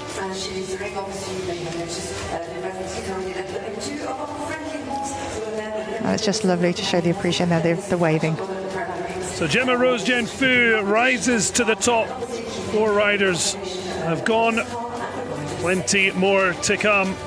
But for the moment, that is our top 4. Dokan likely knew once the score came in that a medal was out of the opportunity, but Gemma Rose Genfu and her fellow podium dwellers for now, I'll have to wait and see.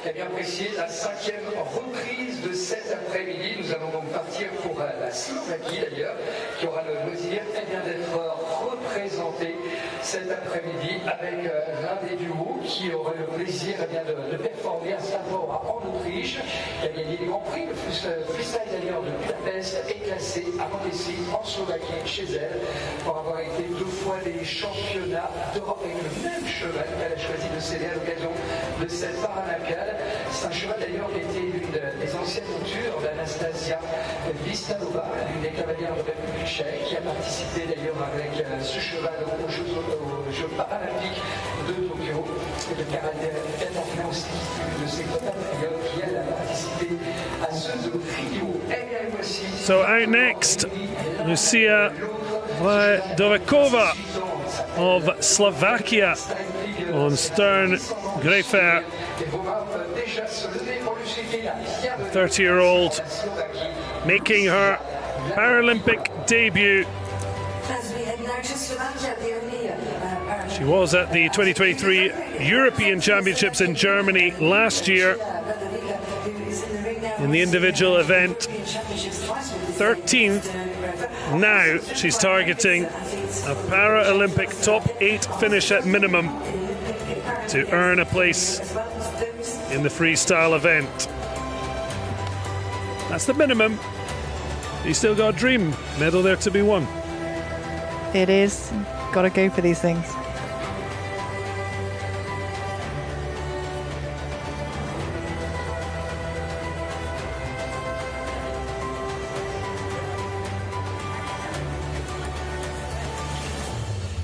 And our grade 1, 2 and 3 riders, it's grade 1 we have here, they're able to be led around the arena. They're just waiting for the bell, the judge's bell, to be rung. And then they have up to 60 seconds to enter the arena.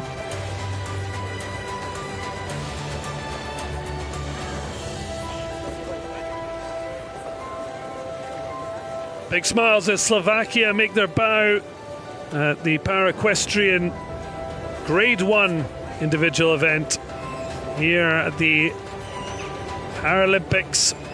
Her debut, Lucia Vladovikova and Stern Griffers. Time to shine.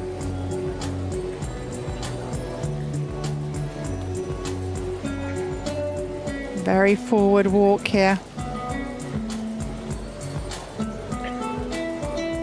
With the horse. Onto that diagonal line.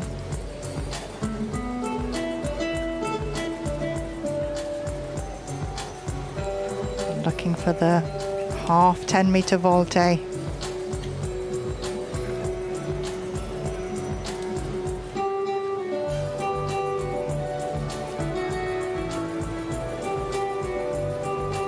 Again, what's performed on one rein will be performed on the other, mirror image during the test.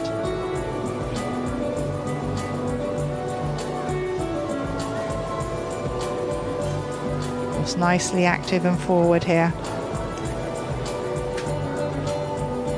The rider using her body weight, her upper body, to influence the horse on the turns.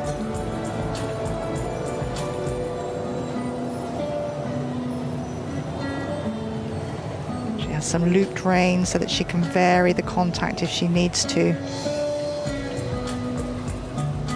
Not set at one set length.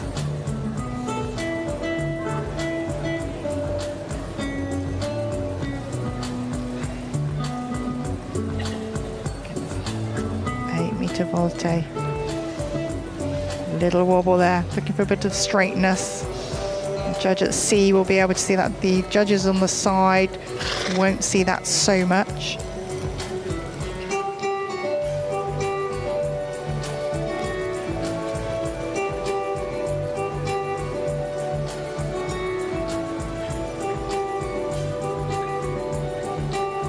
Not a totally square halt, but almost there. Have a point or two deducted. It's a huge moment for Slovakia. Not since Rio have they been represented. And, certainly looking to make the most of this return for the nation. Vladovikova. And here you can see the horse's rhythm moving the rider's body, so moving together in harmony.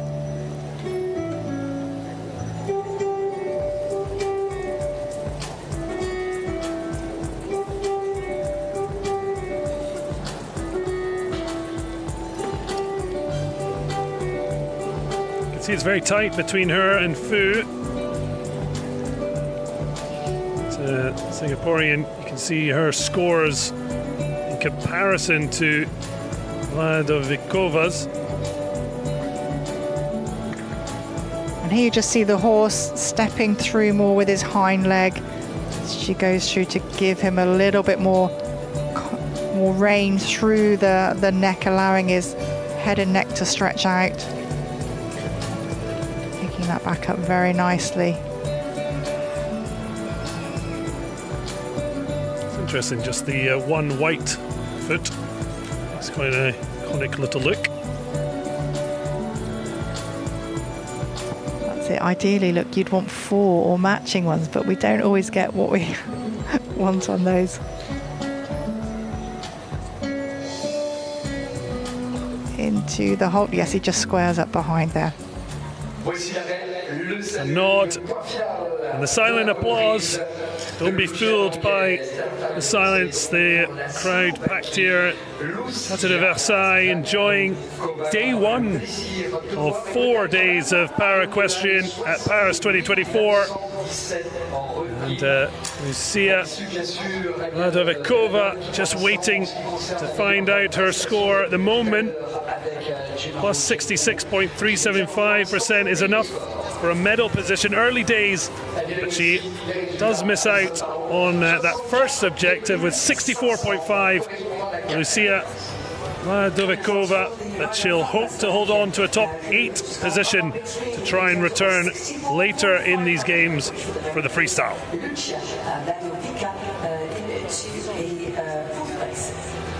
Lucia Radovikova qui donc aura le plaisir de pouvoir saluer sa sortie de piste. So Gemma Rose Genfu still leads the way with her 68.917%. Beating Natasha Tissé, current silver medalist with Jody Schloss of Canada in third, 66.375.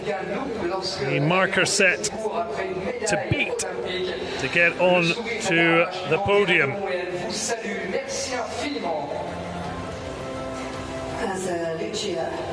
Instead of just seeing they're just making every use of the arena, getting really deep into the corners, ready to set the horse up for the next movement. Here at Paralympic Games Chateau de Versailles. 22 are competing in total. We'll have a short break halfway through the dressage steps before we finish up, and then we'll be able to tell you who has won the medals of the season grade 1 category 2. Et bien, il faudra attendre évidemment cette fin d'après-midi pour savoir qui aura eu le privilège de monter sur la 3e marche. So 5 have gone. So plenty more of Para-Equestrian on day 1 of its bow at Paris 2024 from the magnificent Chateau de Versailles out to the west of the French capital. De cet après-midi, objectif toujours 68, 917, Singapour, Hong Kong et Canada sont les 3 nations actuellement, ce qui concerne le tiercé provisoire, pour partir direction l'Australie, qui nous permettra de suivre donc la 6e reprise de cet après-midi. So Stella Barton next to make her way out into this exposed sandy destination for Paralympics Para-Dressage individual event grade 1 of 5 in total. And, Stella Barton of Australia, world number 9 on Lord Mark, and looking to leave her mark on her Paralympic debut. Already some wide smiles from teammates. Richard Murphy on the sidelines providing added support for her fellow countrywoman as Australia look on in hope. She does say she does get nervous before big competitions, but I imagine that's pretty standard when you line up for this type of competition. It is, and it's something that you can train to overcome, and most of our athletes here would have spent time doing that. You know, everyone gets overcome by the atmosphere at times. Well, it's still a chance for a little paddle. But taking her strides into the arena that will crown individual event Grade 1 medalists Stella Barton of Australia and Lord Lamarck want to be in the conversation.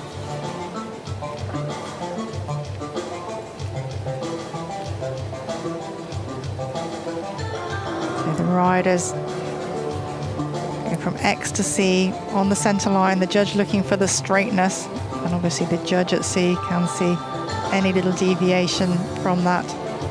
Not so notable from the sidelines.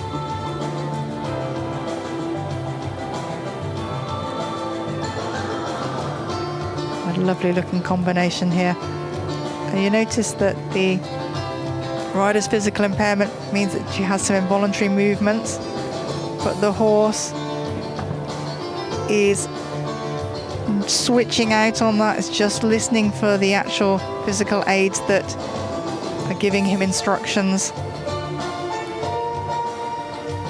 And these horses are amazing at discerning the difference. They've just spent time honing their skills. Of course, we have different impairments from grade 1 to 5, but in every case, you're going to have to find your way to communicate with the horse to be able to produce the predetermined routine. You do. There are so many different combinations of aids and assistant adaptive devices you can use. The reins. Riders with the same physical impairment may use different equipment to achieve the same end result. How much has it changed since things began in the early 90s? I think adaptations for the rider have stayed pretty much the same. The quality of the horses, the horsepower has gone through the roof, the standard, and the fact that the tests have evolved over that time to take account into that as riders learnt to do these movements. I mean, there's a lot to be asked of these grade 1 riders who have the most severe physical impairments. To come into the halt, the immobility. So yes, you've got a rider that will have impairment through the trunk, and also at least sort of two limbs, two more limbs affected.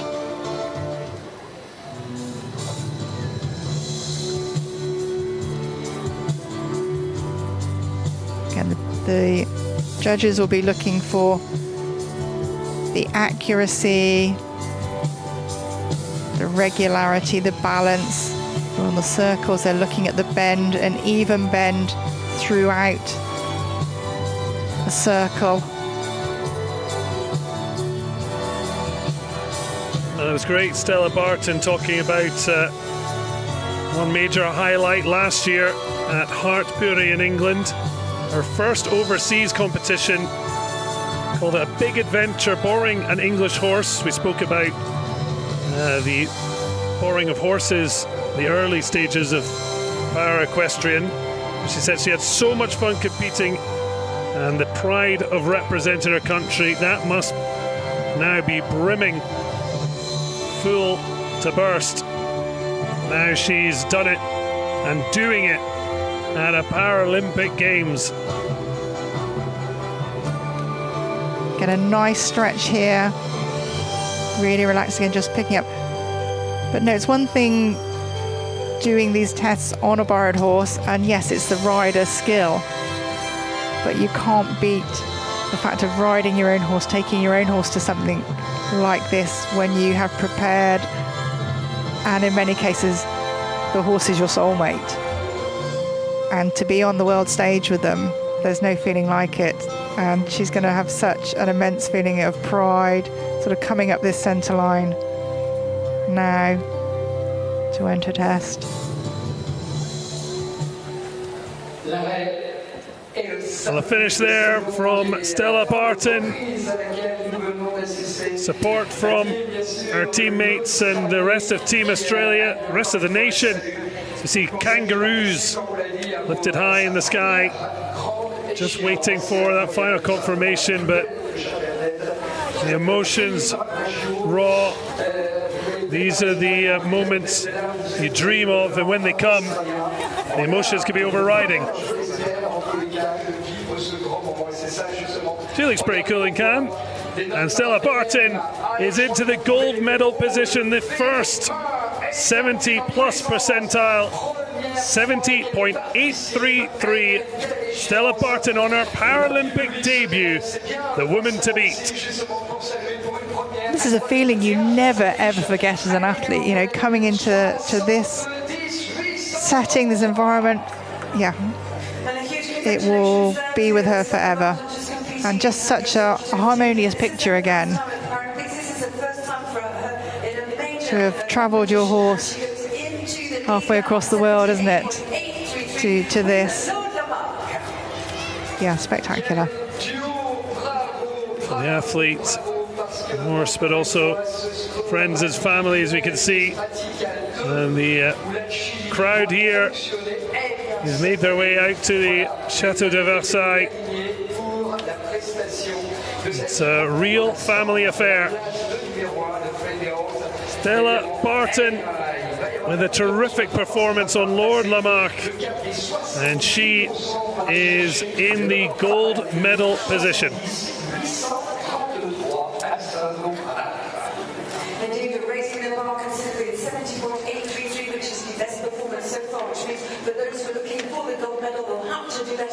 So Stella Barton first, Gemma Rose Genfu relegated to a silver medal position, with Hong Kong China's Natasha Tseu in third. The top 8 will make it to the freestyle later in these Paralympic Games.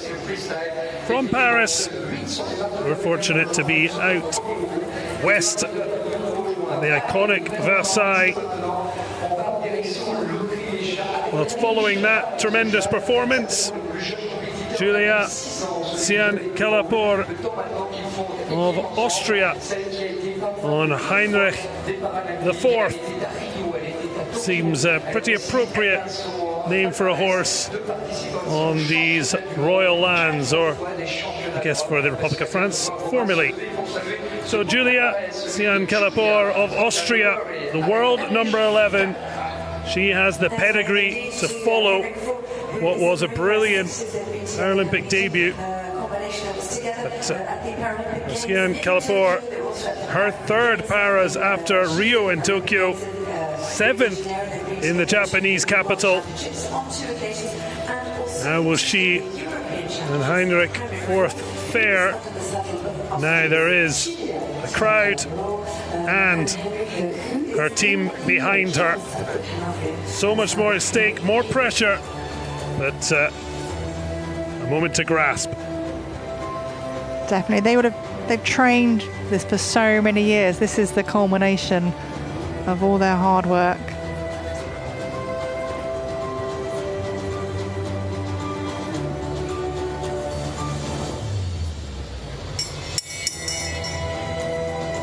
Well, top 10s at the World Championships 2 years ago. The same, the European Championships last year. But now, back in the big time, the 28-year-old readying for a potential shot at glory. So readying for her demonstration, Julia Sian-Kalapor of Austria and Heinrich IV.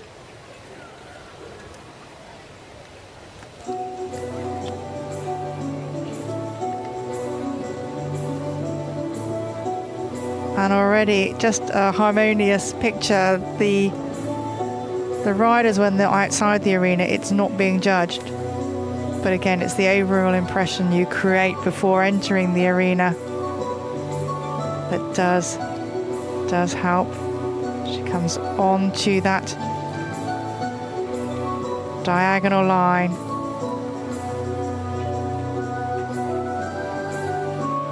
Preparing for the volte right, and again, accuracy is so important here. The tempo and the rhythm of the horse must stay the same. The size of the circle.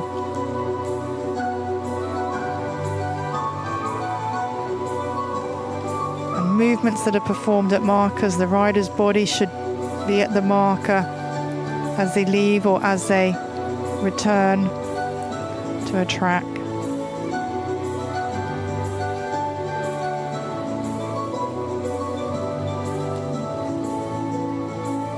It takes such a level of skill to keep your horse in exactly the same rhythm for 5 whole minutes. It's not anywhere near as easy as that sounds. Pairing have been together since the 2018 World Equestrian Games in Turin in North Carolina. So certainly that helps, but it's no guarantee. With horses, never any guarantee.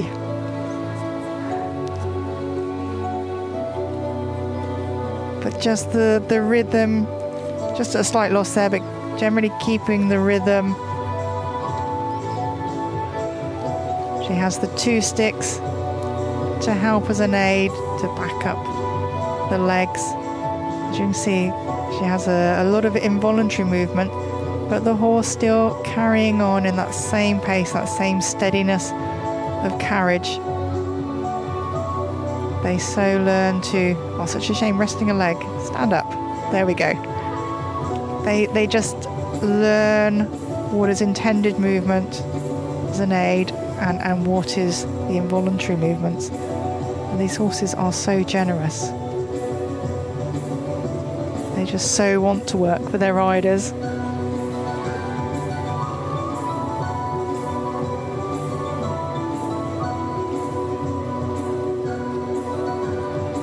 Setting up the movements well. And this is the serpentine 5-meter loops. A little bit more unusual, and no guidelines here, so the rider has to have in mind the exact point they want to reach, and each has to match exactly to gain the highest marks. As you can see in the top of your screen, seeing the points scored for each predetermined movement, and countered against our current leader, Stella Barton, and gives an indication of the strong showing from Sian Kalapur. She hopes to try and give herself a strong finish. A really lovely stretch there from the horse, but you can see how much the rider has to lean forward to give the horse the length of rein.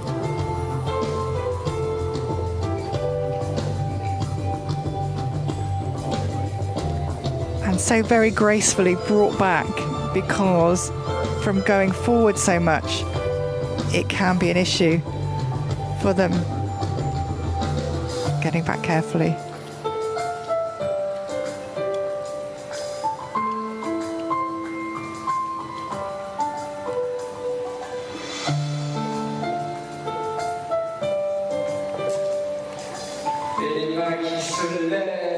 Well, she shows the love to Heinrich IV. Well, she might. Plenty of waved applause. And now the Austrian awaits the final score. And she put herself on the virtual podium.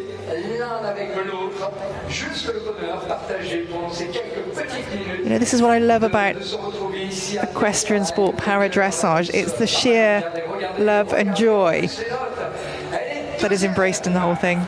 And it comes with an excellent result.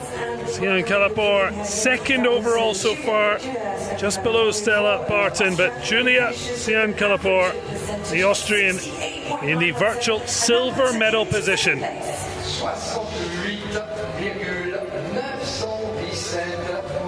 Again, overall, a real joy to watch.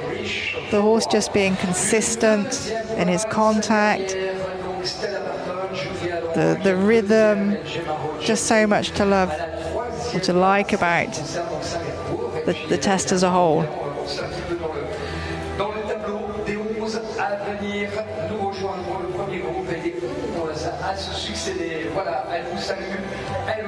And at the end of the test, the judge then will be looking at giving collective marks for the general impression, the harmony, the equestrian feel and skill, and the accuracy of the tests.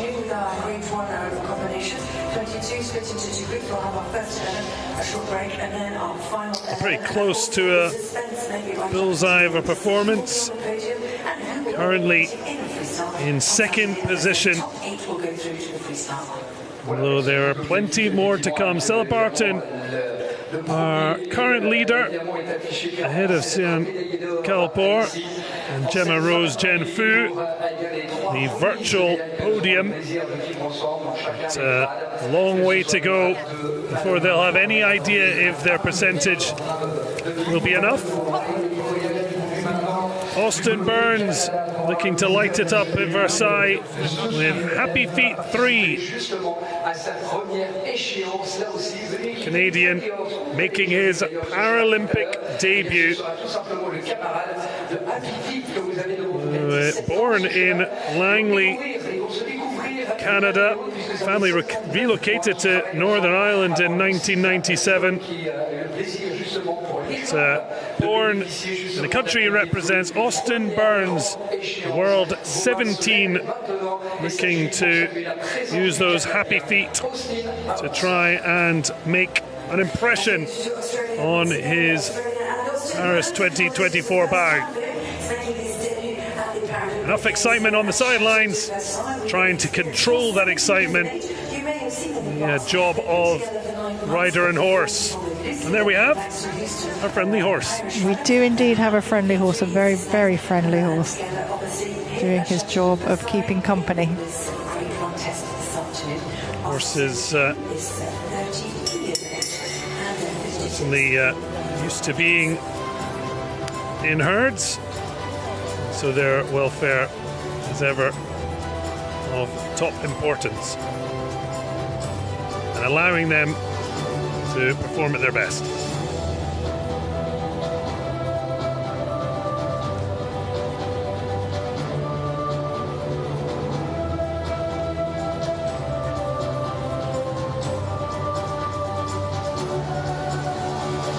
So Austin Burns of Canada, 33, and making his Paralympic debut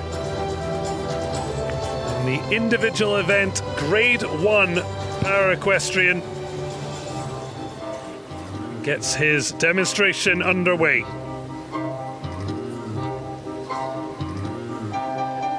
We haven't had one yet, but these riders are also able to have their tests called if their memory impairment is such that they do need assistance, but it has to be allocated to them as an athlete.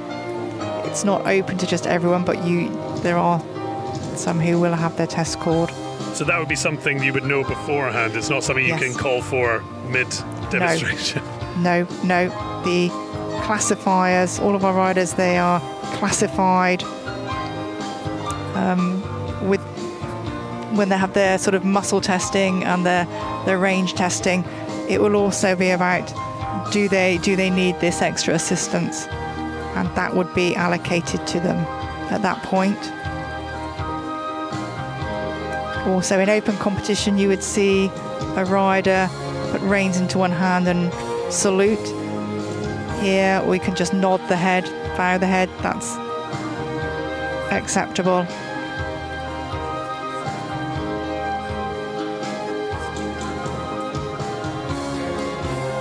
active walk on the horse here as we come into the half 10-meter volte. Back on a diagonal line to X, the center of the school. Then head straight down away from the judge. So the judge at C has a clear view of your straightness. We have 3 judges lined up along the short side of the arena. And then the 2 at E and B on either side of the long sides. Very straight there to change the rein.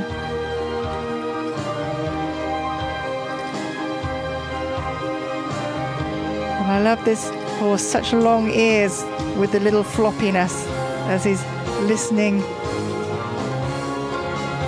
checking back in now and then with his rider, preparing for a lovely square halt. Maybe just a bit more softness in the neck and the head to gain the higher marks. That was certainly your Kodak moment. Someone getting a snap with the Chateau de Versailles in the background. The top corner, you can see our current leader, Stella Barton's score and how Burns is matching up with it as we work through the predetermined demonstrations.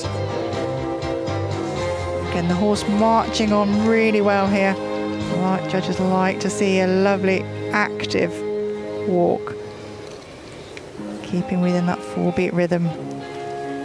And these 3 loops, riders need to be really careful, make sure they are the same symmetry throughout.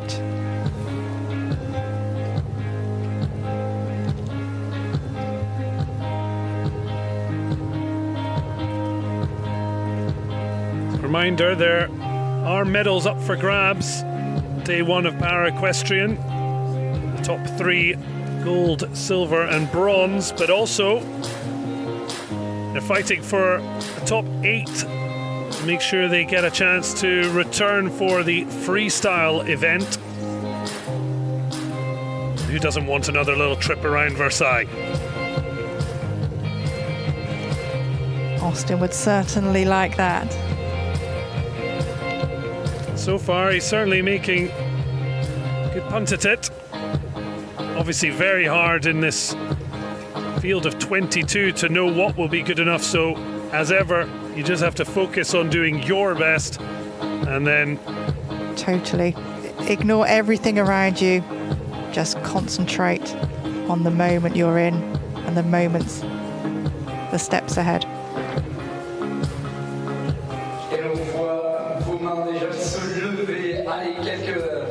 A terrific outing for the pairing of Austin Burns and Happy Feet 3, the maple leaf fluttering in the stands of this temporary arena 3 kilometres down the canal from the Chateau de Versailles.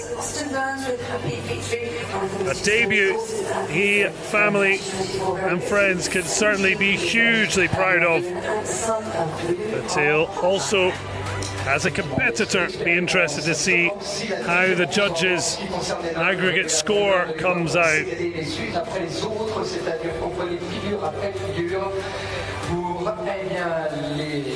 That's it, 5 judges, but you do need to kind of switch off from the fact that you are being judged on your movements. It's very difficult. If you become distracted, then that's all consuming. You just have to let that go. But again, it's mindset training that the athletes would have done, a process sort of. Yeah, again, that lovely square halt. So just would have loved to see it there as the head and neck came down, as the horse moved off. Would have just liked that frame as he held that immobility.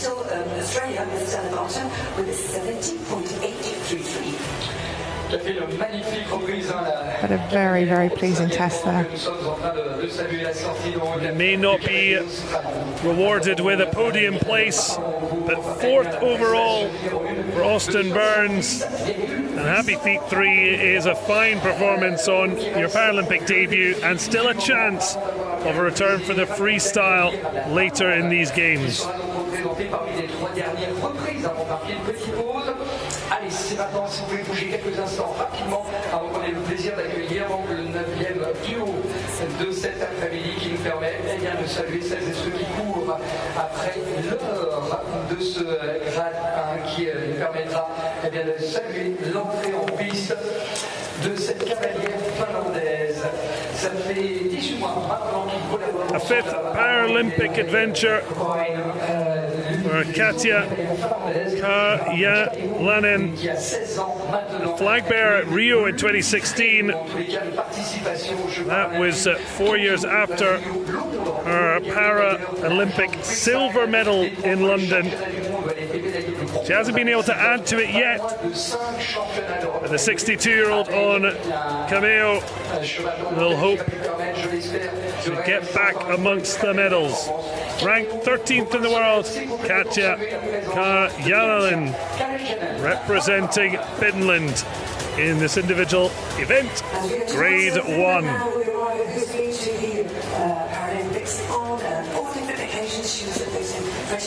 So our rider presenting that, Katja, she has a visual impairment, which is denoted by the yellow armband that she has with the 3 black dots. So that's just to let everyone know, because obviously in an arena warming up, the other riders, she would have priority. People would be expected to make way for her, and you'll see the difference now that she's actually come into the arena. So our visually impaired riders, and you have so many varying degrees. They will ride in this grade all the way up to grade 4, can include the visually impaired, but she would have some physical limitations as well as the sight issue here. So she has a few minutes in the arena just to get her bearings, and she will have some callers. So they will call the marker maybe 2 strides before the horse reaches, and then the emphasis will be on the letter as she gets to it. So she has a caller in the center of the arena who will stay there until she almost gets, and then will step aside so as not to impede, obviously, the horse, but obviously should not impede the view of the judge.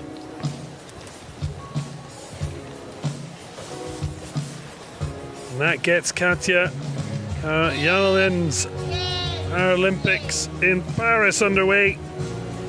As you said, there are clear differences in terms of her visual impairment, but it's great to see the efforts made to make sure as many people can be involved in the sport rather than... Is it fully inclusive? I've noticed as well, across equestrian sport, also men and women compete together. There's a lot of things that make it one of the rare equal sports in terms of gender, age and impairment. That's a lot going for it, doesn't it? Absolutely does. That's exactly why we're here.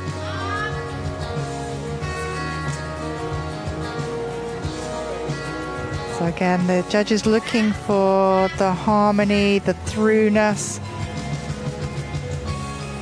The horse just a little bit almost like bouncy on his feet. Bit of a shorter stride. So we're looking for 1, 2, 3, 4. And any deviation will be slightly penalised on that. So the medium, they're just coming onto the diagonal now, and again the caller there, she steps back, she'll be calling the letter X as she gets to it.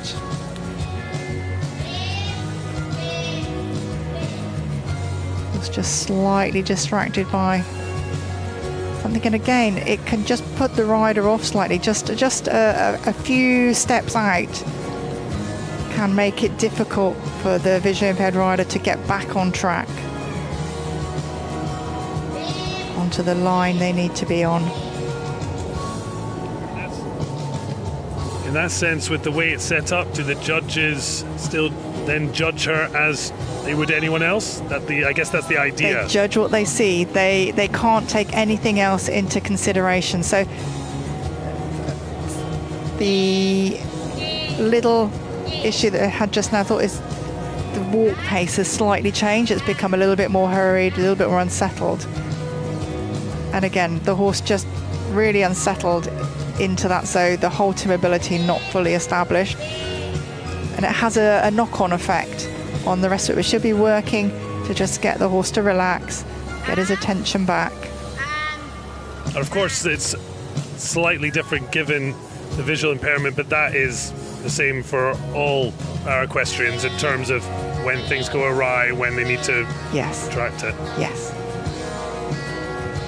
But you see her doing a good job, just getting his attention back. But as I say, once the pace has become affected, it is harder to get that back and actually to claw back those marks. Yeah, because you can see by the percentage how brutal it is when you have those weaker parts, and then it's got to be very high all the time to gain anything back from there. It's very much the case. And again, this is the atmosphere that's causing this, because I've seen these sort of out there training and it's been very smooth, very consistent. And of course she's been on Paralympic podium, as mentioned in London, silver medal. She was sixth in this event in Tokyo, as well as the freestyle. It's just the nature of competition that if things don't quite go your way on the day, of course it's going to affect your chances. And that was very tactfully ridden there. She needed to give the length of rein to show some length and strides. And obviously it was a bit of a balance between giving him enough, but also giving him the rein that his attention could go. So she rode that very, very tactfully. Well, riding had always been a hobby, but she did stop at 20 while a student. It was several years later, after her eyesight began to deteriorate, that she sought a new challenge to cope with the changes. And she returned with the ambition of achieving success in a sporting arena.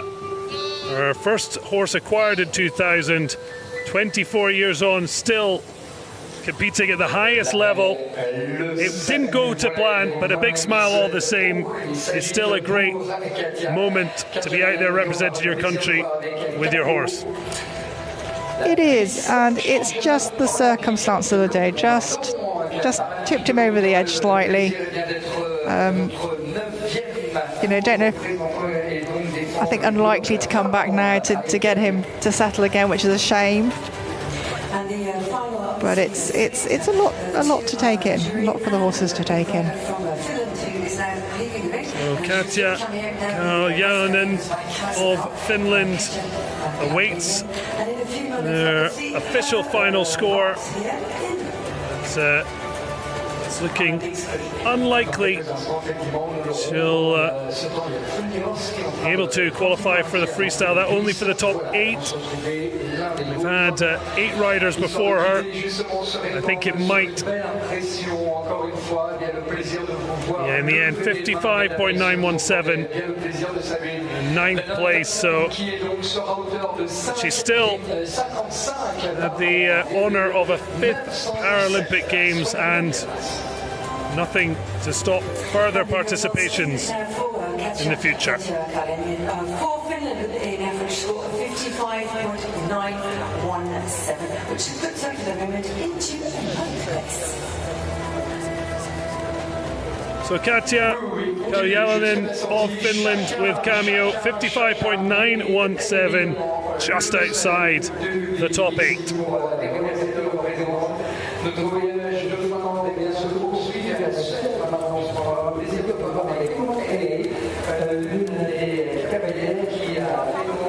les Jeux Paralympiques, ceux de Rio, ceux de Londres auparavant, qui étaient les championnats du monde. Et ici en France, elle était à Caen pour So next up, Anita Johnson, world number 28 on current LA, current La, I guess maybe LA in 4 years' time, but here in Paris, the Swede at her third Paralympics, looking to improve on her best performance of 8 in Rio 2016, and a repeat of that would be enough to once again qualify for the freestyle. See the emotions raw as they wait to see their friend or family about to compete. Is it easier being in the saddle than it is on the sidelines? I think it is, because having just sat there at times watching your sat, and it's an anxious time, you know. It's, I think, being on the horse and dealing it, because you're being active, you're being proactive really, aren't you, because you're taking control of it. Definitely easier, I think, on the horse. So 54-year-old Anita Johnson preparing for her third Paralympic campaign, looking to improve on 8th. It's been her best result, was the same at the European Championships last year.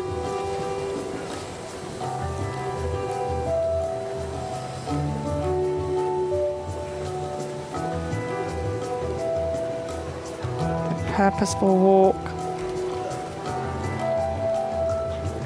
and that half volte, so they're not quite reaching the end there. That's 6 meters, so they need to be 1 meter in from the end of the school.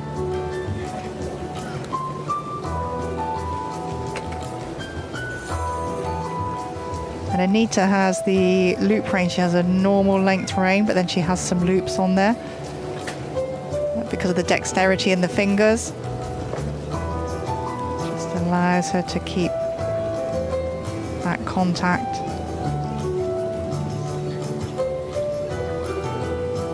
Our riders in the grade 1 are most severely and physically impaired riders. Involves the trunk and 2 or more limbs. So some of these movements in the walk, sort of leg yield steps, then very, very difficult for these riders, keeping the rhythm, the regularity on the half 10 meter circles and the 8 meter volte. Can be a challenge.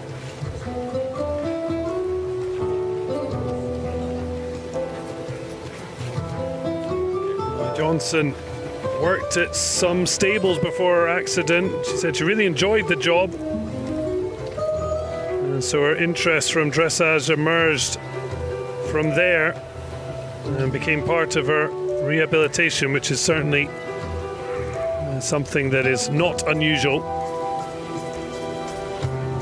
You'll find so many riders here that have come through the ranks of, it started as their physical therapy, and has improved their body and their awareness of their body and what they can do so much. Not quite a square halt, but moving off well.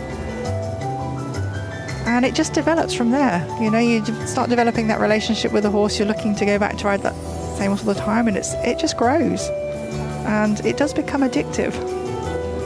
Imagine for a lot of athletes, from a dark place you can really find purpose and joy. Very much so. That is, I think, a key thing to it, that there are things you can still do. You may have, you know, undergone some huge sort of moment in your life, some physical moment, but there are things you can do.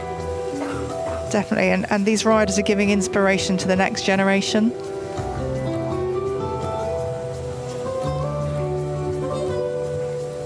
Just completing that. It's not a difficult movement in that sense. It's just more awkward in the fact that you have to concentrate so much on these loops being even, and the fact it's down the centre line, you have no guidance. No marker sets the middle of your loop. There's no visual cue. And another rider who's needing to lean forward to be able to give the horse the stretch, the length of rein in the neck that's needed. Just taking a moment there to pick the contact back up. But again, no real change in the head and pole position, so the judges are looking for that smoothness, the consistency.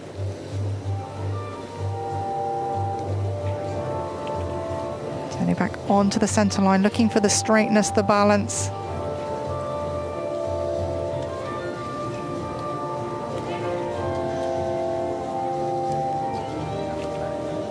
And for horses, do they also compete through different grades, or are there horses that are suited to certain grades? Certainly here they don't move through the grades unless they are passed from one rider to another, which is seen and is done. But only in open sport competition are there the levels for the horse, also the levels for the riders. But yeah, no, she'll be, I think, very happy with the completion of that test. So Anita Jonsson of Sweden and current La 67.792. Not quite enough for the virtual podium, but it may well be enough for the top 8, although we are just about to reach halfway of our 22 riders in this individual event, grade 1 of Para-Equestrian. So a long wait to find out, but a strong showing.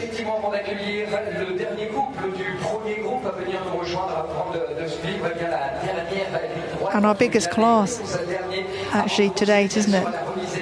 And it's I'd say quite unusual to have so many grade 1s through. It's great to see, and great to see the writing. Just here on the handhold, a reverse handhold on the rein instead of the knuckles being on top. The knuckles are underneath. And again, the riders can choose. They're going to choose the method of riding which suits them best and makes them most effective. Yeah, in total 78 athletes, the most Paralympic Games have seen. Anita Jonsson with current La in 5th position as we head towards the halfway stage of our grade 1 individual event. 7 ans seulement, avec une origine prestigieuse sur les rectangles de dressage, Stobol qui est donc à l'origine de ce pédigré du cheval qui va faire son entrée en piste avec Roxane qui Well, she was the star show in Tokyo in the individual grade 1. Roxane Tronell of the United States on the wonderfully named Fantastico H. Tokyo double gold it was in individual freestyle. Ranked world number 3, Roxane Tronell prepares to get her defence of her grade 1 title underway.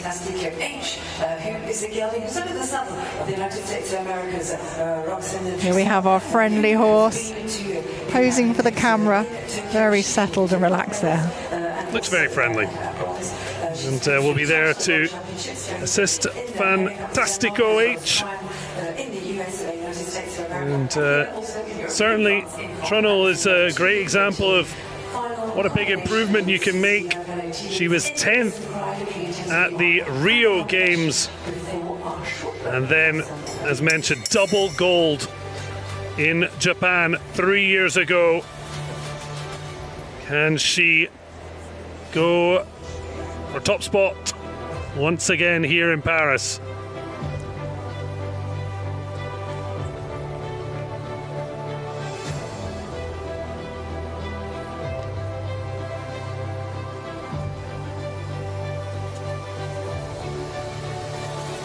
Team USA look on as Roxanne Trunnell prepares for another shot at gold.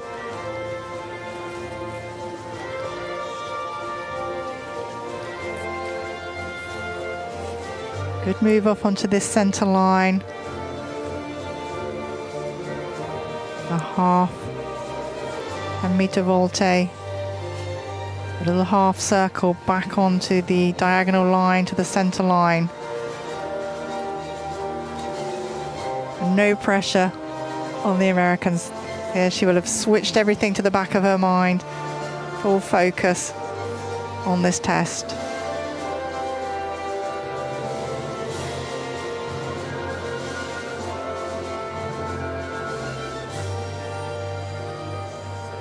And a rider can use their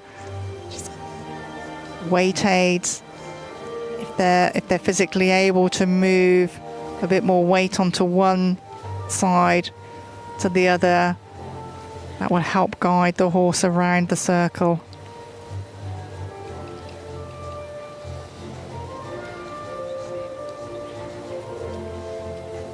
To that centre line.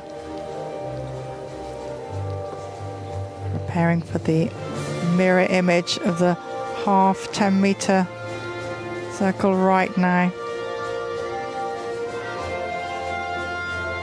And as you can see in the top of your screen, she's certainly putting pressure on current leader Stella Barton. You can see how they compare for each of the moves subscribed.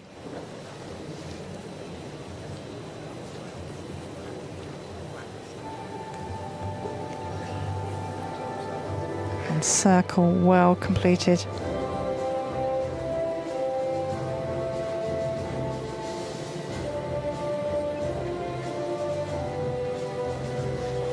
Just here, rider is having their test called. That's feasible, but the caller will have someone they can only read the prescribed movements on the test, and they will have someone stood near them to check that that is all they are reading. Not quite a square halt there, but the way that the test is flowing and doing, I don't think that's going to be too much of a hindrance to her.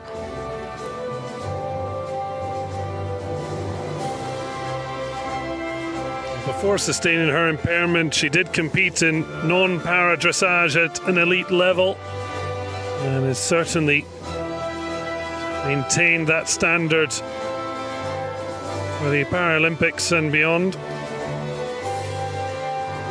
I'm sure you'd find at least 60% of riders here today would be out competing in open competition because there are fewer opportunities for para competition than open sport, and so to get that exposure to the different sort of venues, then you do need to be out there competing in open sport. A little stumble, but again, it hasn't really interrupted the rhythm. Just releasing the contact slightly to let the horse stretch. Just try to snatch the reins away a little bit. But a smooth pickup.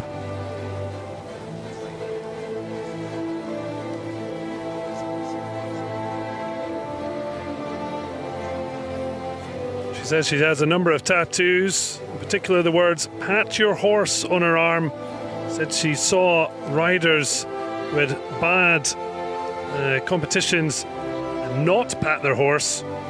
She said there's always something positive about a ride, and to not reward your horse with a simple pat is just plain mean and wrong. And so she's true to her word after what looks like being potentially the benchmark. We'll wait for official confirmation, but it certainly had a trajectory for a top spot. Plenty of love for Fantastico H, and from the crowd, in particular the Americans, showing their support for one of their own.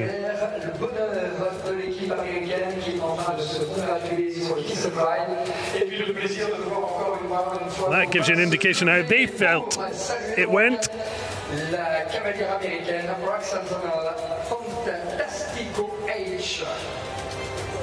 Silent applause to minimize the noise and distraction for the horses competing.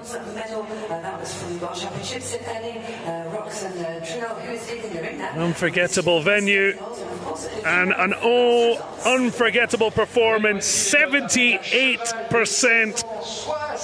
Roxane Trunnell of the United States with the aptly named Fantastico H. She, unsurprisingly, roars into the gold medal position.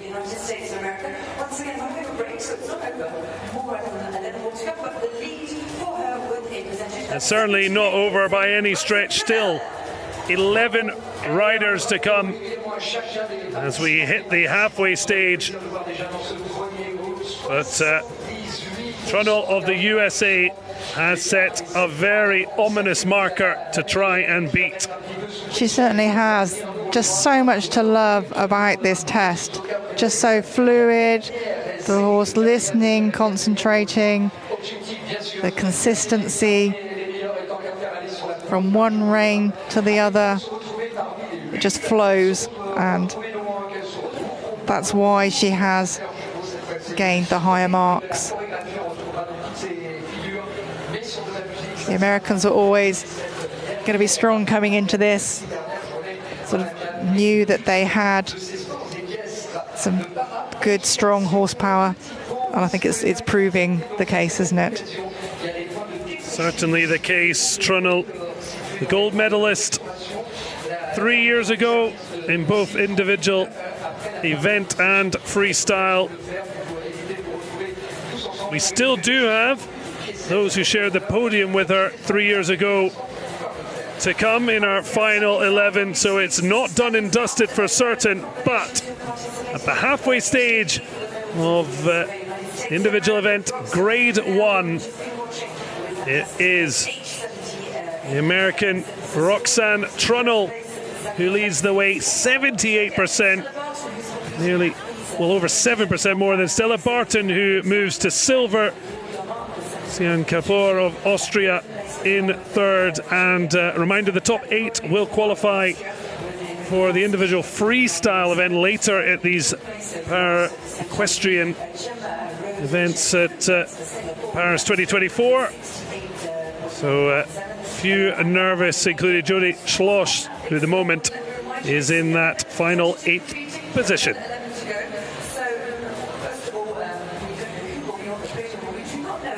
So Roxane Trunnell with the leading score, and now a short break until the second half of our 22 get their competition underway.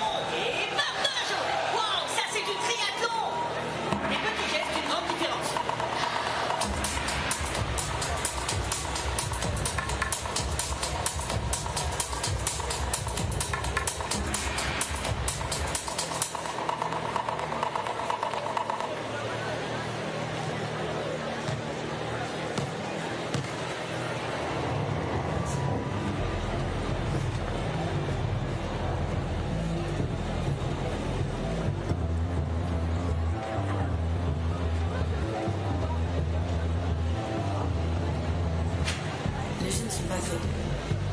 Prenez place pour les Jeux Paralympiques. Billets à partir de 15 €.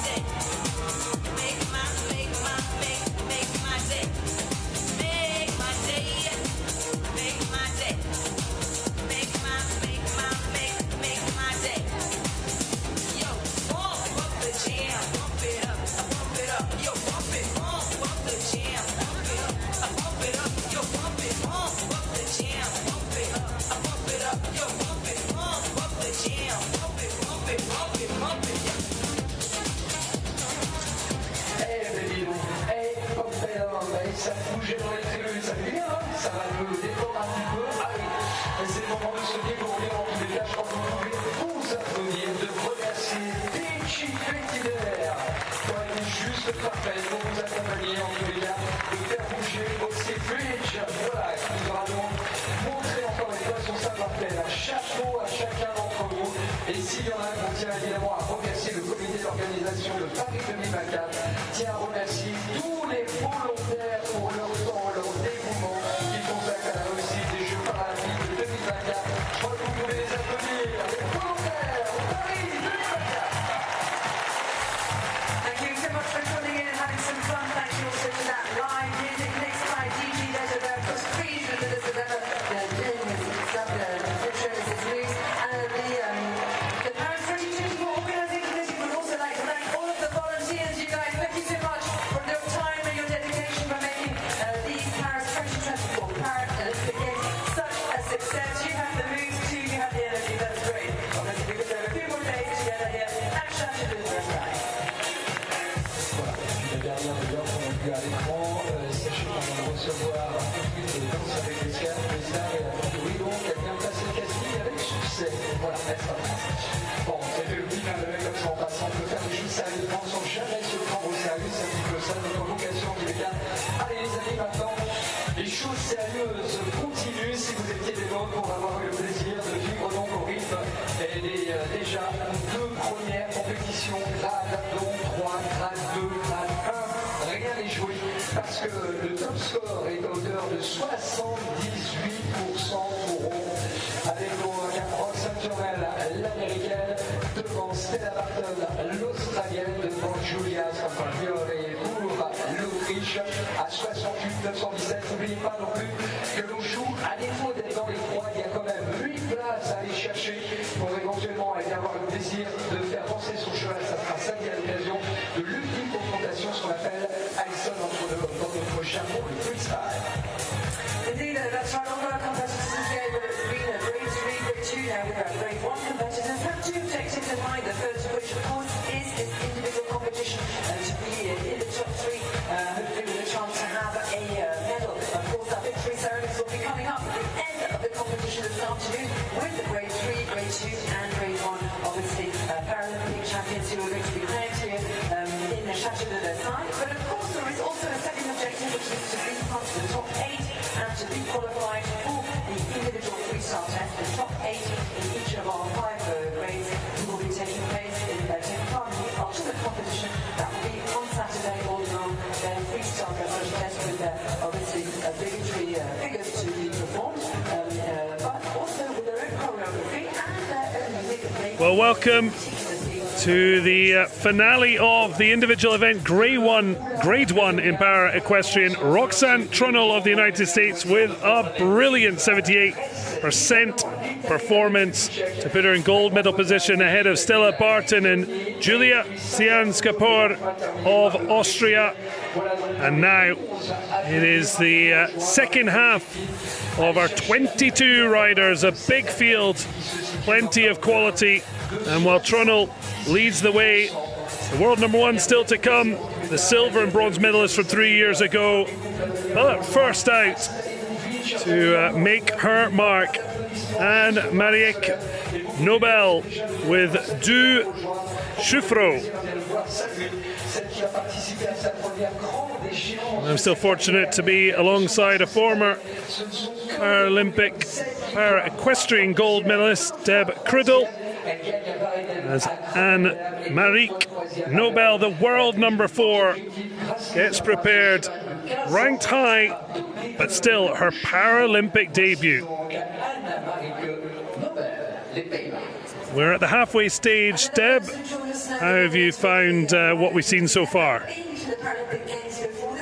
I mean, the quality again, the quality of these Grade 1 horses, the rider performance, the standards just keep on growing and growing and growing. And we've still got some very exciting rides to come. And this rider again, you know, the Dutch will be looking for strong performances.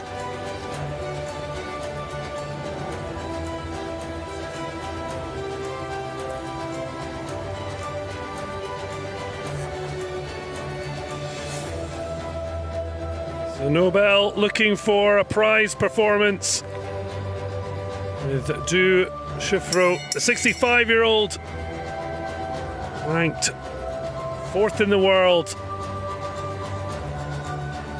at her first ever Paralympic Games.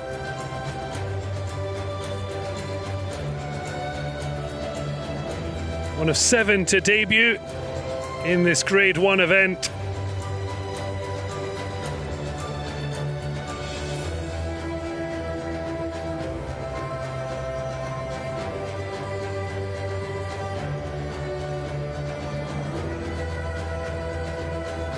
So readying to make her Paralympic bow, Anne-Marieke Nobel of the Netherlands with Du Chauffreau.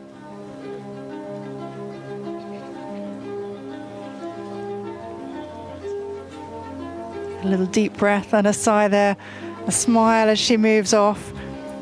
And you'll have noticed that as the arena stewards moved the board, the rider, instead of making her way straight into the arena, she just went off a little bit to the side, did a turn, set the horse up, ready. So once the bell's gone, you do have those 60 seconds to enter the arena. So just take the time, set everything up right. And a lovely fluid walk here. Judges looking for regularity of the pace, the rhythm and the tempo.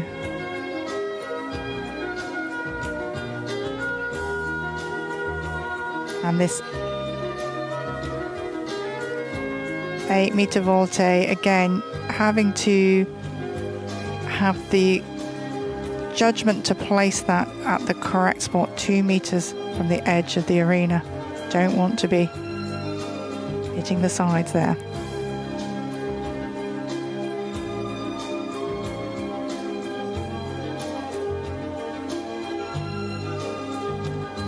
Nice 4-beat rhythm.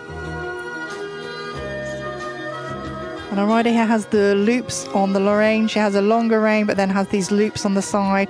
Just enables a rider to keep the rein a little bit more consistent. Riders in Grade 1 are most severe physical impairments. It affects the trunk and at least 2 of the legs, 2 limbs. Not legs, not necessarily.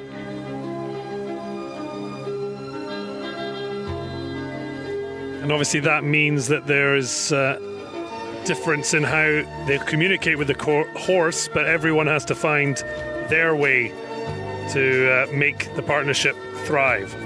They do indeed. What suits one rider may not suit the next, and you will see we have a horse coming later that's been with several different riders, progress through, and each one will have had to develop their own way of riding up to horse. Good immobility, halt not quite square, might just lose a tiny percentage on that, but good immobility. As we've seen after the performance of Trunnell, there is very little room for error if she's looking to try and get to the top of the podium. She has had 7 individual wins already in 2024, so certainly that explains the high ranking. And you mentioned already the strength of Dutch Equestrian.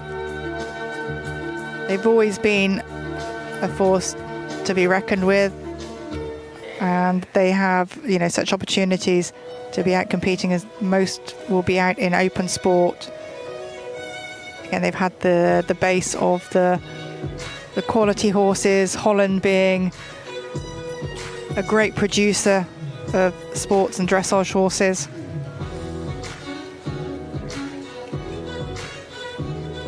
And here Anne-Marieke will be using her body to help create some of the movement in the horse. A lovely, lovely stretch.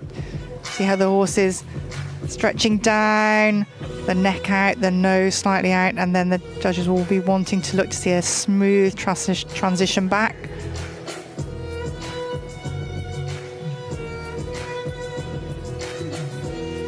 Back into that medium walk. Just keeping the pace steady for the whole 5 minutes of the test. It definitely takes some work. It's not just something you can just sit there and let happen. Be regulating the rhythm and the tempo. Lovely straight into the halt. Unlike the song, not having to walk 1,000 miles, but certainly a fantastic performance. She looks delighted with that. We'll now wait to see just how good it was from the judges' scores. Never hard to spot the Dutch fans. So waiting to see Anne-Marieke Nobel has done. 65-year-old with Du Chufro. Plenty of individual success already this calendar year. Can she add to it on her Paralympic debut? I think the name of the horse also telling us it has one of the most prolific dressage horses in its breeding there. Don Chufro usually breeds a superb temperament, and temperament is paramount in these para horses. It's really something to be prized above all else. And then from there we're looking at the quality of the paces. There's obviously the judges you're wanting to be awarded the highest points. Well, no wonder she's looking delighted. Anne-Marieke Nobel into silver medal position, only the 3rd rider to go over 70% score.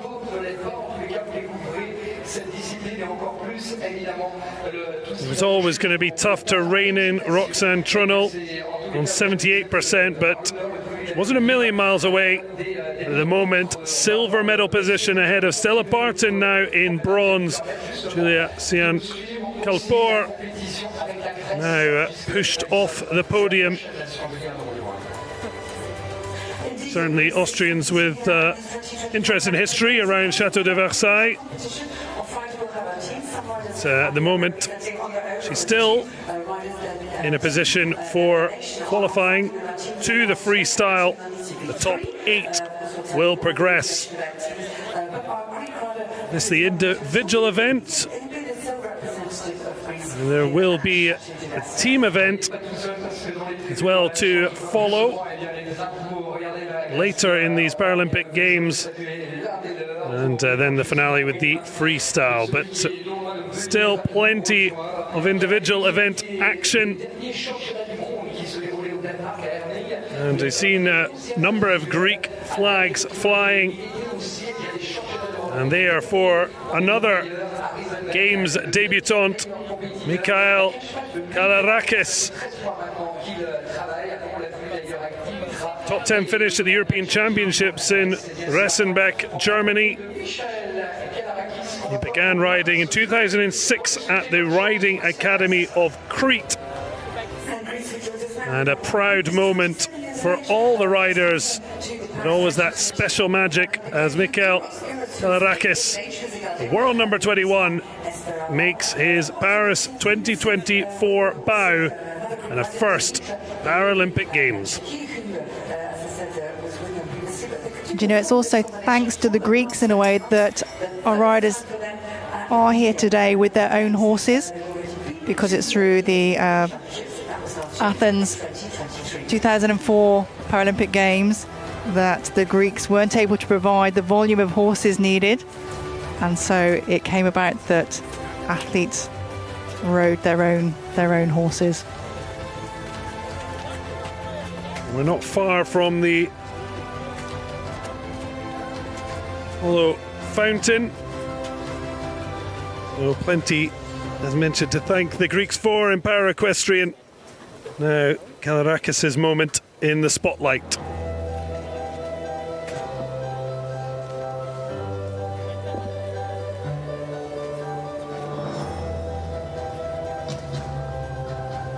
So Mikhail Kalarakis of Greece with Eros CS underway.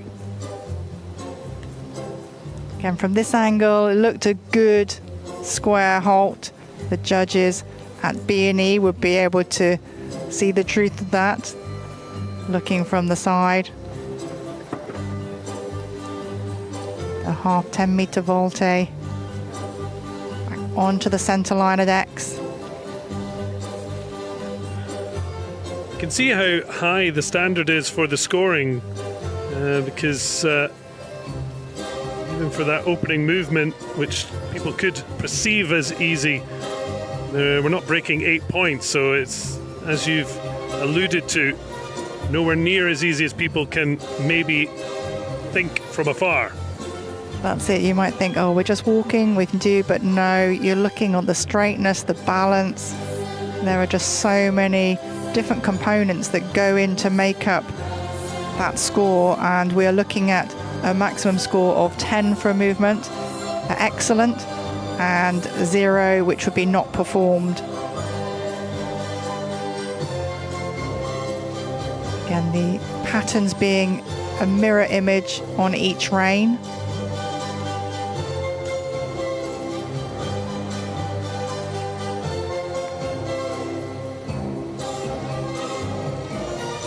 Relaxation from the horse onto the diagonal, continue down the centre line, so the judge at C being able to see how straight that is. The judge is off to the sides of C, just getting a little bit of an angled look from it. 5 judges around the arena, and the 5 scores culminating for the average.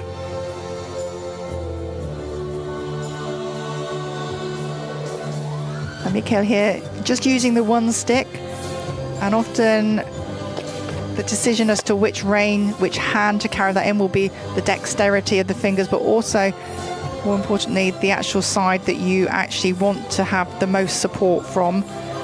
So this would suggest that the left side of his body for him is possibly the more weaker of the two, just needing that little guidance from the stick as a little tapping up aid if required.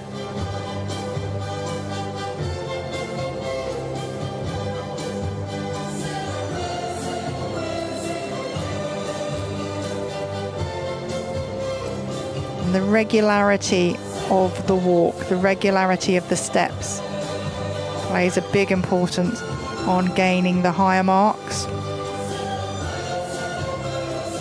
Well, Kalarakis said his ultimate goal is actually to encourage other people to find refuge in therapeutic riding, not riding for individual glory, but wanting to place himself as a rider mentor for others who could benefit. And that's the kind of positive message that as much as competing is an important part in testing yourself, it's a lot of the things that go into being around horses and the community that can really change lives.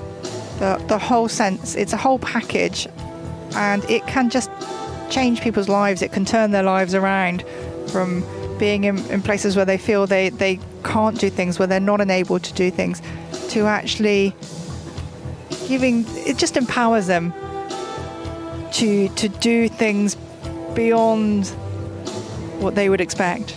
You know, it's an incredible feeling, and I think that's the particular speciality of this para-equestrian, what the horses give to us as people and what we can give back. And that can certainly be true for everyone, but of course our focus is on para-equestrian and the journey of Kalarakis for Paris 2024, at least in the individual test, has come to an end, and you can see just what it means.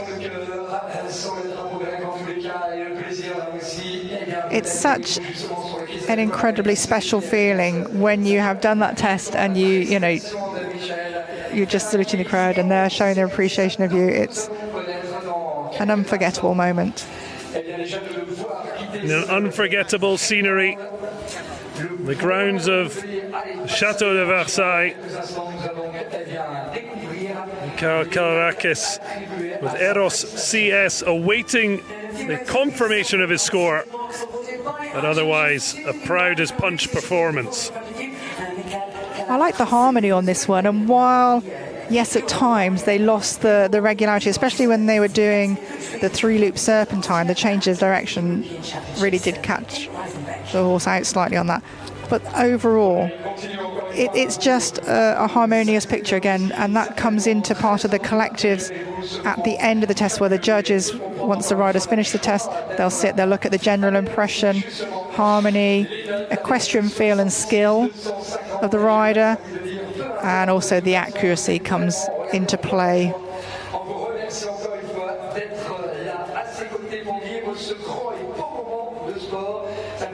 Proudest punch on the sidelines, 66.250 percentage on his Paralympic debut, top 10. Won't be enough for a return to freestyle, but a fabulous debut at this exalted level, and he's certainly soaking up every sinew, every moment of his experience here at Paris 2024.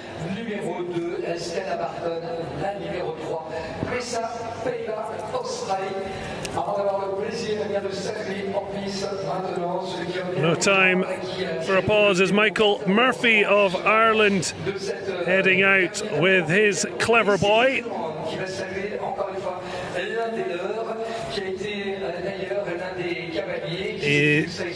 Second Paralympic Games after Tokyo, 18th in the individual event. So the world number 10, Michael Murphy, looking to make an improvement on his finish 3 years ago.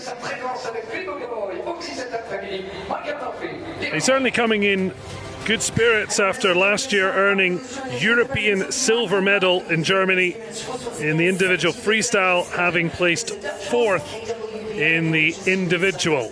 He's the son of the family. They were together at the Paralympics in Tokyo, and he's also won 2 bronze medals from the last. The lady leading the horse is Michael's coach, Elder. You notice the yellow armband. That signifies that she is able to ride the horse before Michael does, so she can spend a maximum of 20 minutes on the horse during a training session. but the rider must be back on board the horse for the final 10 minutes before going into a test. Is that just a case of, in terms of getting the horse ready and making sure he's not on the horse too long?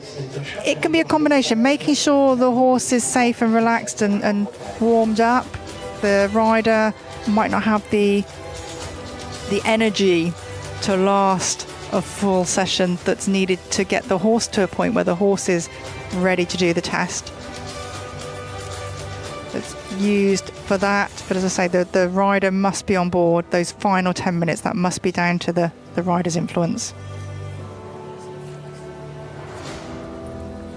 Continuing to bring you into the world of para-equestrian as Michael Murphy, European silver medalist, gets ready for his second attempt at a Paralympic Games.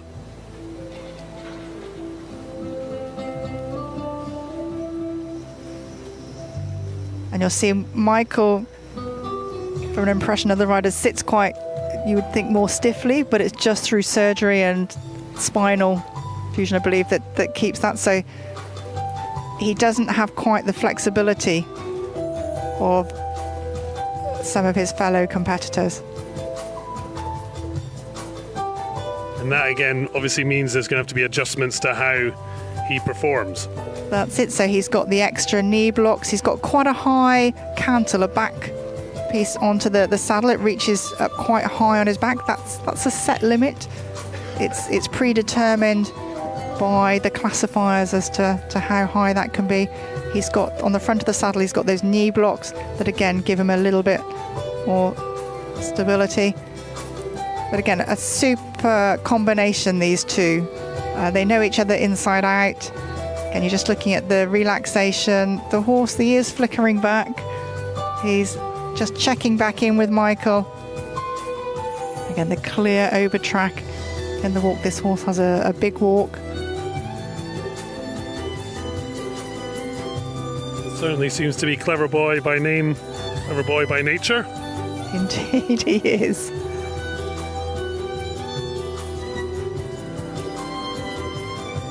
Michael comes back onto the centre line, again looking for the straightness the judges are. And on the turns, the half semicircle, they're looking for the uniform bends throughout the horse's body.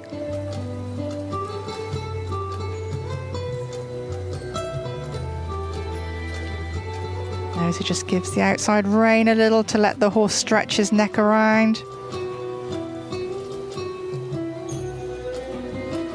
Lovely flowing test.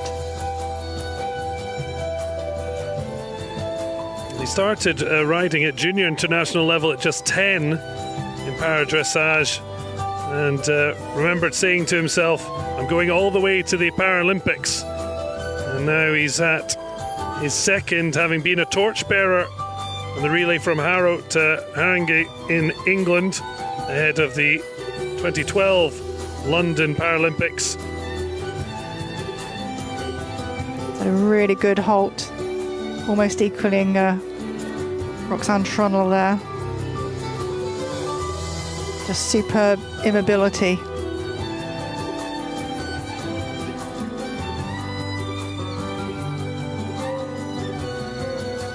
So on this 3-loop serpentine, just 5 meters either side of the centre line.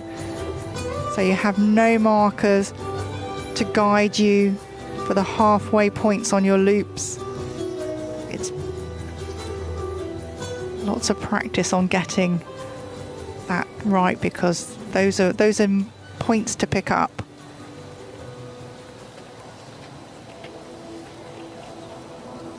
Well, his mother was involved in show jumping, so she already knew a bit about horses. He did it for fun, but Michael Murphy saying the para dressage gave him a sense of freedom and belonging, and he certainly belongs on this, the biggest stage of all. And earlier we talked about riders being able to lean forward to give more rein for the length and strides in the walk, But obviously Michael, unable to go so far forward, has to give the rein a little bit, which then creates his own problems in gathering the reins up. But doing a superb job, nevertheless.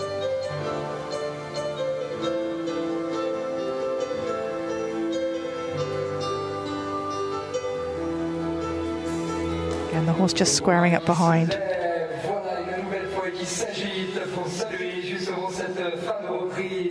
Well, a huge smile. The team look happy. And get the sense he's got a good chance of improving on his Tokyo position. So we'll wait to see what his score is. 70.417%, up to 4th place. He's only just off the virtual podium. Clever boy. And Michael Murphy performing brilliantly. Yeah, just a lovely, flowing, harmonious test. He'll be really pleased with the horse's performance. Obviously, he would have liked a few more marks there to be up with more of a chance of a podium finish. Well, yeah, one happy person there. Thumbs up.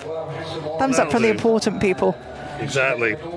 And also with the rest of the field to go, he will improve on his Tokyo performance. It's now just a question, can he hang on the top 8 to give himself a chance of returning for the freestyle later in these Paralympics? Every rider loves the freestyle. Always look forward to that prospect of getting out there, strutting your stuff to the music that you love. Yeah. Well, that's why a medal in this event would mean everything, but getting into that freestyle with only 8 places available is our biggest prize, nearly as cherished.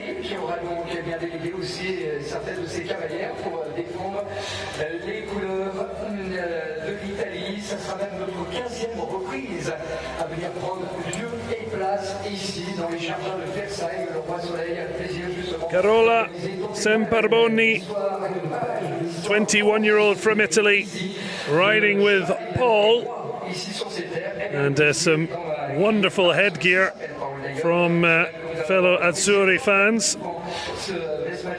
Second Paralympics after Tokyo, looking to make an impression. World number 18, Carola Semperboni of Italy, riding with Paul and looking to make it second Paralympics to remember.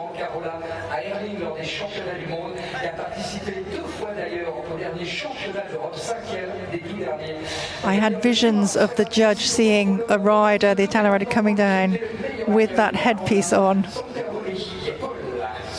Not distracting at all. No. Oh, more.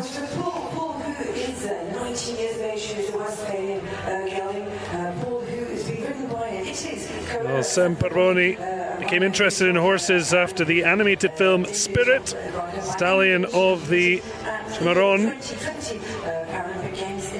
And she gets to ride not long before her hero, Sara Morganti, will be out riding as well. So Team Italy looking for a strong showing in this Grade 1.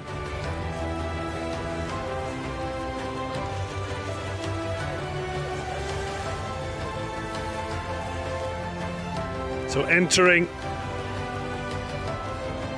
field of play, Carola Semperboni, just 21 years of age, but a second Paralympic campaign starting now.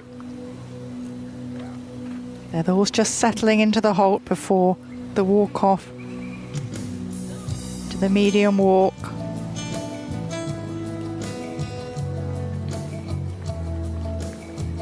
Again, that first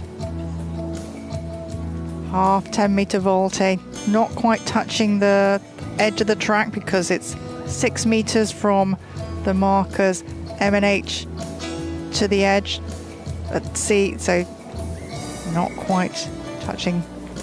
Riders have to be very careful about that. We've certainly seen the challenge it will be to fight for a podium place.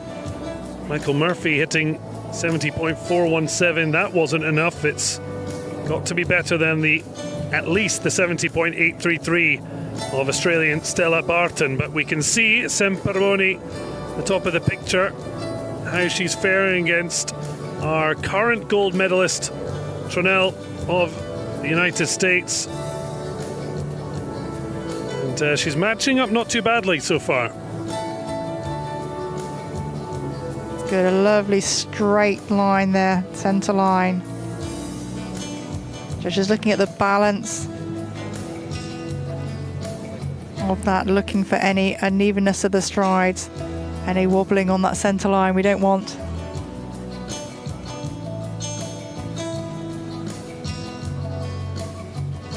And our grade 1 riders are riders with the most physical impairment.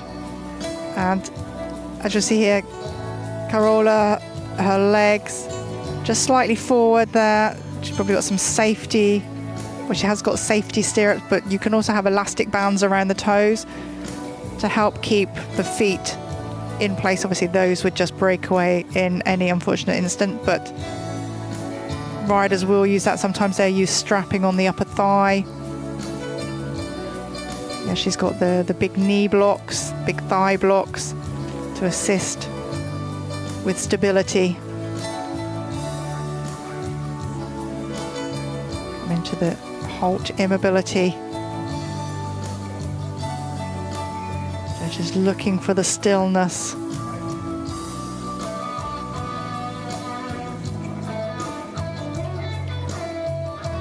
Semperboni said the most important thing is having the will to do what you do, never quit. She's not quitting her hopes of potential podium. She's certainly given herself an opportunity.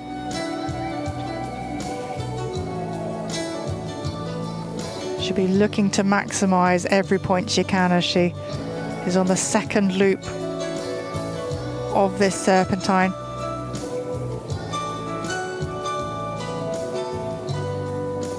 Maybe the angles are slightly off there. We'll see what the marks come up with in a moment. Does a rider have a sort of, she can't see what her score is, but do you have an idea how things are going, or a marker, or you just try and block out? I must admit, I haven't noticed a scoreboard down on the ground there, but frequently there is, and it can be a distraction. I mean, there is the one pointing out. I'm not sure if the riders can see through there, but at times at competitions there has been, and it's quite hard to make yourself say, no, I'm not looking, because that can just totally throw you. Especially if you're into the final parts and it's very tight. You certainly don't. I haven't seen anything here which maybe looks like being a good decision. It's going to be very close. Again, touching on the over 71%, but it changes step by step. So back onto the centre line, looking straight. Will we have a big smile in a moment?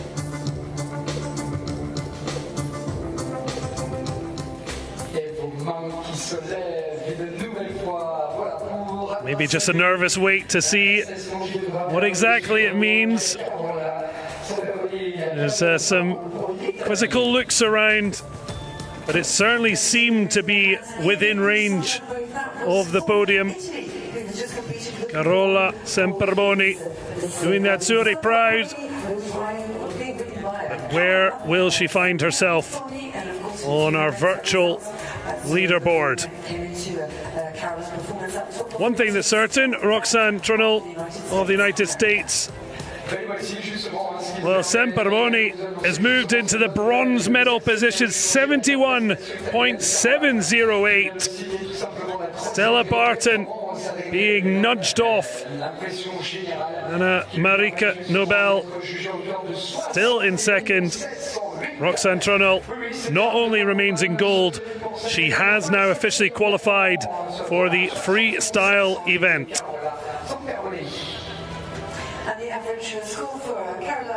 There you see the lovely straight strides, the change of bend from one rein to the other. Judges looking at the straightness there. Well, it could be a breakout performance. 7th at the World Championships in 2022 in both event and freestyle, as well as with Team Italy. And at last year's Euros, 5th across the board. But now she just has a little sniff of bronze, but plenty talented riders to come. But for now, a very happy Italian as Carola Semperboni rests in bronze position.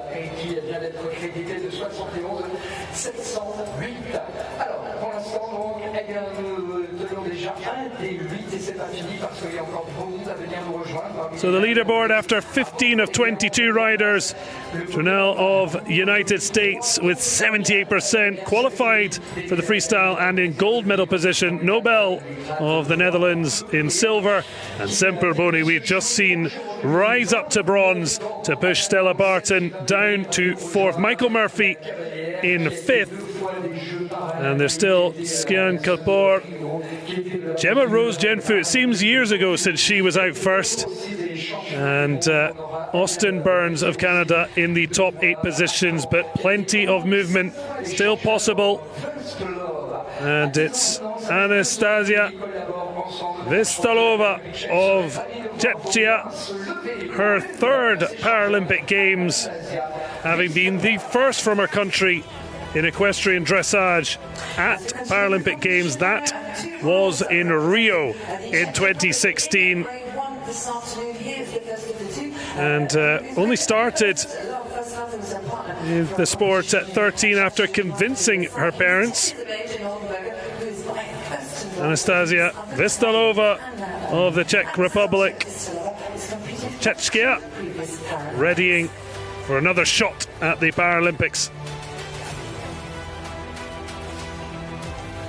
Imagine for some parents there can be a fear of their kids getting involved with horses, but I'm sure once they see what the sport can do, they realise the kids were right. That's it. I know in like Hong Kong and a lot of Asia, then there is the worry. There is they do sort of guard their children well, and they look at horse sport and thinking, or horse riding, even the therapy riding is, I don't know, that doesn't look sort of safe in that. But once they see the benefits that it generates, sort of not just physically but mentally for a person, then it really does change their minds and how they look at this. Well, the support on the sidelines for now, Vestalova and a aptly named First Love will take on the challenge here at Paris 2024. I think very aptly named, because once you have met the horses, once you have ridden, then it is First Love, and it doesn't leave you. It is a choice of life, I think. And very apt music in the background from Amélie, of course, at these French Paralympic Games, the Chateau de Versailles. So our riders are graded 1 to 5, with grade 1 being our most physically impaired, affects the spinal trunk and minimum of 2 limbs or all 4 limbs. Grade 5 being the least impaired. But we are able to use extra aids, extra pieces of equipment or adaptations to tack. So Anastasia here has got the extra big thick knee blocks that'll give a little bit more support and stability. On the reins, she's got some loops, some handhold loops, so that she can give a little bit more length in the rein if she wants, or shorten it. And again, because she has little use in the legs, she's using the upper body to try to create the impulsion. And again, carrying 2 sticks. Rider can choose at this level 1 or 2 sticks if they feel it will assist.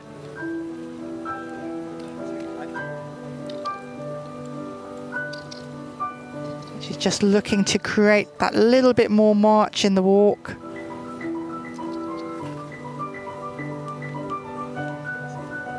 The horse listening to her.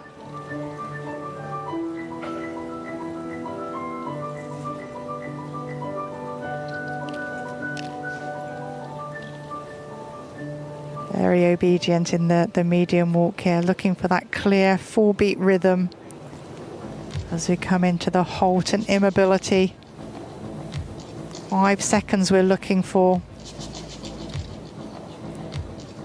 And again, just using the body to create a bit more impulsion to go forwards. She was named 2023 Para Dressage Rider of the Year by the Czechia Equestrian Federation. Certainly putting in a good performance, and for a top 8 it's going to have to be 68.667. Bettering that could yet unlock a place in the freestyle event.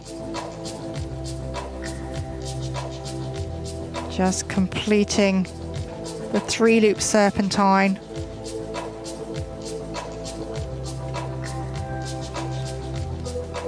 And again, the walk very rhythmical. A nice frame on the horse, a nice round picture. Just going in to give the contact slightly to let the horse stretch forward and down. Very difficult when you can't run the reins through your fingers, but every rider finds their own optimum way of performing that. Little stumble there, but quickly back into rhythm.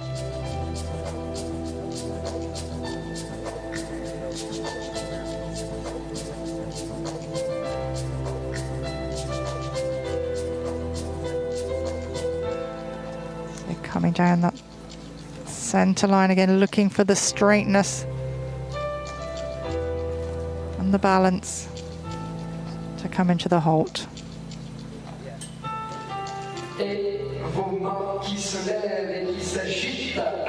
Away for the crowd, pat on the neck for First Love. Can't get bored of that feeling of competing at a Paralympic Games.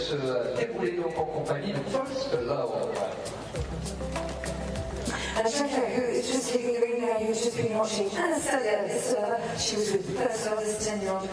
And they're just lovely seeing the horse there on the loose rein.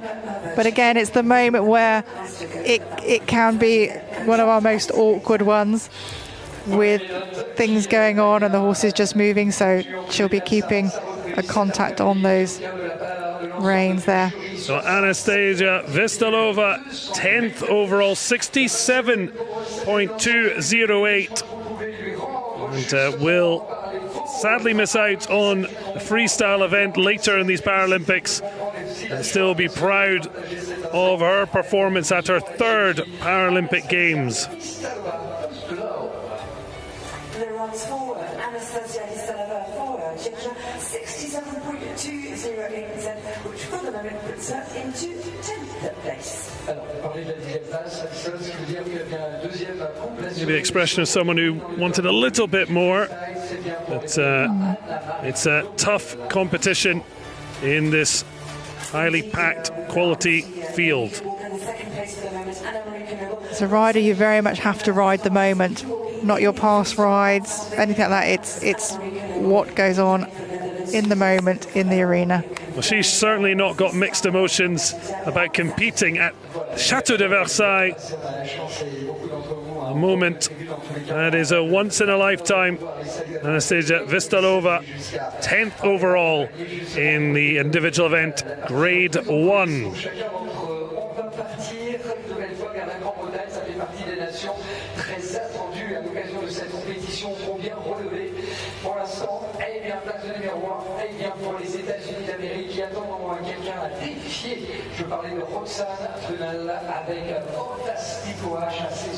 And now this is a very highly anticipated debut at a Paralympic Games.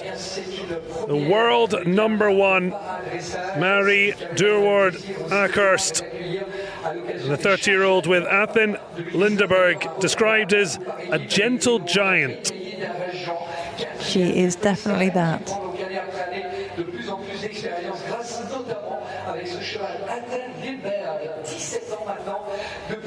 A legendary horse, Sophie Christensen and Julie Payne, were led to Paralympic and European gold respectively. Marie, though, fell for Athen when they first met just over a year ago. Payne's move from Grade 1 to Grade 2 saw them split. One's loss, very much Marie's game. Definitely in this case, and the fact that she was moved grade just meant that Julie was unable to ride this horse's trot. This horse has such a big trot that Julie wasn't feeling balanced enough to actually continue her career with the horse. And that gives an indication of the differences between the grades, that Grade 1 to 3 versus 4 and 5. There are differences throughout the... There certainly are, and the movement of the horse has to be matched to the rider.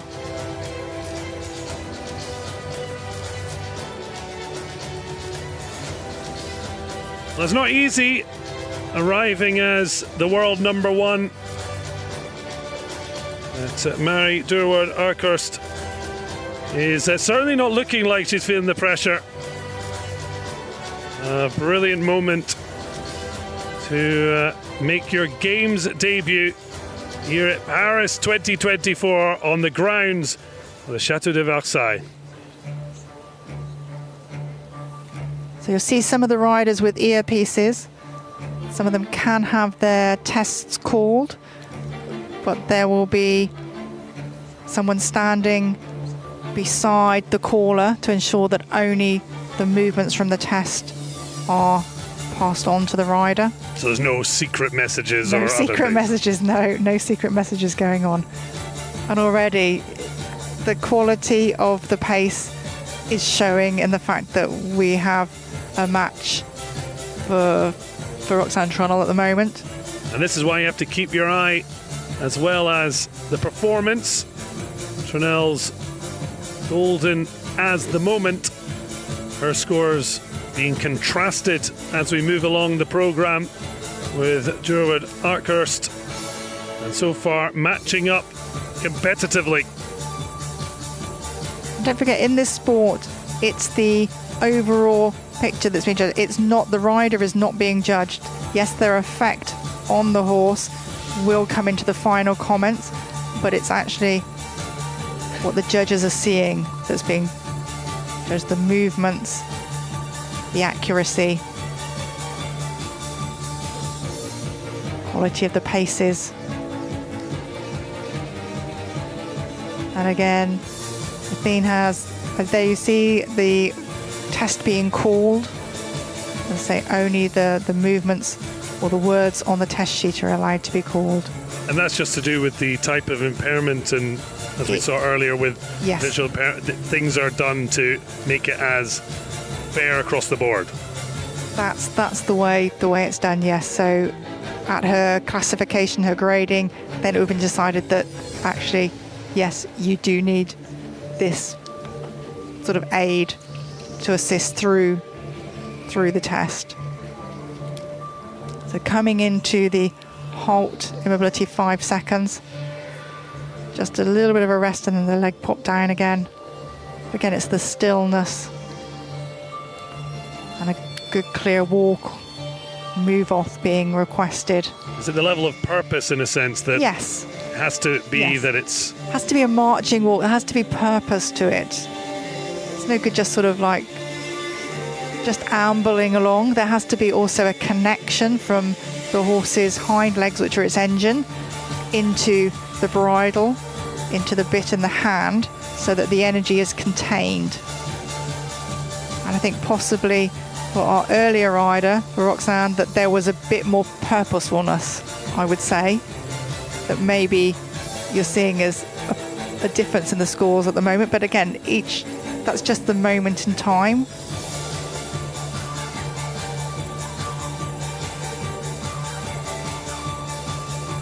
Again, the riders are popped into grades. There can't be complete parity between them all. You're going to have those who are a little bit more able in a grade compared to some of the others, because we can't have a grade for every single rider. That's impossible.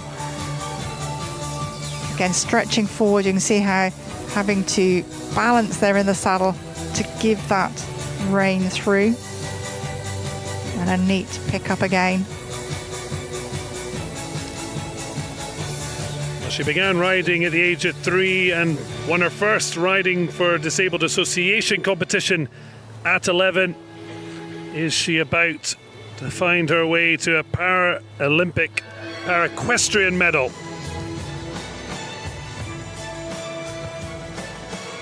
A purposeful walk into the halt, horse just squaring up. Well, nothing bittersweet about that performance. And she looks absolutely delighted with Athen, Linda Jurg.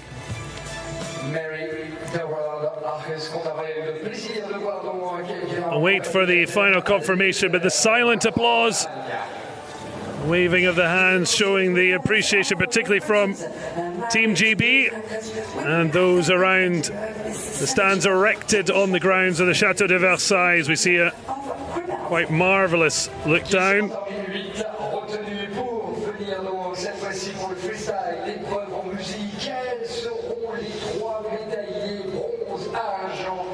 Overall, just a lovely, flowing, smooth, harmonious test.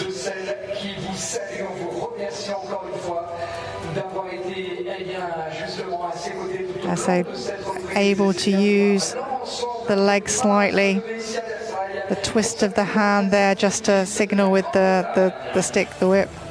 Obviously, the Republic here in Versailles, who are congratulating, obviously, Mary for that performance. And once again, with our silent wave, and their teammate Natasha Baker, Sophie Wells, waving their appreciation for the test. Still waiting for the confirmation.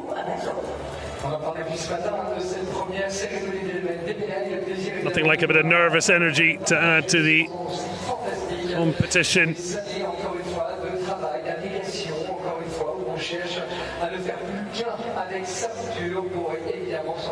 The moment needs to get above 71.708 to be in medal contention.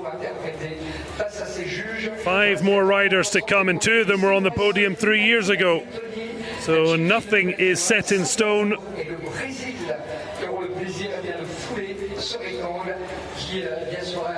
Certainly taking a little bit longer than usual, so they're clearly taking their time to crunch the numbers. It'll also be deciding on that collective mark, that final collective mark.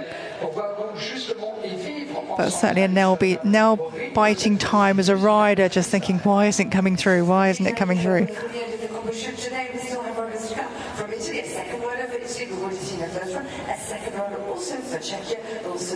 And there are the emotions. In some ways, it must be, in a sense, almost the easier part, the competing, but the before and after is a totally different ballgame, I'm sure. It's quite nerve-wracking for the rider. Especially, it's a much longer wait than we've seen the rest of the competition. This day one of Para-Equestrian Paris 2024, the individual event taking center stage, and we still haven't got, well, it's just dropped Marie Duarte-Arkhurst into bronze medal. Well, Sarah Marganti knows all about medaling at the Paralympics. 48-year-old on Maribel, her third games, but Tokyo was where she broke through, winning 2 bronze medals, and that is where Britain sits currently. Marie Duarte-Arkhurst. And that pushes Carola Semperboni off. Can Marganti return the Azzurri into the top 3? You mentioned the quality we'd see, and there's 2 of Tokyo's podium dwellers still to come. Marganti up next.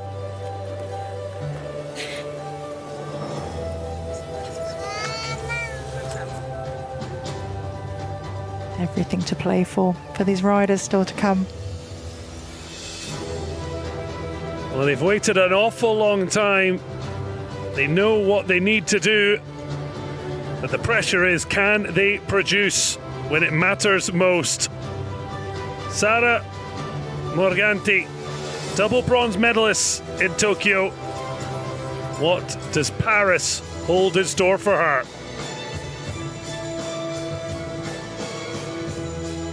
A very experienced rider. The pressure won't be getting to her. She'll have that all under control. She'll be just concentrating on the movements one by one as they come up, planning the next move. Well, her Paralympic journey certainly hasn't been without anguish. 4th in 2012. It is a very strong start. It was at Rio where the withdrawal of her horse Royal Delight after a veterinarian inspection left her devastated. Considered walking away from the sport. But thankfully for her, Maribel and Para-Equestrian, she came back with a bang in Tokyo. A life with horses certainly has its ups and downs. Part of the nature of the beast, I'm afraid. So here you're just seeing very slightly different stirrups, safety stirrups. They're crossed over at the top. There's another form of stirrup, all allowed within the rules for the riders. And she has carrying the 2 sticks to assist, to back up the aids. With the sticks so forward here, she might also use those on the shoulder maybe at times. The horse can be trained to these different aids. And again, riders grades 1 to 3 can use their voices, so they can be gently using their voices.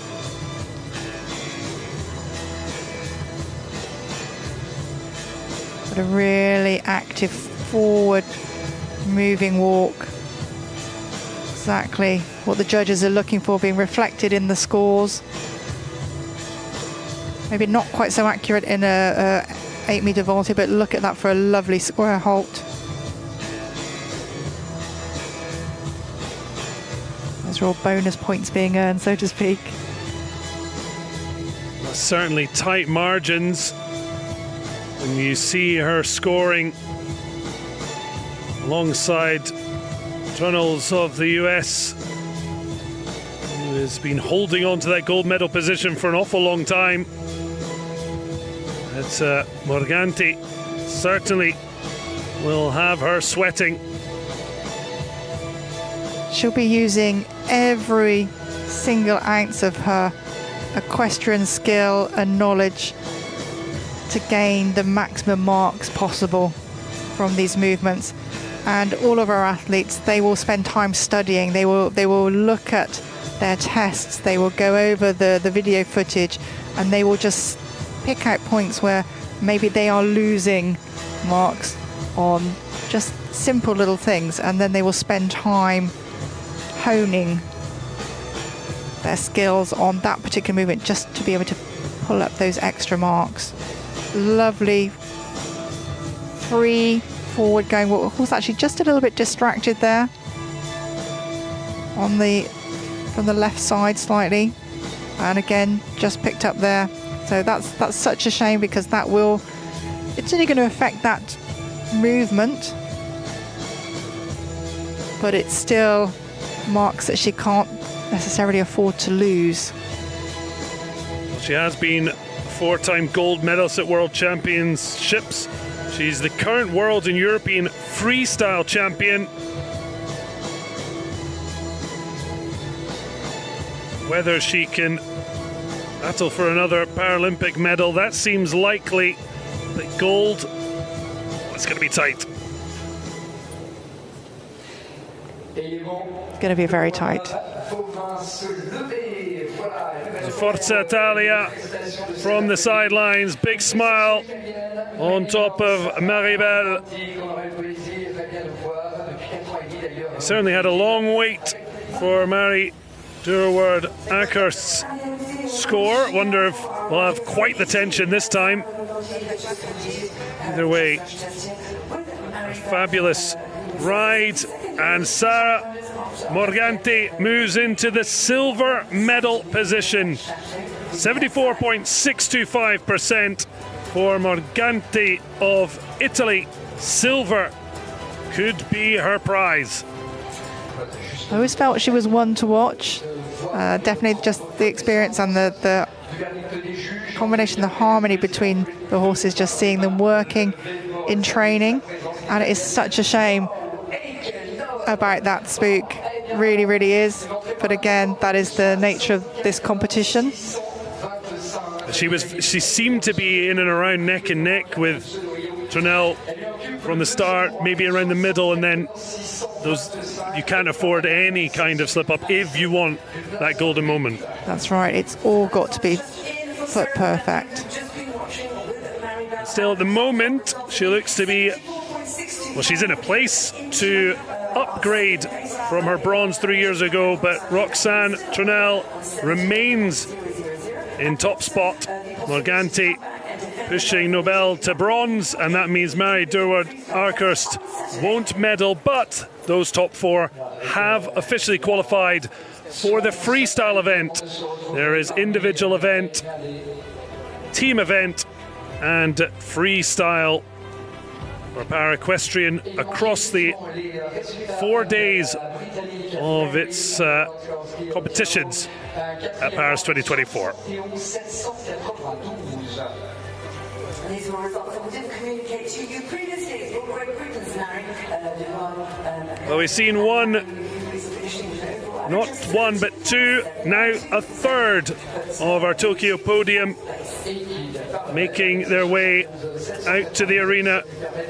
Richard Snikus of Latvia on King of the Dance, and seems pretty apt for equestrian who's also a DJ when he's not riding, although I'm only assuming that. I'm just assuming he doesn't do them at the same time. That seems like a challenge. I don't think it's a challenge too far for him, though. Maybe we should put this to him, you know? Liven up, give a bit more entertainment to the folks here. So Richard Snikus for the moment, not spinning any discs, but hoping to spin his way back to the podium where he found himself in Tokyo 3 years ago. As the classic quality to follow, a potentially silver medal winning performance from Morganti. Could he be standing beside the Italian and Roxane Turnell once again? It was double silver in Tokyo. and his first Paralympic medals at his third Games. What will the fourth bring? There is nerves and stress on the sidelines. He's got to remain cool, calm and collected.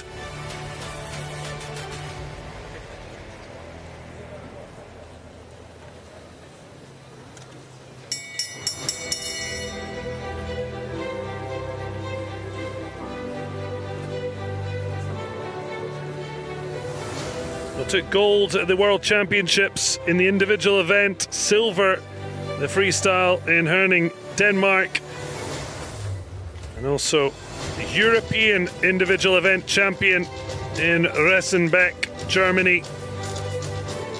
So since 2 second places in Tokyo, he's been on a golden path, and it's led him to the Golden Palace, the Chateau de Versailles.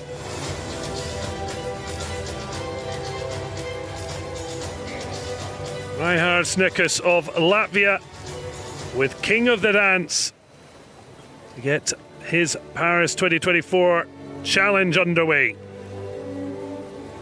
Reinhard starting in this test, again a perfect example of taking the time to pick your line, to come up that centre line, pick your moment, set the horse up correctly.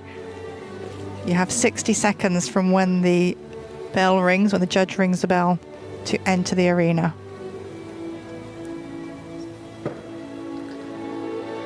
And again, you'll notice that he has a lot of involuntary movements in his body, does Reinhard, but it's not affecting the movement of the horse. The horse is not following all these movements that he's making. He's not sort of moving left, right against the leg. He's not over adjusting himself to the upper body movements. He's just keeping that clear 4-beat rhythmic walk, and this sort of horse is just perfect for the Grade 1 riders.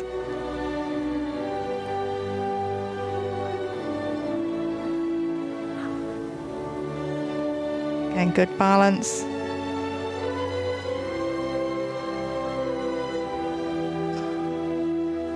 He is just flickering back, King of the Dance, just to check in with his rider, just listening. And you know, these horses, the real schoolmasters, they do enjoy this experience as well. The crowds, the atmosphere, some of them just thrive on this. Real showman. Well, you don't get a name like King of the Dance for nothing. Very true. And again, a good round position for the head and neck, a good shape. Very active marching walk, and I think that's showing in the results. This is the overall picture the judges are looking for, the activity. Just not quite squaring up in front, sorry, not quite squaring up behind and then moving the front foot slightly, so may have lost a mark on that. Not too bad, same as Trunnell, so Okay, that's good. If you're going to drop, Yeah, drop to the level of the person you're trying to beat. that's it. But such just harmony, it's a pleasure to watch. Again, looking for the symmetry in these loops. Each third of the loop to be the same as the ones previously. Lovely clear over track, the horse's hind feet stepping over the hoof print of the front feet. There's just no change in rhythm here, is there? It's just a clear 1, 2, 3, 4, 1, 2. We're keeping going and keeping that march. And he's having to lean forward slightly here to give the rein to enable the horse just to lengthen its neck and head.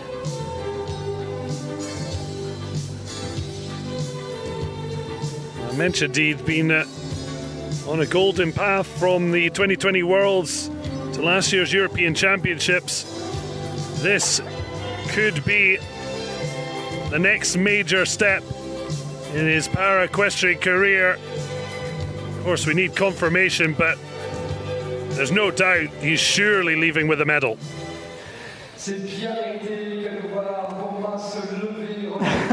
Very, very. What do you think he thinks of the performance? I think he's pretty happy. I don't think he can be delighted at all. Do you? No. No. What a shame. That was just superb. You know, he knows it. The horse knows it. Oh, look at the emotions as well on the sidelines. Yeah. He's very much had an up and down career, and yeah, he's just. You should see this guy on a bicycle. It just gives him the stability. I don't know what it is, but you don't see the wobble. I think I can say that word, can't I? But yeah, you just don't see the instability. Yeah. No, it's quite incredible, and he did say while he's an active DJ in Latvia, if he could be the best DJ or rider, sports his priority, and he looks like he's going to very much confirm that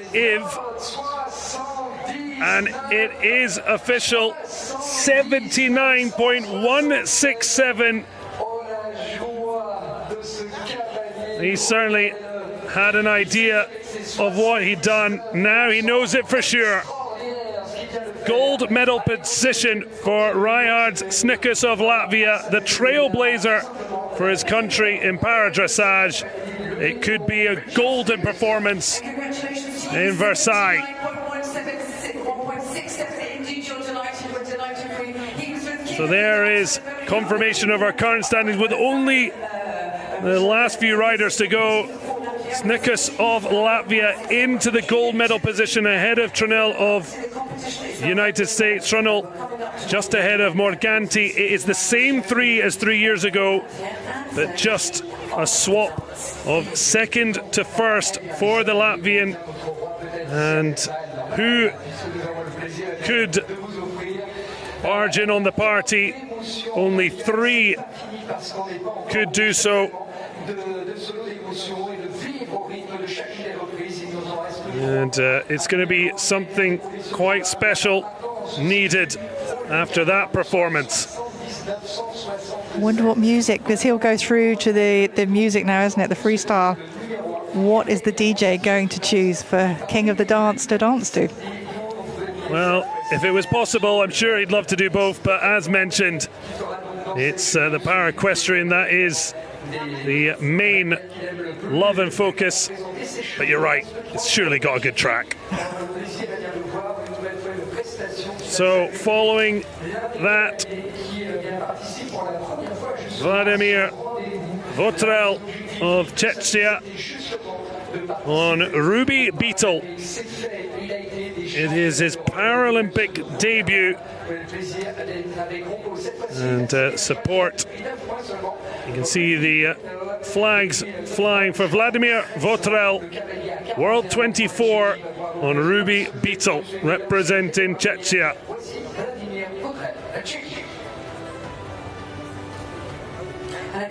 Well, he works for an organisation that treats injured wild animals in Pavlov, Czechia.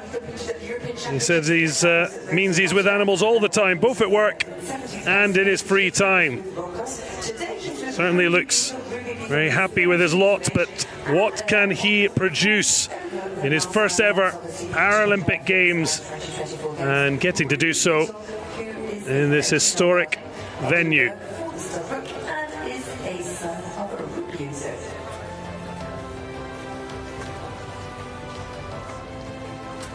Don't really get bored of the view. And on the sidelines, you wait to see what's to come.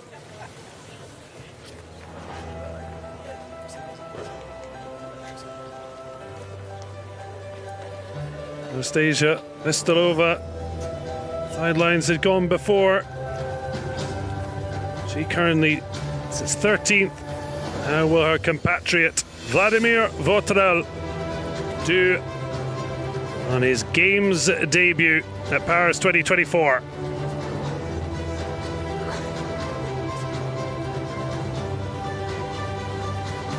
He has performed the European Championship of 2019. This, a major step up and a proud, proud moment. Certainly is a proud moment for any athlete stepping onto this amazing field of play here. A moment to treasure.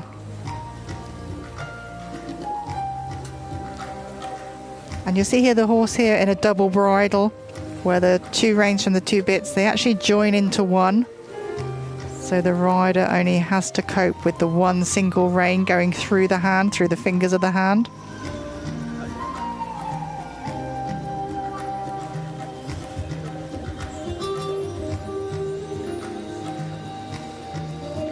Just lacking a little bit of energy in the walk.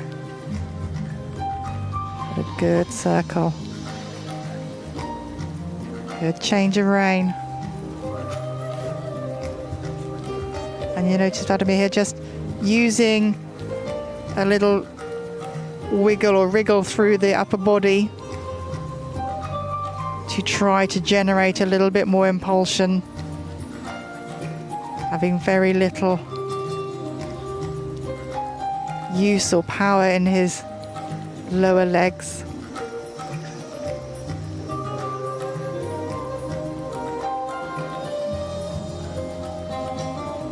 And he's also able to use his voice as an aid if he needs to, little word cues that the horse can be trained to. Most of the horses in para-equestrian have been trained by riders with no physical impairment. So the riders are then having to train the horses, retrain the horses to what they need, or their coaches will be riding the horses to what the athlete needs themselves.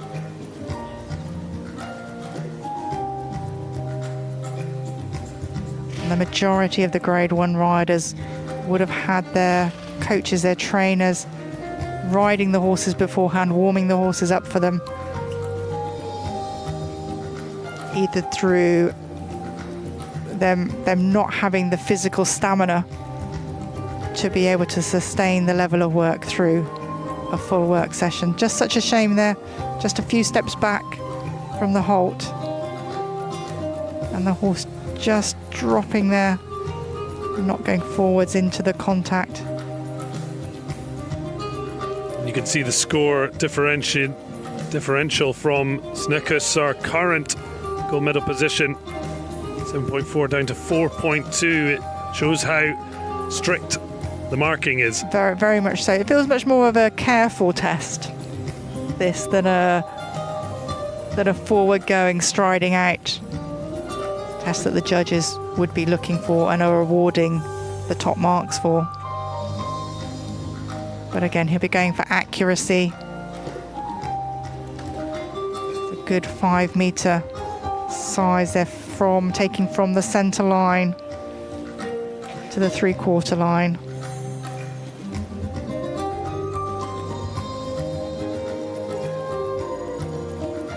And the rider's able to use the long stick just as a little aid, just as a little backup for limbs that don't have the strength or the power.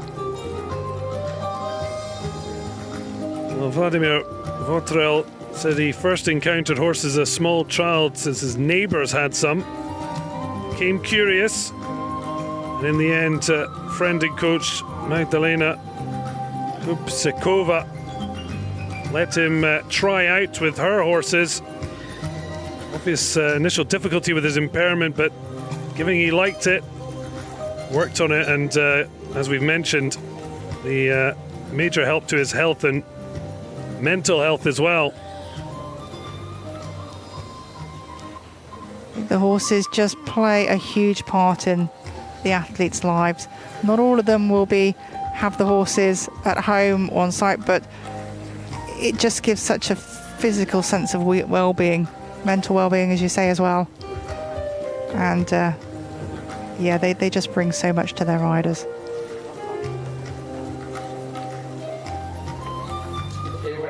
Well, the nod, a debut to be proud of,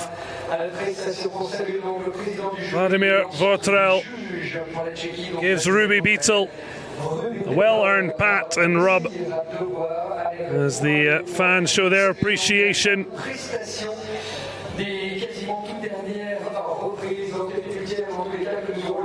Nodding along as Pistolova at a prime seat to watch her compatriot compete. We'll wait to see how he does in the standings. The 20th rider of 22 to go. So we're near to the end of a long but brilliant individual event at grade 1. 61.542, 18th position for the 41-year-old from Czechia.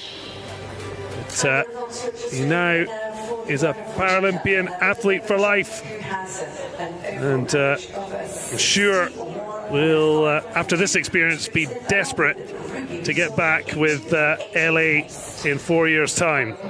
I'm sure he will. It just inspires the riders to want to do more. But I must say, one thing I do love about this combination is the horse. He is so tuning in to the rider. Yes, there have been a few little sort of errors that have been a bit costly, but a lot of people, I think, misunderstand the ears back, or the ears out to the side. It's not a sign of the horse being unhappy. He's actually listening in. He's tuning into his rider and saying, "Is this what you want? Oh, that's what you want." They're just clocking in, and it's just lovely to see. I say communication. Pistolova and Vladimir Votrel doing Czechia proud. Ruby Beetle and Votrel 18th overall.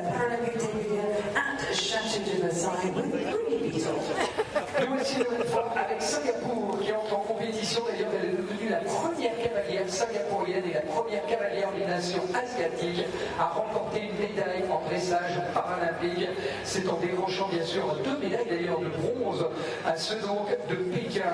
C'est sa 6e Paralympiade, 2 fois médaillée de bronze à Pékin, argent et bronze individuel à Londres. Elle était à Rio. Well, Laurentia Tan of Singapore with Hickstead, world number 7. Could she yet shake things up on the podium, or at least try, at minimum, battle in to the freestyle event for the top 8? Well, certainly plenty going on the grounds of Versailles. Magnificent backdrop. Paralympic Games, who's a drop from so Dutch Garling, who is brain power. Now it's Tan's time to shine. A 5th Paralympics, aiming to add to an already proud haul of 4 medals. The best, that was 12 years ago in London, silver medal.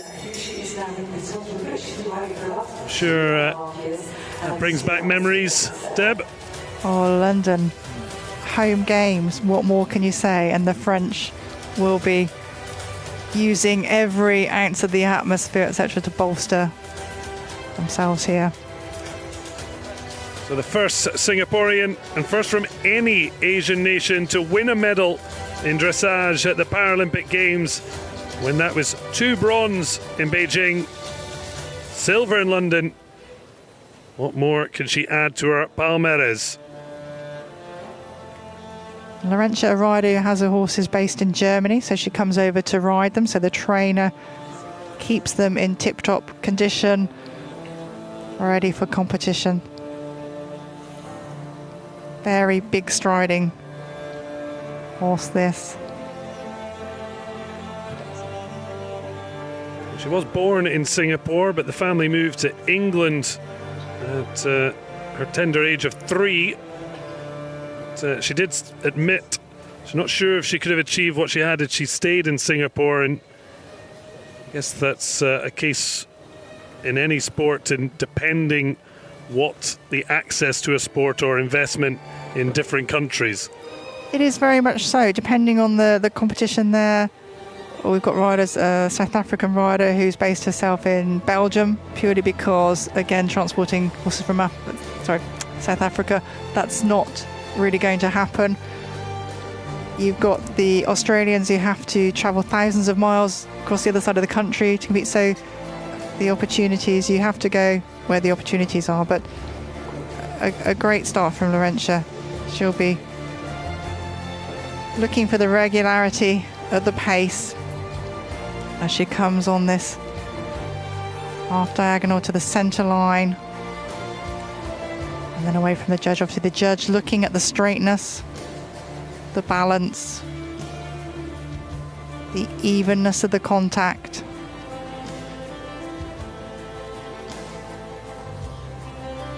She came close in Rio and Tokyo, but trying to recover the medaling touch here. She did bronze though in France, so that was a decade ago at the Caen World Championships, adding a silver 6 years ago in the US. What I do love about these horses that with the involuntary movement, they just carry on. They know, they learn what's involuntary movement and they learn what's intended movement, intention to change the age, change the rein, change a pace.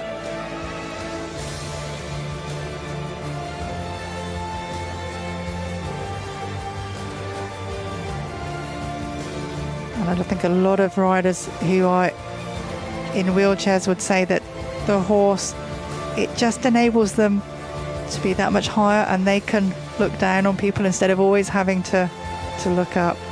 Yeah, these are the things that are very easy to be unaware of if you're not the one in a chair. That's it.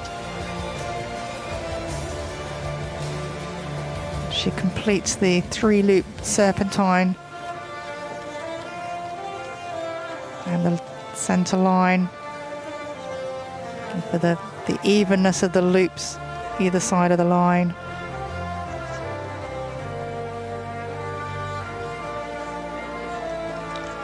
And again for Laurentia, being able to give the rein to allow the horse to stretch, not so easy. You can see having to lean forward. It's a bit of a precarious position for some riders. And especially having no stirrups, you know, you're just kind of perched there. And I think to be earning the higher marks, which is where she'd probably like to be, the horse just needs to be a little bit more connected from its hind end, from its hind quarters where the engine is, to the bridle. She comes down straight centre line, ready to complete her test.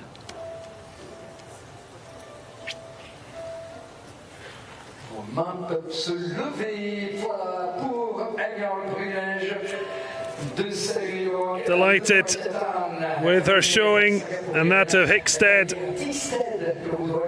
She has been a trailblazer, the first Singaporean athlete from any sport to win 4 career Paralympic medals of any colour. The record was surpassed in Tokyo by swimmer Yip Pin Zhu. But can she get back on the Paralympic medal train?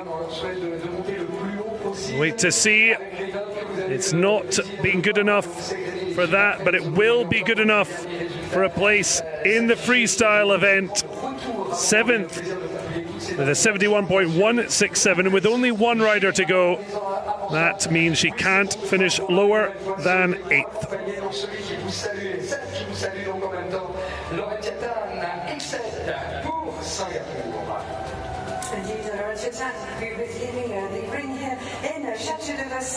And just showing the lovely partnership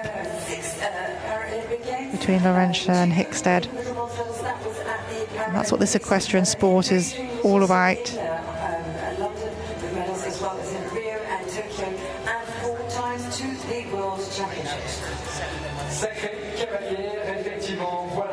Silent applause, keeping the arena at a reasonable noise level for horses. And Tan as we talked about, we're absolutely delighted to get her chance to show her own personality, along with the other 8 who will qualify for the freestyle. The audience have been very, very respectful of the athletes' needs, haven't they? We've seen that across the Paralympic Games, particularly because there are going to be so many who are coming for the first time with no idea of how things go, and yet the organisation as well has been absolutely fantastic at making very clear how things go, and everyone is bought into this Paralympic event, which is continuing to be a marvellous sporting event. At Chateau de Versailles, and of course, once we have the final performance and all of the results, we will be able to announce to you, of course, on one hand, the top 8 for the individual freestyle on Saturday, but of course, the moment you will have been waiting for to know who will be on the final podium. Podium will actually be 3 podiums, 4 grade 3, 4 grade 2, 4 grade 1, and of course, you'll be able to assist to this fabulous victory ceremony with all of our medalists. A 2-time bronze medalist at his home games in Rio. Not much better, unless he maybe could bring a cheeky gold back from Paris. That's what he and all the rest would have targeted for Sergio Flores Ribeiro de Oliva. World number 20 is the last to go, so guaranteed to make his mark. But where will the Brazilian fare? Ryards, Snikus and Roxine Trunnell guaranteed a medal. It's just a question of what colour. It's Sara Morganti who sweats over this final performance, as she's in bronze currently, and also Stella Barton, 8th place. She's the only one who is waiting to rubber stamp a place in the freestyle event. So plenty for Ribeiro de Oliva to earn, but he's got to earn it with the help of Millennium. He's been to the World Championships on 5 different occasions. He's been with Millennium, his course here in Versailles for the last. None of the parents have elected to go for a dip pre-performance, focused on not the canal, but our field of play. Final combination in grade 1. Bright and colourful, the Samba crew. Sergio Ribeiro de Oliva prepares to get his 4th Paralympic campaign up and running. Very precise nod, salute to the judge, ready to get his test underway. Maybe a sign of intent. Could well be, could well be. You'll notice that there is asymmetry left to right here, and the horses are quite amazing. They adapt to each rider's physical impairment, the imbalance, and they do such a tremendous job. And a 4-beat walk, clear 4-beat walk, but the rhythm just slightly varying in order to gain the higher marks. Just would like a bit more consistency with that. Also listening, the ears flickering back now and then, listening to his rider.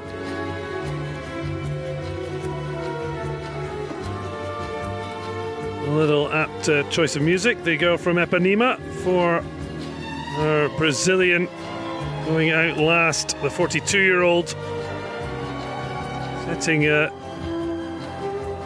target of at minimum 70.833, which would be enough to earn a place in the freestyle. Listen, the music, just background music here, but maybe they are. Haven't kept a check on it enough. We had ABBA earlier for Sweden, so maybe they are trying to theme this to the nations.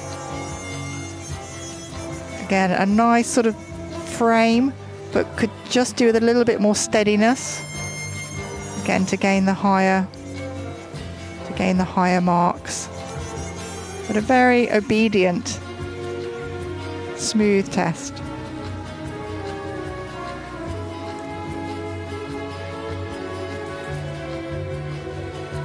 Riders have to be very careful with the judgment of their 10-meter voltes and their 8-meter voltes. The judge is looking for the precise diameter.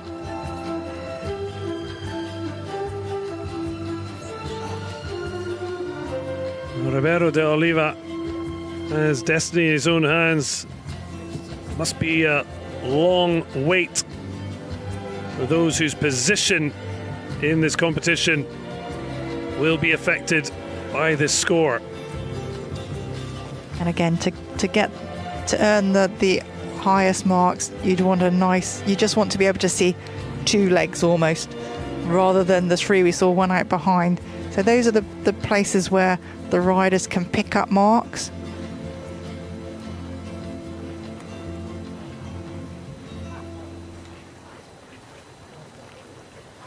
And the horse just marching on a little bit more now. In this 3-loop serpentine. So 2 changes of bend.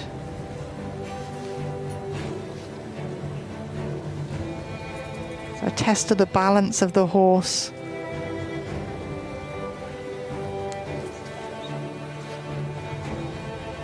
Going deep into the corner, setting up the next movement.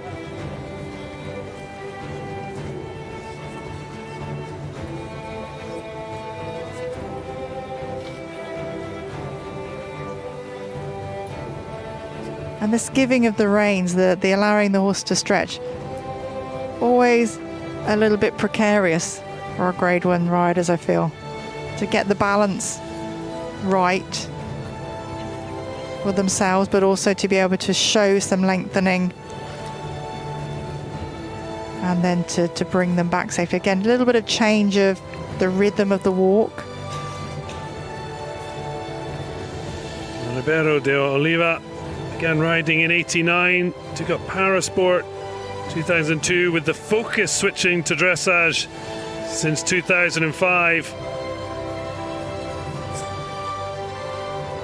And it is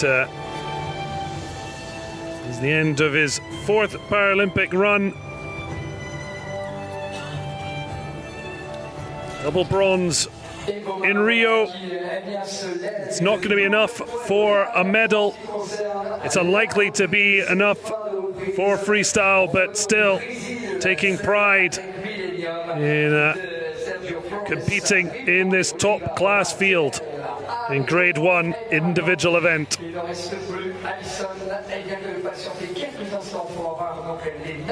22 riders, that's a huge field for Grade 1s, you know. The balance of the event, obviously the entries depend on what countries are putting forward, but for 22, I think that may even be a record. Sergio Froes Ribeiro de Oliva, 16th overall, after 66.667, and that means it's a golden smile for our trailblazing Latvian DJ. Reihards Snikus is the individual event Grade 1 gold medalist. What a moment. Mentioned the golden path he's been on, and now he's added the individual event Grade 1 Paralympic crown to his ever-growing palmarès. Well, double silver in Tokyo. Could he be now targeting double gold in Paris? The camaraderie between riders. Once again, they'll share the podium as they did 3 years ago. For the Italian Morganti, it's bronze once again. But a big hug for Snikus, who has upgraded to gold And Roxanne Trunnell will go into silver medal place, and big smiles from Michael Murphy, who unfortunately just edged out of qualifying for the freestyle. Stella Parton, Carola Semperboni, Mary Deward-Arkhurst, Laurentia Tan and Marieke Nobel joining our podium in the freestyle, but it's this man who is rightly the centre of attention, as should be his king of the dance, and they'll certainly be dancing on top of the podium.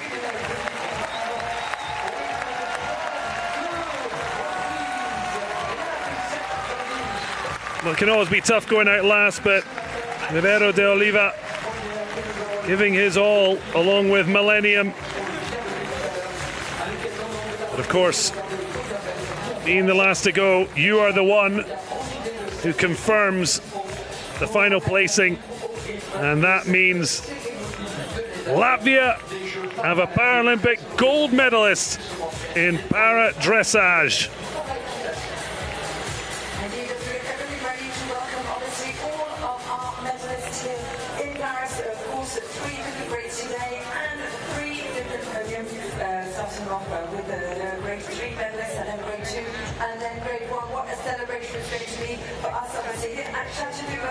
Well, what a moment. It's just the 6th ever gold medal Latvia have taken at a Paralympics. And he will be certainly the toast of Riga and the rest of the country.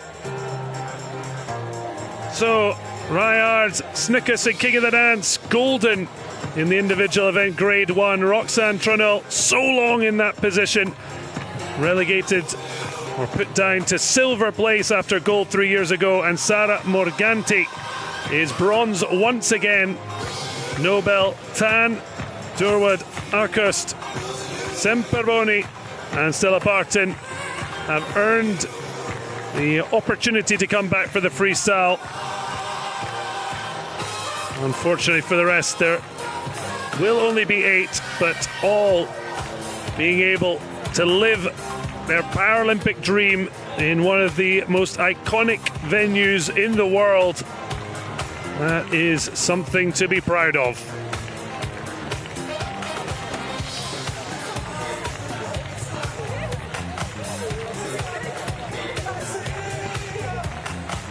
Well, you've had that Paralympic golden feeling before, Deb.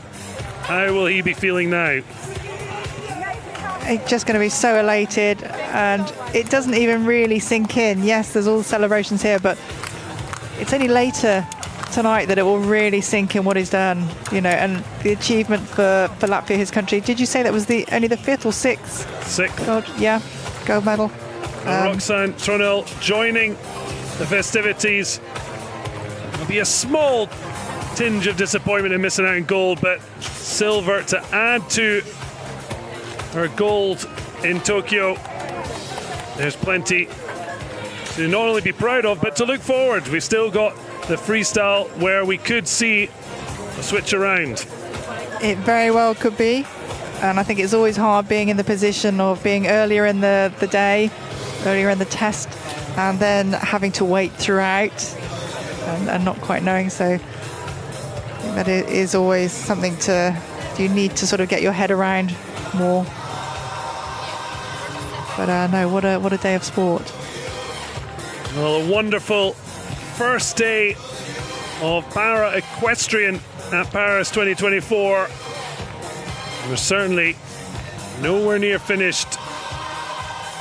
3 further days of competition. Grades 4 and 5 to come. And then there's the team event, and as mentioned, the freestyle for the top 8 in each of our 5 grades after the individual events. Margoni taking the podium once again. And we will get the chance to celebrate all our medalists with the upcoming victory ceremonies for grade 1, 2 and 3 in the individual events on the first day of Para-Equestrian.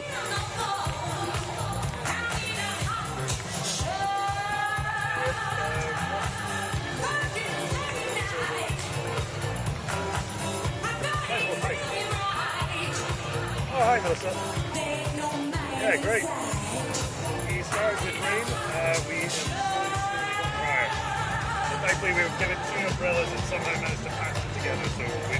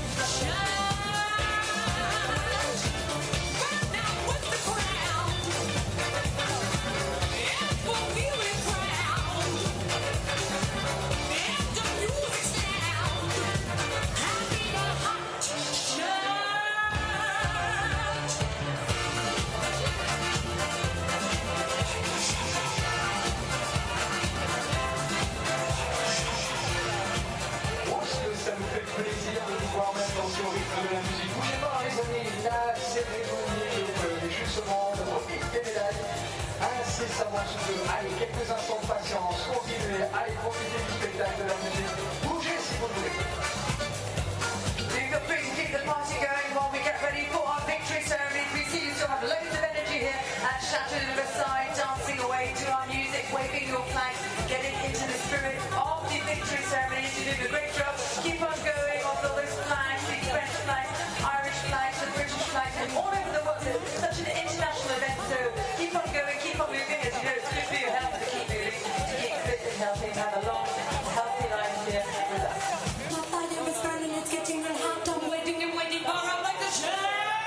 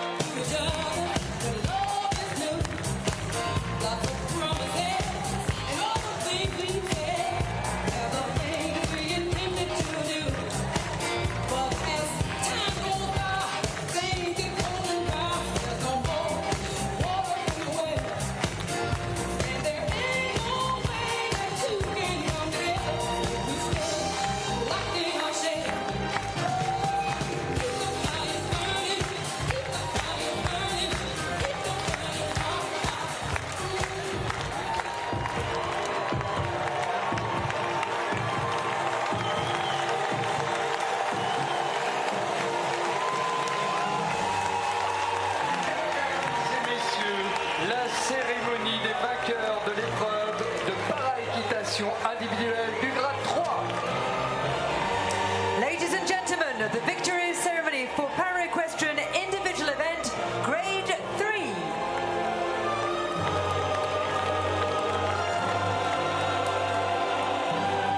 The victory ceremony for our medalists. This is the cherry on the cake. After competing at Paris 2024 here at Chateau de Versailles, it is Natasha Baker, Rix van der Horst and Rebecca Hart who have the added honour of picking up an individual event grade 3 medal. Not just for themselves, of course, for their horses and their nations. Proud as punch to accept Paris 2024 medals with a little piece of the Eiffel Tower within.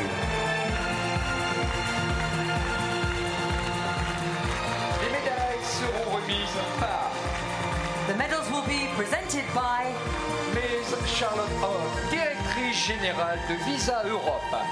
CEO Visa Europe. Accompanied by Monsieur Christian Lozano, président du comité d'endurance de la Fédération équestre internationale. International Equestrian Federation Endurance Committee Chair.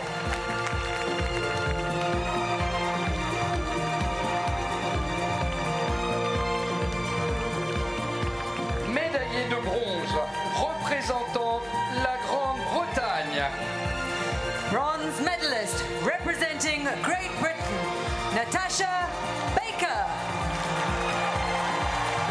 A brilliant 9th Paralympic medal, the first of a bronze colour that she did herself proud with a 73.167 and gets Team GB's first medal, the para-equestrian Paris 2024.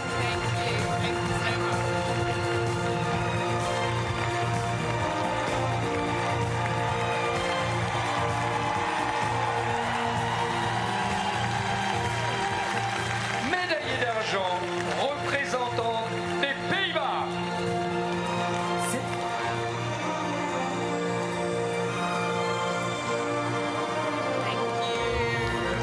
Well, a big thank you as Rix van der Horst takes silver for the 3rd time at the Paralympics. Natasha Baker with her bronze medal. Médaillé d'argent, représentant des Pays-Bas. Silver medalists representing the Netherlands, Rix van der Horst. So Rix van der Horst now does step forward. A 3rd silver medal, a 6th in total at Paralympics. And certainly a proud moment with the horses also behind. Royal Funk helping Van der Horst to another silver medal.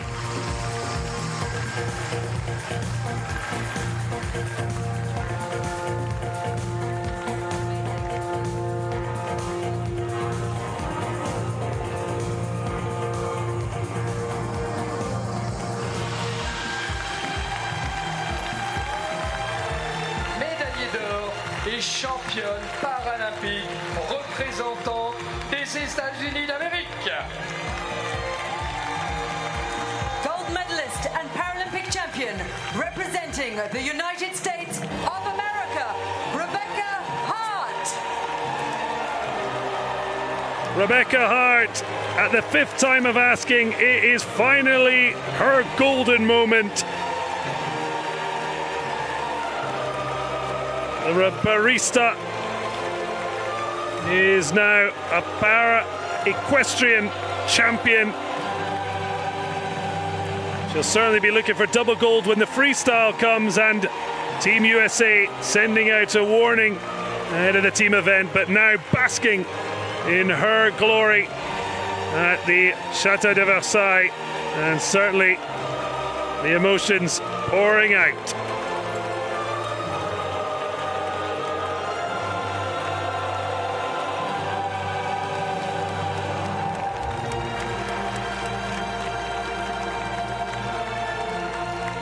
Mesdames et messieurs, si vous le pouvez, veuillez vous lever pour l'hymne des États-Unis d'Amérique. Ladies and gentlemen, please stand if you are able for the anthem of the United States of America.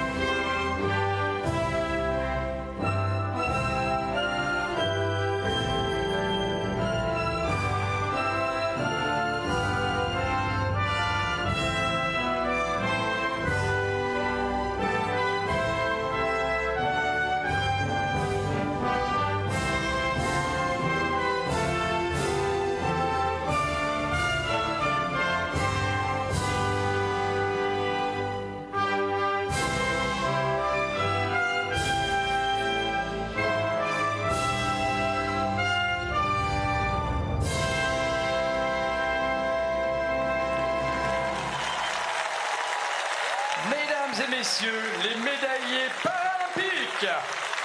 Ladies and gentlemen, the Paralympic medalists.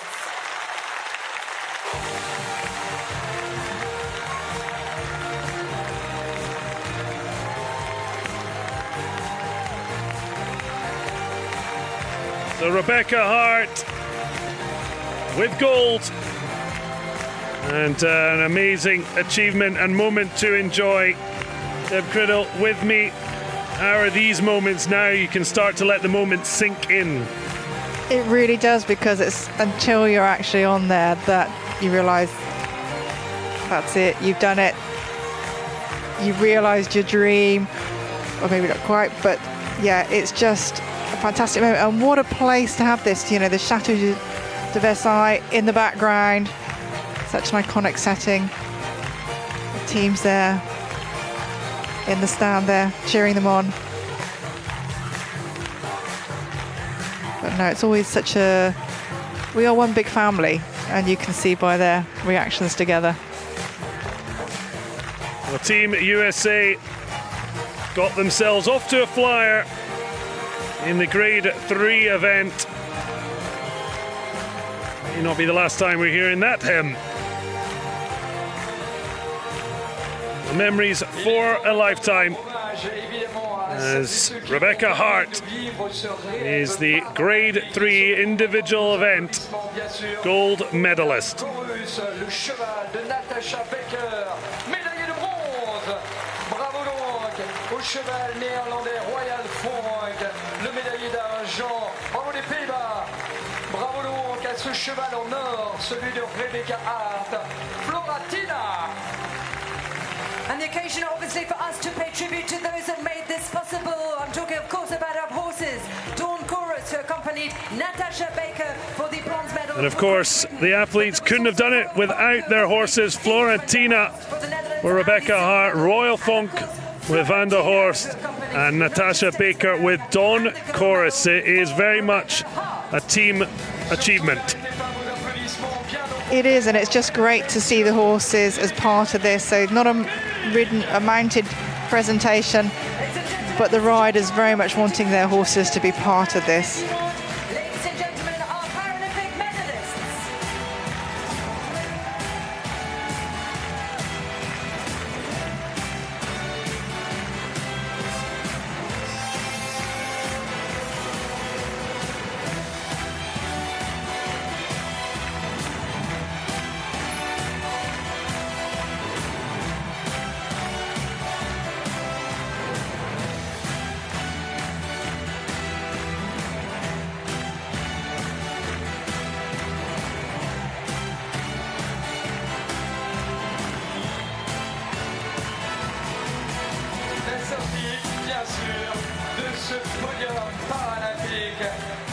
Argentina, Royal Font, Karen Chorus. Et donc la médaillée de bronze, Natasha Baker, Hayes van der Rohe pour les Pays-Bas. Et bravo aux États-Unis d'Amérique, Rebecca Hart. And congratulations to our podium, of course, Rebecca Hart for the United States of America. It was also the Netherlands with Ray van der Horst, as well as Great Britain and Natasha Baker.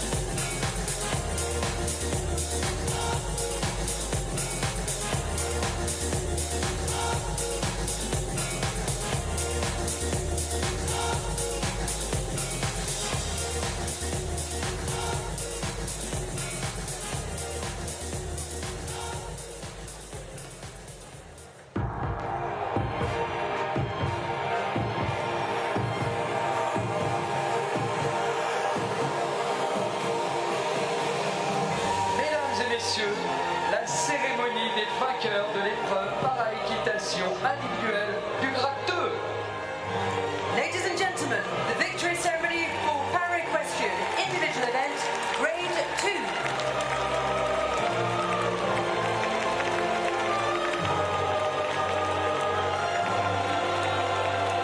The individual event, grade 2 victory ceremony. More metal for Great Britain and the United States, but a first thus far for Denmark. Fiona Howard continuing what has been a brilliant start for the United States of America. Her golden performance bettering that of Katrine Christensen of Denmark, with Georgia Wilson of Great Britain taking bronze. And at the added joy of the horses joining their coéquipier, the team from the grade 2 individual event getting their rightful center stage. Peterson, membre du conseil d'administration du Comité international paralympique. Governing board member of the International Paralympic Committee. Accompanied by Dr Karl Axel Holzinger, membre de l'ordre paralympique. Member of the Paralympic Order.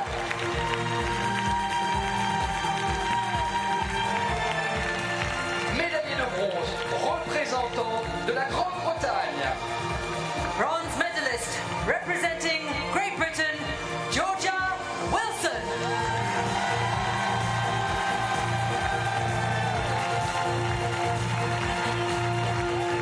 Well, a stunning performance to bring back a second successive Paralympic bronze medal for Georgia Wilson and Sakura.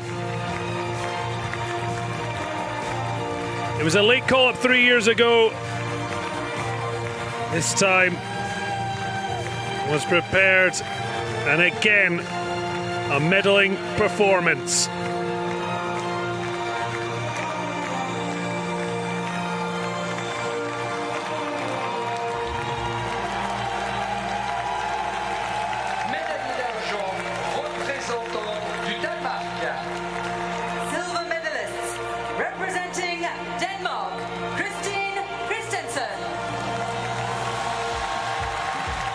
Big smile, Katrine Christensen, a double gold in the World Championships. And after a near miss in Tokyo, silver lining in Paris.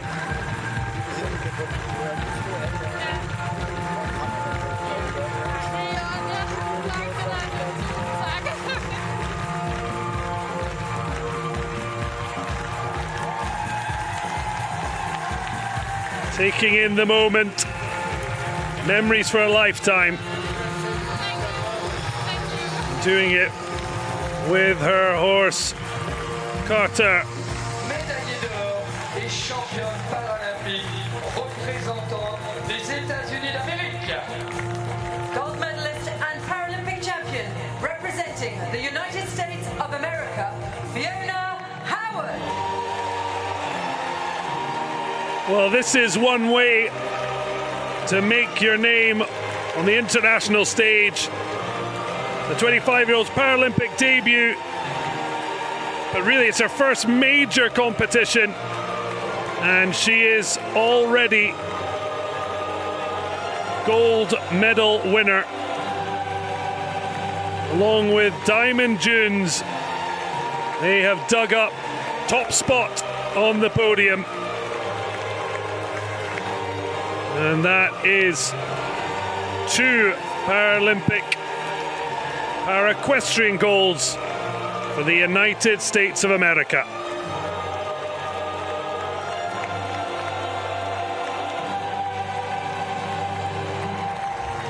Mesdames et messieurs, si vous le pouvez, veuillez vous lever au l'hymne des États-Unis d'Amérique. Ladies and gentlemen, please stand if you are able for the anthem of the United States of America.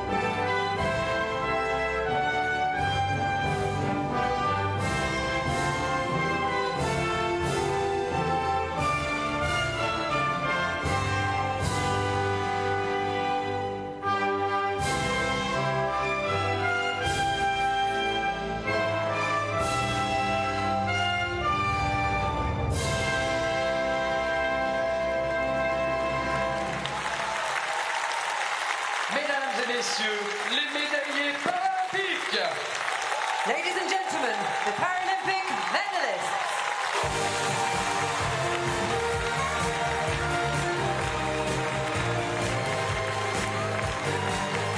Almost a level of disbelief still for our gold medalist Fiona Howard, with Christensen of Denmark silver and Georgia Wilson another bronze for Britain.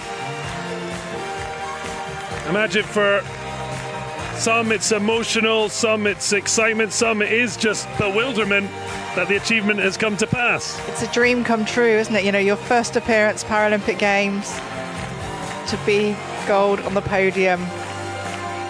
Yeah, great performance. And to share it with your horse there. Yeah, Diamond Dunes, Golden Horse, Potter taking Christensen to silver and Sakura combining with Georgia Wilson for a GB bronze. It's not just the riders, they're emotional, their team as well. A gold shared with those who helped make the dream possible. That's it, teamwork makes the dream work, isn't it? You know, you are nothing without the team behind you.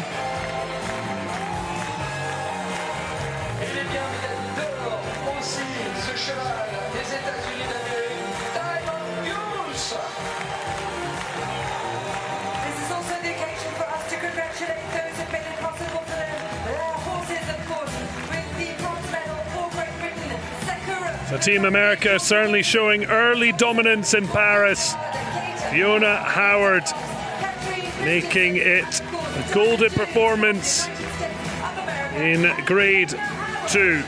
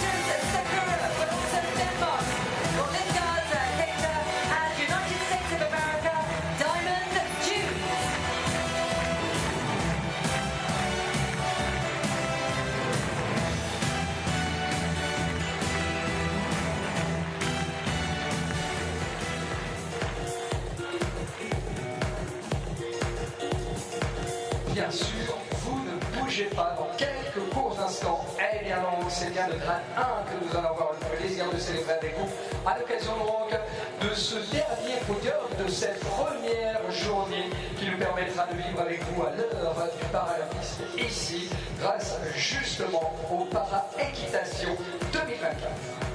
Ladies and gentlemen, do stay with us. We have one final victory ceremony coming up for Grade 1, which will bring this first day of Para-Equestrian here at Chateau de Versailles to a close. In a few moments then we'll be able to celebrate our bronze, silver and gold medalists here in Versailles.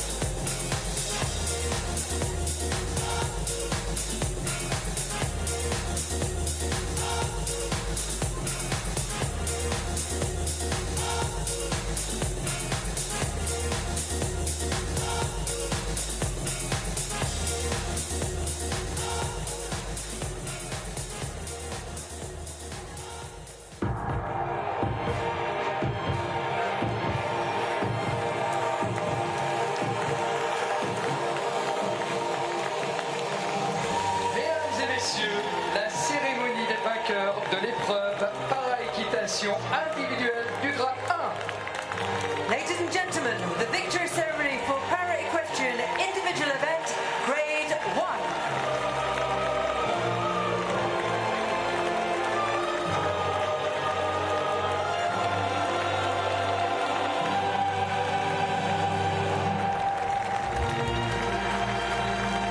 Now, grade 1 individual events turn for their victory ceremony.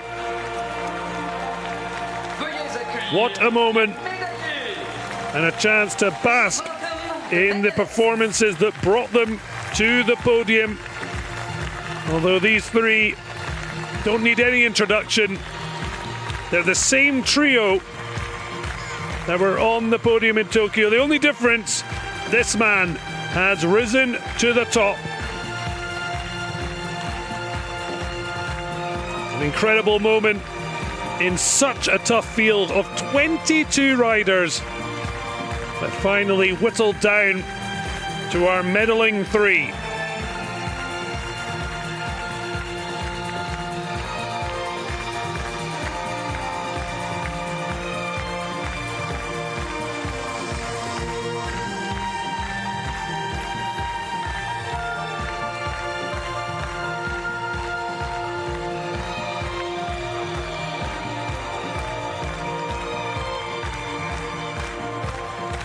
Les médailles seront remises par The medals will be presented by Ms. Sabrina Ibanez, secrétaire générale de la Fédération équestre internationale. International Equestrian Federation Secretary General. Accompagnée par Accompanied by Ms. Amanda Bond, présidente du comité technique de para-équitation à la Fédération équestre internationale. International Equestrian Federation Chair of the Equestrian Technical Committee.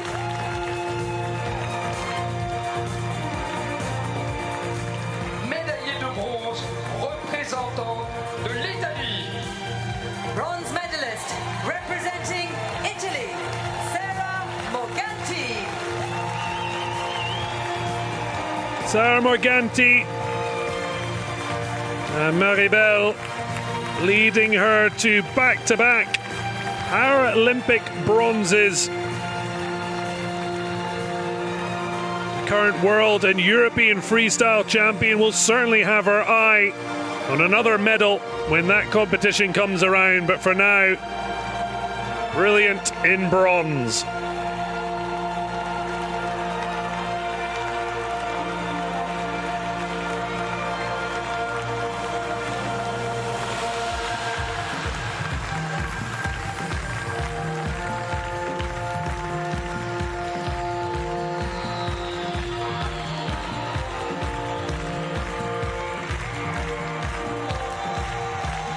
Médaillée d'argent, représentante des États-Unis d'Amérique. Silver medalist representing the United States of America, Roxanne Trunell. Well, for such a long time, she was in the top spot, but only a brilliant performance denied her back-to-back golds. So it is silver for Roxanne Trunell of the United States. 3 grades, 3 medals for Team USA.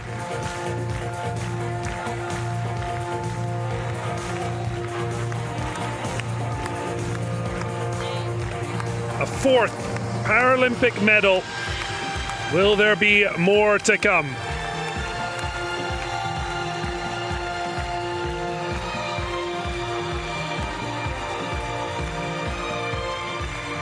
Médaillé d'or et champion paralympique représentant la Lettonie. Gold medalist and Paralympic champion representing Latvia, Rihard Snikus. European champion, world champion, but now he's completed the set. Paralympic gold, and he is not shy to share his elation.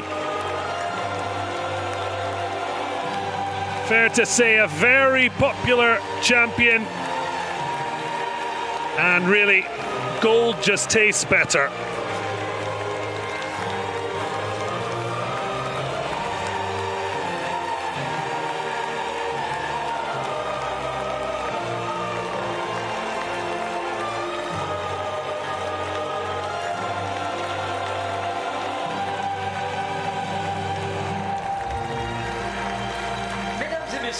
Si vous le pouvez, veuillez vous lever pour l'hymne de la Lettonie. Ladies and gentlemen, please stand if you are able for the anthem of Latvia.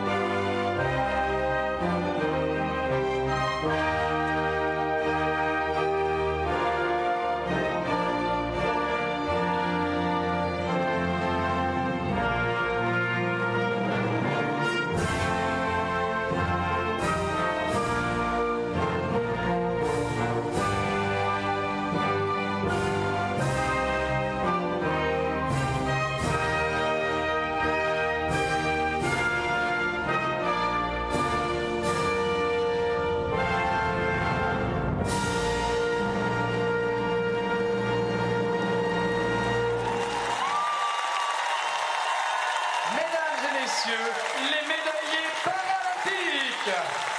Ladies and gentlemen, the Paralympic medalists. Well, what a moment for his country. Just their 6th ever Paralympic gold.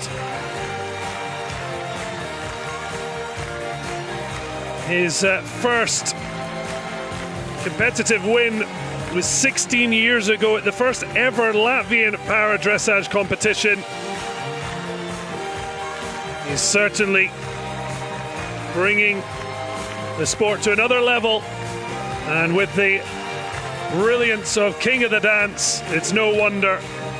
A switch of gold and silver from Tokyo as Roxane Tronel took second, and Sara Morganti of Italy with bronze for the second paras in succession. A little bit of love the horses have certainly earned, and it really, in the end, was a wonderful first day of para-equestrian here, wasn't it, Deb? It's been really incredible, you know, the standard, the level of the riding, the setting itself, just perfect backdrop for this competition. And the medalists, I mean, wow, we have seen some really top level sport here today. And here with Rihard, he may have waited for this one, but what a way to do it. You know, such a super smooth test. Real pleasure to watch, and just showing his love for the horse. Obviously it's teamwork that makes this possible, and the horse taking that all in, as long as he doesn't eat it. Yeah, there we go. Sharing a nibble, only fair. Morganti on Maribel, Tronel on Fantastico H, and the King of the Dance making the right moves for the horse and Snikas to hit the top of the podium. But there's only just the start. USA lead the way on the early medals table with 3 in total, 2 golds and a silver. Latvia, of course, this man delivering big time. Denmark and the Netherlands with a silver apiece. Great Britain, 2 bronze with Morganti there with Italy's first medal. Grades 4 and 5 to follow for the teams, and then the individual freestyle. So this should have whetted your appetite for another stunning affair of para-equestrian in one of the most iconic venues in the world. Chateau de Versailles will provide more memorable moments. For the moment, Ryan Snukas leads the celebrations after winning gold in the individual event, Grade 1.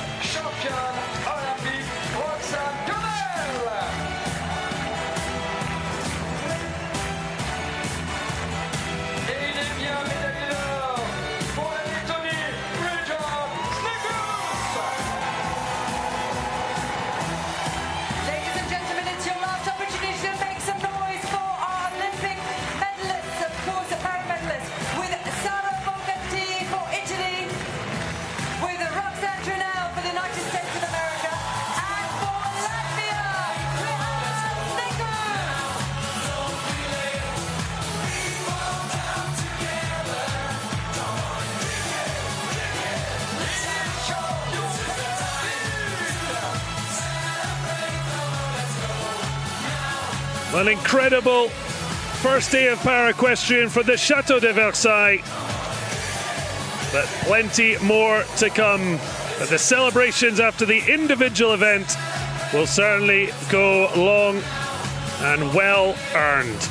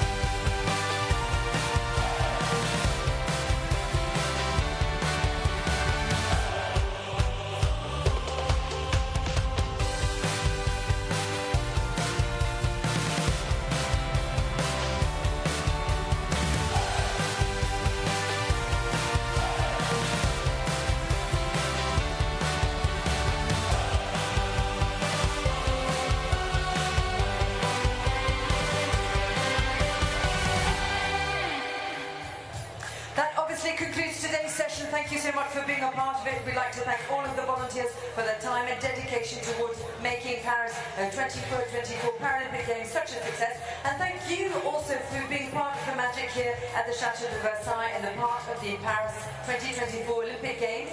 Please ensure that you take the correct exit when you leave the venue. Use the exit 4 to go back to the Palace by foot.